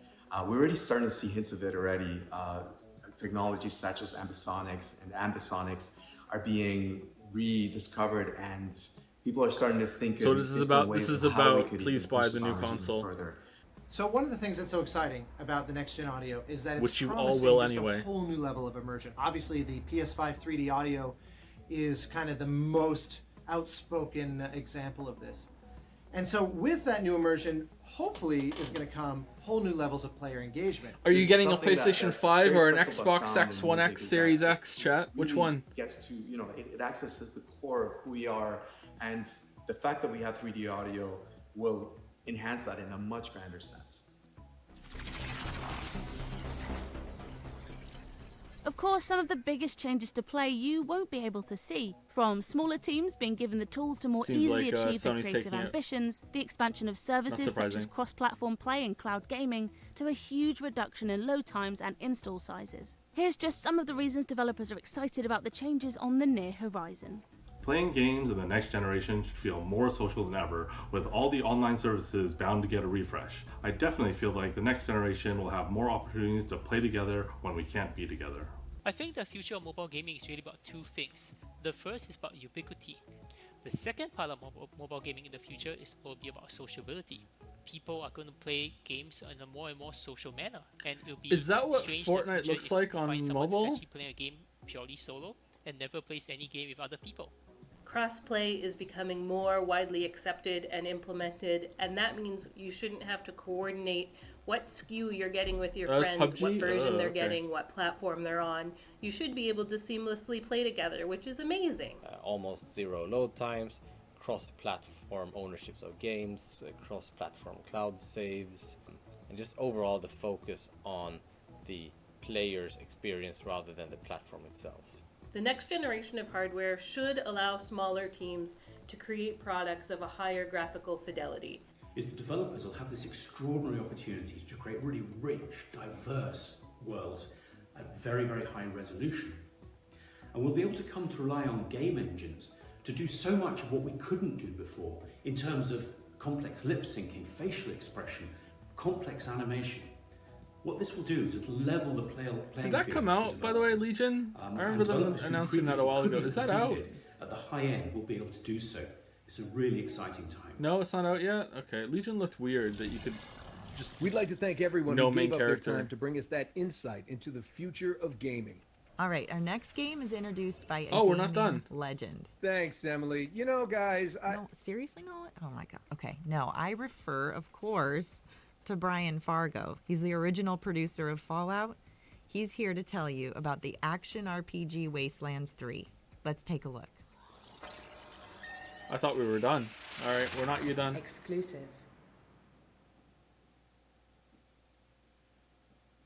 Hello, everybody. I'm Brian Fargo. I was the executive producer on the original Fallout and Wasteland series. And I'm here to tell you today that finally Wasteland 3 is coming August 28th for the Xbox, PC, and PlayStation 4. God, I can't wait for Bethesda to buy them out and make the fourth one. Who would do this?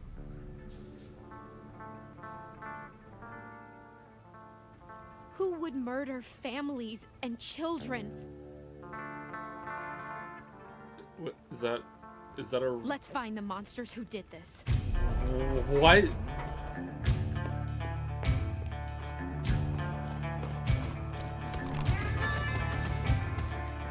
Who would be the bad guys? Let us find the bad guys.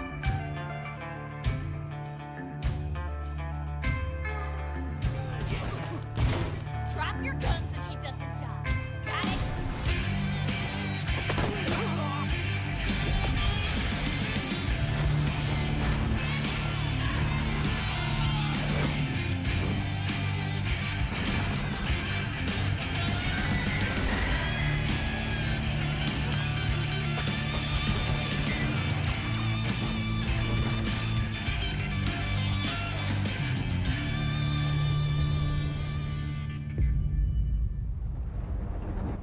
I haven't played any of these games. Wastelands 3 is coming to Xbox One, PS4, Windows, Mac, and Linux on August 28th, 2020. Question. If clowns are a 10 on the scarometer... And what? My dying is like a 4? Yeah, we've been over this. Look, if clowns are like high, then our next game needs a new scoring system. Doing it Check out twice. this new gameplay from survival horror Remothered, Broken Porcelain. Exclusive. Rated M for mature. Please come in, Miss Reed. Come in. Broken Porcelain just makes Good me evening, think of a Mr. cracked Ashman. toilet. Do you remember me? Only between old friends. I'm Jennifer, by the way. Spooky. The most Lindsay? terrifying. But call me Lynn. The biggest. Most tragic. Most suspenseful. At last. It's just a bad dream. Where are you? Show yourself! What's the act?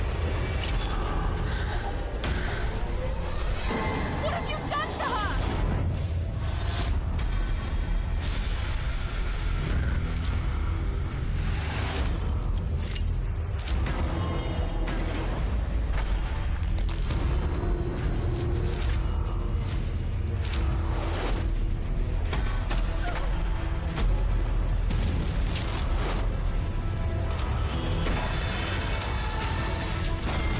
You won't do it, Mr. Ashman.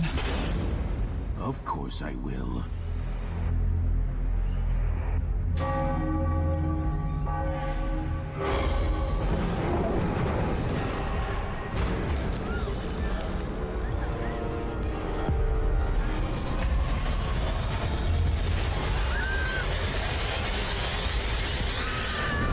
That nun is hot. Okay, Remothered is just a ridiculous name, right? Are we all in agreement of that? That is such a ridiculous name. Remothered Broken Porcelain comes to PS4, Xbox One, Switch, and Windows in late 2020. Next up, we have a world-exclusive teaser for a new title from Different Tales. No spoilers here, but if there's a full moon tonight, we all should stay inside. Born. World premiere.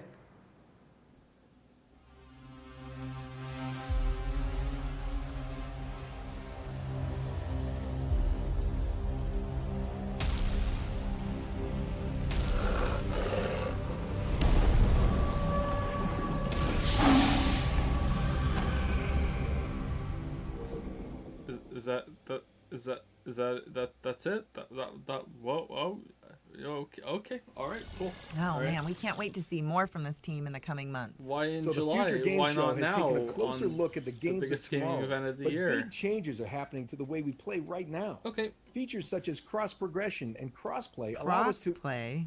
It sounds like you that time you tried to play Crash Bandicoot. As I Oh my was God. saying, They new need to features stop. Like crossplay let PS4 owners connect with Xbox, No. Switch, and PC owners in their favorite shooters. And we caught up with developers Hi-Rez about how these features work in their current and upcoming games. Crossplay lets you play games with your friends, regardless of which platform they own, and it's grown in popularity thanks to titles such as Fortnite and Call of Duty Warzone. Developers Hi-Rez Studios are trailblazers in this field, but the industry as a whole has been slower to embrace the potential of crossplay. We caught up with Hi-Rez to ask why, and to discover the importance of crossplay as we head into the next generation. To overcome the challenges of making crossplay work, you need to change When did people's they add all these mindsets. characters to Overwatch? There's a I fear don't that recognize any of platforms will these. lose revenues and lose players to competing platforms if they open the doors to crossplay and progression. In the future, I think you'll start to see consoles and other platforms embrace a truly play-anywhere experience. It will become increasingly less important what hardware you're using to access the game and much more about like connectivity and communication. There'll still be exclusives, but the true crossover hits won't be constrained to one platform. Crossplay and cross-progression also challenges game developers to think more globally and holistically glad about that we've come audiences. together and So you made should be able to play crossplay from thing. anywhere, doing anything, and kind of have that Well that done, follow gamers. you Pat on the around back. as you go from console to Pat on the console back, or platform gamers. to platform. We made If they choose crossplay thing. Xbox or PlayStation or Nintendo or PC for the next generation, it doesn't matter. The game they love and the purchases they made will come with them. Players expect the same experience across all of their platforms, and so to be able to actually pull that off takes a reasonably high level of sophistication. And you also want to ensure that kind of competition across all these platforms is fair regardless of who they're up against. Now that a console game is a PC game, is a mobile game, for many games, things like cultural relativism, localization, global community management are a bigger and bigger role in gaming. So I think the long answer short, that's one of the kind of maybe hidden benefits of crossplay, is it stimulates diversity and kind of a global approach to how you think about gaming. To deliver next-gen crossplay and progression like this, it takes commitment from the start. Hi-Rez Studios currently publishes 3 crossplay and cross-progression titles, with a 4th coming this summer. We keep learning new lessons, but the single She biggest was really is happy. it's much easier to build a play-anywhere title from the start than it is to shoehorn it later in a project. More players accessing the same game rather than fragmenting across all of these platforms also means that your ability to make matches and the quality of those matches starts to increase. Overall, we're looking to drive the most fair and fun game experience we possibly can, and we think that crossplay and cross-progression are some of the most important pillars to get there.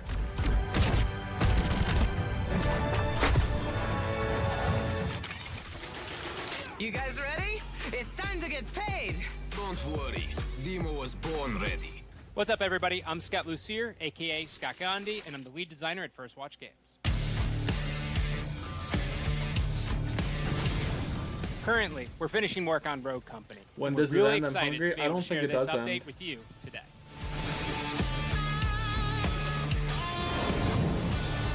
Rogue Company is a third-person shooter that features a unique blend between action-paced gameplay and objective-based game modes. In Rogue Company, you play as a rogue, objective. which are a group of elite mercenaries that operate outside of the wall, and they drop in exotic locations all over the world. Rogue Company is going to be free to play, and it'll feature cross-play and cross-progression across all platforms. Since day one of our cornerstones was making sure that you were able to play the game you want, on the platform you want, with the friends that you want. At the end of the day, Rogue Company can be summarized in one word: inclusive. Today we are in the late stages of Rogue Company development, which means we're testing crossplay and cross-progression features, polishing weapons, rogues, and maps. The majority of my time is spent refining the core combat experience in Rogue Company while also making sure that our maps and modes are providing exciting and unique gameplay. I do want to say, it's pretty amazing to play Rogue Company on a handheld device like the Switch. Being able to play Rogue Company at 60 FPS. Say it again. As I Say sit the on the name couch again. And my wife is watching another episode of Love Island is a dream come true. Rogue Company is coming to PlayStation 4, Xbox One, PC, and Nintendo Switch later this summer. We can't wait for you to play our labor of love. To sign up for the alpha, head on over to roguecompany.com. Thank you, and enjoy the show.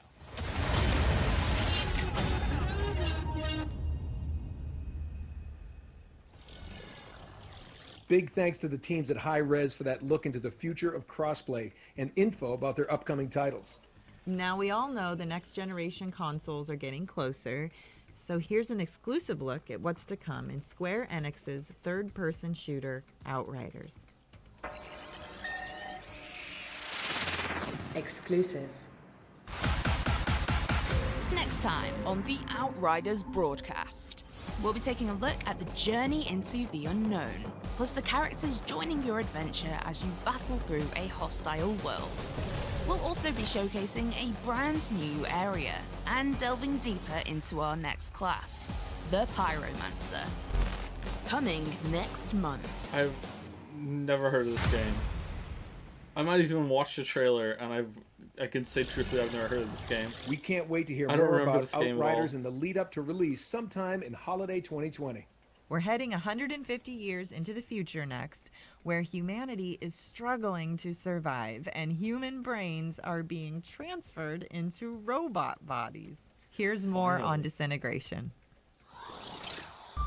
Not one step further. Now they're just making shit up. See what we've got. 5 integrated outlaws.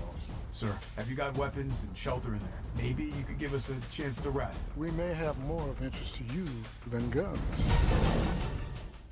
Hi there, my name's Marcus Leto. I'm the president and creative was director the robot at V1 talking? Interactive, and we are currently working on our brand new debut game called Disintegration, and we are super excited to finally be getting ready for it to launch soon. Wow, look at you. Yeah, I guess you took the hard road. With Disintegration, we set out to build something truly unique. It blends some great parts of a first-person shooter with a real-time tactical elements in a way that's never been done before, and in a way that required us to invent all new gameplay mechanics in order for it to work. Okay, what were they? Tell us the new gameplay The story of mechanics. Disintegration is something that's set about 150 years from now in the future, where humanity's really struggling to survive. And one means of survival is taking the human brain and actually implanting it within an armored shell and attaching that to a robotic armature, allowing them to survive through this period of time. Once in these robotic armatures, humans now find themselves in a world where they are super strong, they're super durable, and some of them don't want to return back to humanity again. And so a new army is developed called the Rayon. I'm sorry, In where's this the world, coming back we from having play your some of brain those ripped early into a robot integrated body? who are fighting There's no back, going, but they're who gonna don't grow a want new to one and follow put the along brain with the back? Rayon. I've seen what you call freedom. What do you mean they don't want to go back? In Disintegration's multiplayer, we allow the players to team up 5v5 against one another, each with their own crew in this incredible battle against one another. each one of those matches takes place in a different type of game mode, so there's a great variety of things to hop into. Victory! In order for the player Remember that to game really that have was like a success Kojima game, but then it playing wasn't a Digital Kojima Progression, game? That was a they weird need to game, huh? consider both That was a parts of the weird game that equation. happened the other... On Did one I dream hand that? Was that a real is your thing? grab cycle and That was your a weird weapons trailer. and abilities that you use fluidly in combat. That's just one part of the equation, though.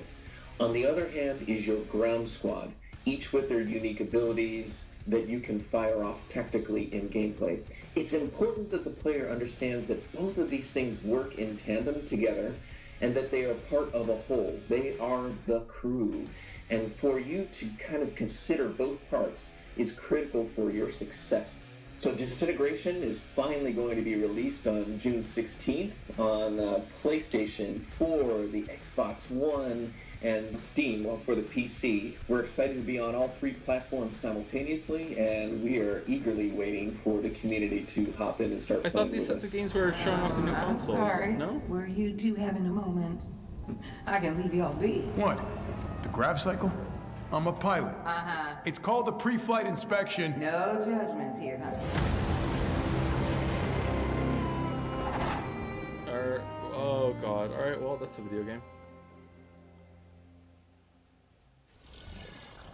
Disintegration is coming to PS4, Xbox One, and PC June 16th.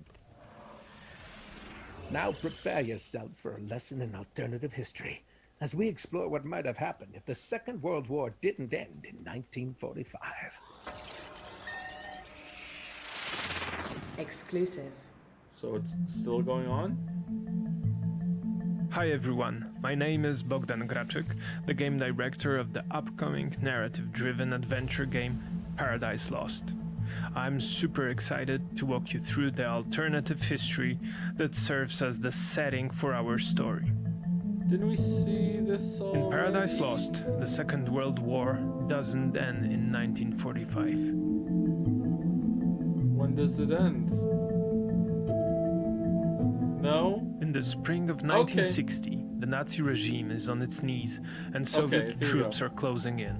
Without warning, the Nazis unleash the full might of their nuclear arsenal on their homeland and Eastern Europe, stopping the Soviet offensive in its tracks and turning Europe into an uninhabitable nuclear wasteland.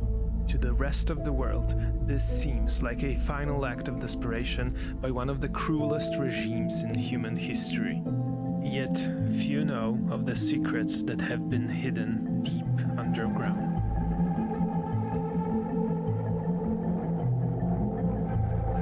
The ARC project is among the most secretive endeavors of the Third Reich. Man, I wonder how happy Todd Its Howard is goal that he has doesn't been have to to do a show construct this a year. network of hidden, self-sustainable, heavily fortified underground bunkers meant to shelter an Aryan master race society until it can emerge and rule the post-nuclear landscape.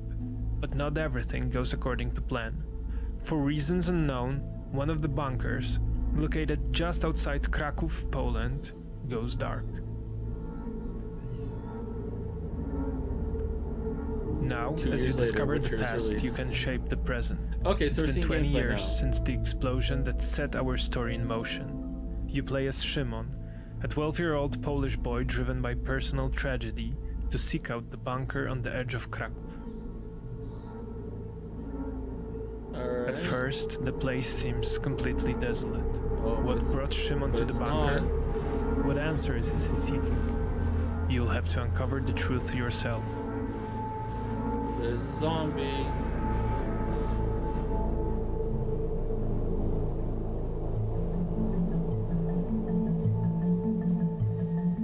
So, do you dare discover the last story on Earth?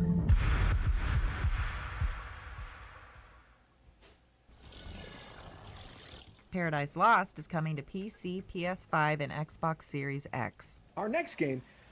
Wait a second. Emily, have you crossed another thing off my script? Hey, we discussed this. You can't be trusted. Unbelievable. Okay, fine. Just roll the tape. World premiere. I don't understand.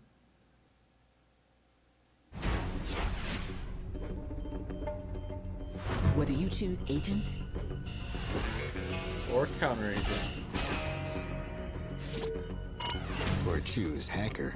Agents and hackers. Oh yeah, like the breakfast cereal. It takes 2 to complete the mission. Friendly co-op. Okay.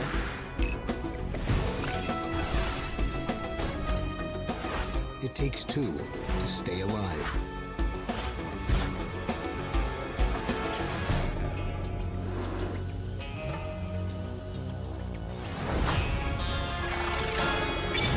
Operation Tango. It takes 2 to save the world. Oh, they should call it Agent and Hacker. That would be way better. Our next game is so secret, we don't even know its name at the time of this recording. So I'm just going to put myself out there and make one up. I'm guessing it's called The Kingdom of the Gusty Willows. Yeah, we already saw it. What kind of fake name is that? It is not called The Kingdom of Gusty Willows. Here's the developers of The Kingdom of the Gusty Willows to talk about their show-stopping new PS5 project, The Kingdom of the Gusty Willows. Damn, Reddit's Can I gonna make it call it Kingdom of the clear? This Gusty is Willows not Willows from now on. The Kingdom I'm having a stroke. of Sorry, the Gusty I couldn't say Willows. that properly. the That's big what deal? that's what It's a good Reddit is gonna call it from now on. Exclusive.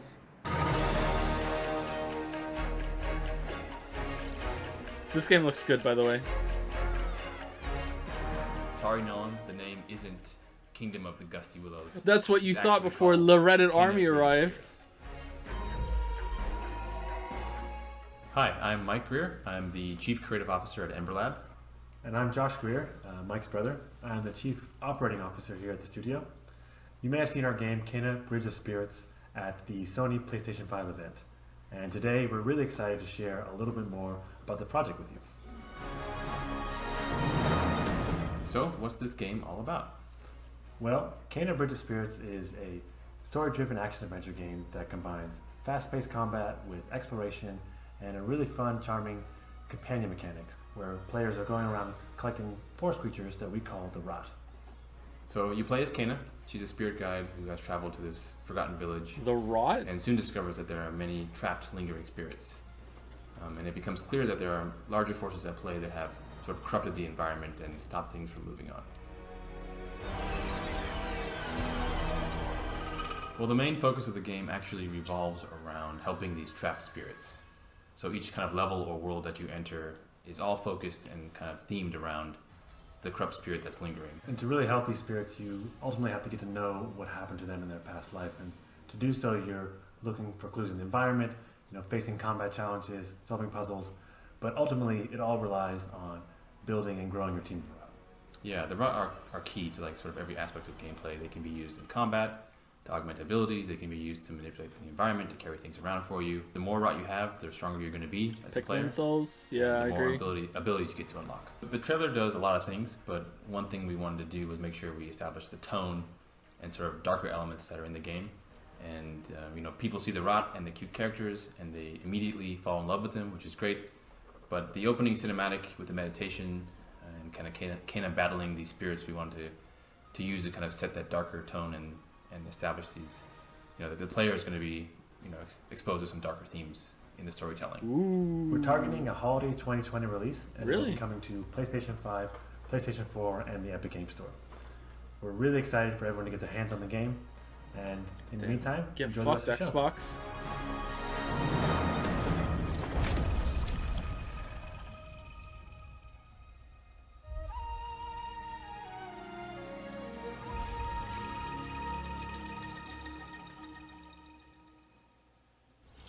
Well, I think that's it. Thanks so much for watching the Future Games Show, and look out for more great next-gen coverage on GamesRadar.com throughout this week and beyond.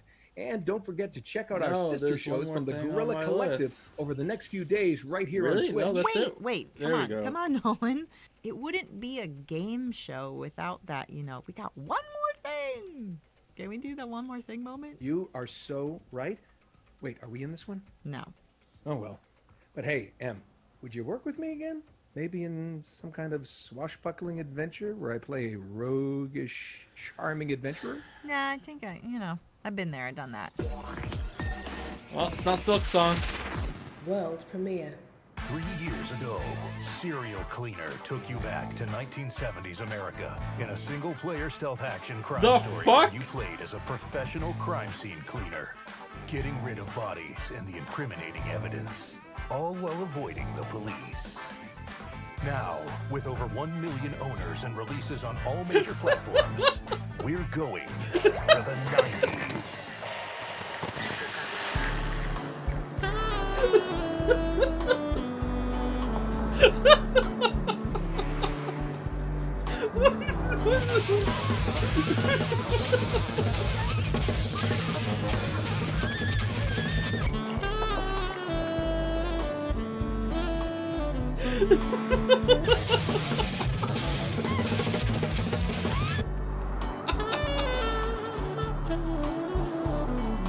This is like a Nintendo show doing the One More Thing, guys, and it's like fucking Kirby's Epic Yarn. Like, here you go. We saved This Is Our One More Thing. It's the next Kirby RPG XCOM crossover. Oh, fucking hell. Well, that really does complete our showcase for 2020. Yeah, we hope you've had a great time watching and that you've seen something that you can look forward to.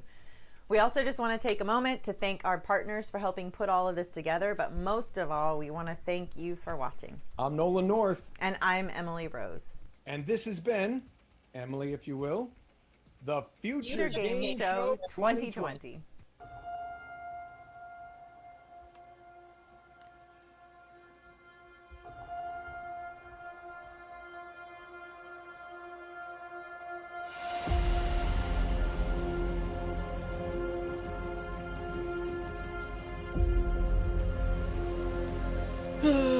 Alright, well, it started well, and then it kind of started to meander, and then there were a couple interesting things, and then I don't know what possessed them to end with that. That was... Oh, man.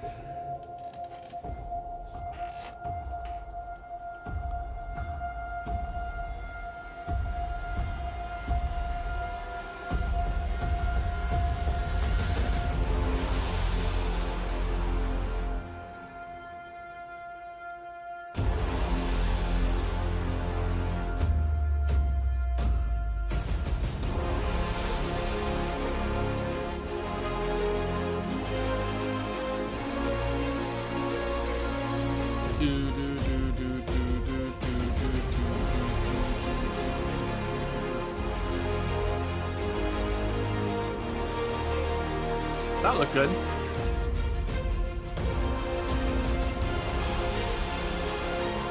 Some of these games weren't even shown at the show.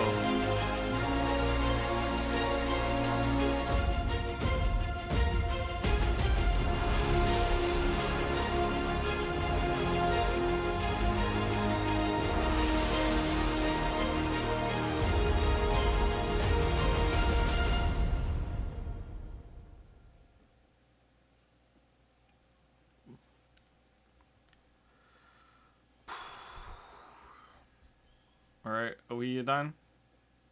Thanks for watching. Cool.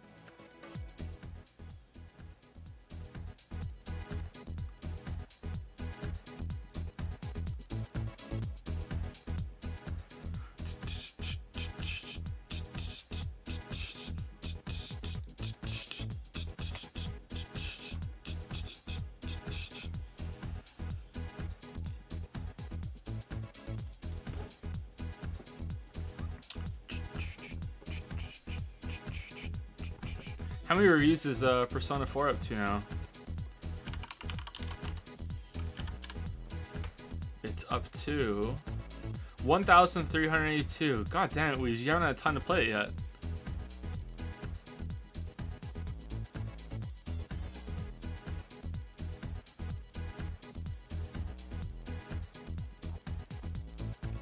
Who's this Akechi looking motherfucker on the logo? Is that the player character?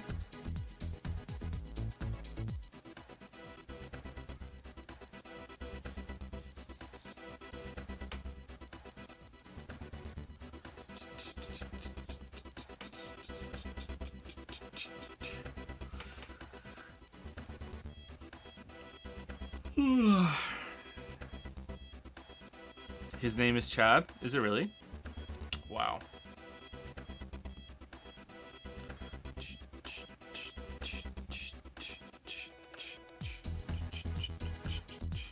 Why does the games industry produce so much garbage, Joe? Because there's a huge bubble and it hasn't burst yet.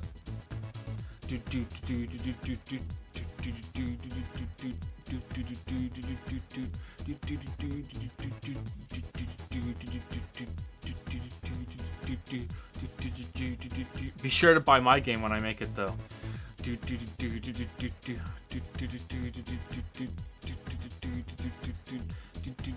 Every industry produces so much garbage. That is true. I just feel like there's more garbage from games than there are movies. Maybe there's more money being poured into. I don't know. There's a lot of TV right now. I would say TV and video games are probably the closest comparison. There's so much TV.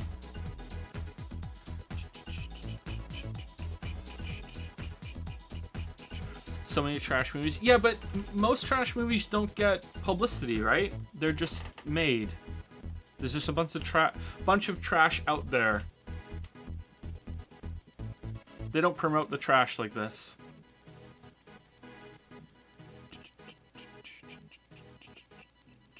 Apart from the Marvel movies, they get promoted.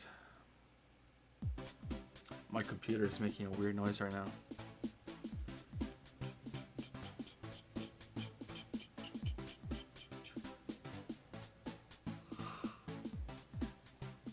Any thoughts on Last of Us 2 now that the reviews are out? No, I haven't read any of them. I saw a couple of excerpts that have been linked, but didn't really pay them much attention. I know Skillup didn't like it.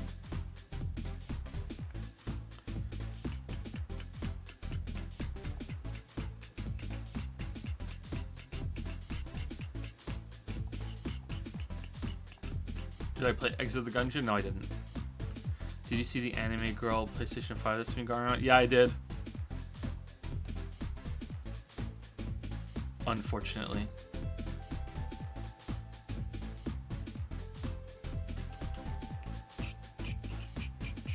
What are your opinions on the Dark Tower books if you read them? Last Christmas, Lily got them all for me for a present, and they're on the bookshelf in the hall, and they still have the plastic wrap over them because I haven't read them yet. I've been reading non-fiction lately. From what little reading time I have. What's the plan for future streaming? When Witcher 2 is done, we're going to be streaming Outer Wilds and maybe one other game, and then we're going to go on hiatus again until Witcher 3 is out. I have to re-record the Witcher 3 audio like I did for Witcher 2, and probably make some tweaks in reaction to Witcher 1 and Witcher 2 as well. A lot of people seem to enjoy parts of the Witcher 1 video, so I made some changes. I added some more jokes because I felt like it was boring, and I also commissioned some stuff for the video because people seem to like that from the first one, and originally there was nothing commissioned for the Witcher 2 video at all, but the stuff I commissioned for the Witcher 2 video has been done for weeks. The people I contacted got it done really fast.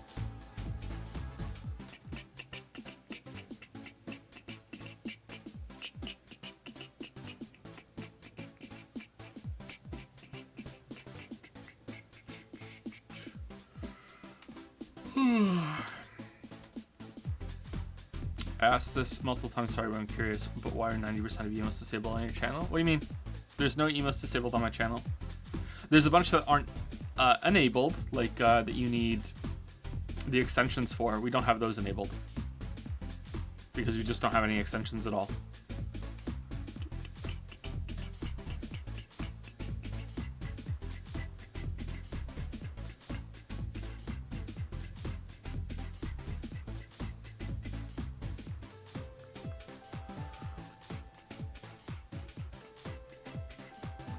Thoughts on Crosscode? Crosscode is excellent. My game of the year for that year. Excellent. Absolutely excellent.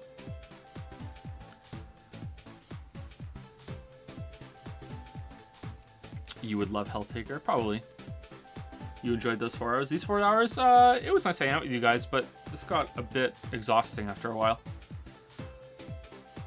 I feel kind of bad being snarky, but you just try and fill air, right? And snark is easy, but I do feel bad.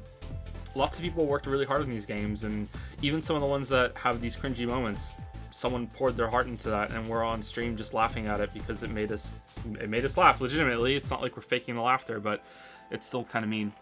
You have to put yourself out there.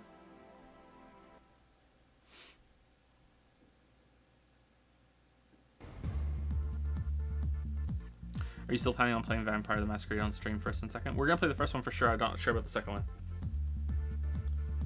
Thoughts on Cyberpunk 2077? I have no real thoughts on it. I don't think it's going to be all that fun in terms of gameplay, but the story might be good. The characters are probably going to be really good. CD Projekt does character writing very well. Their stories are hit and miss. I would say about equally, actually. They've had some good hits and they've had some bad misses.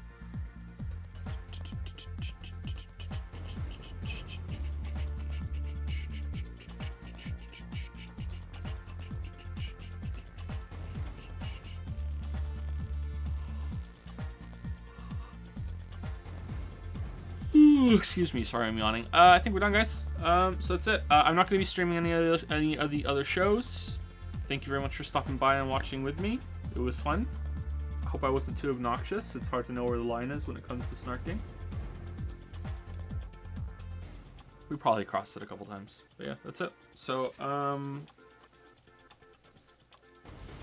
yeah, hopefully you'll be hearing me again soon. But yeah, we'll see. See you guys later. Enjoy the rest of the shows if you watch along.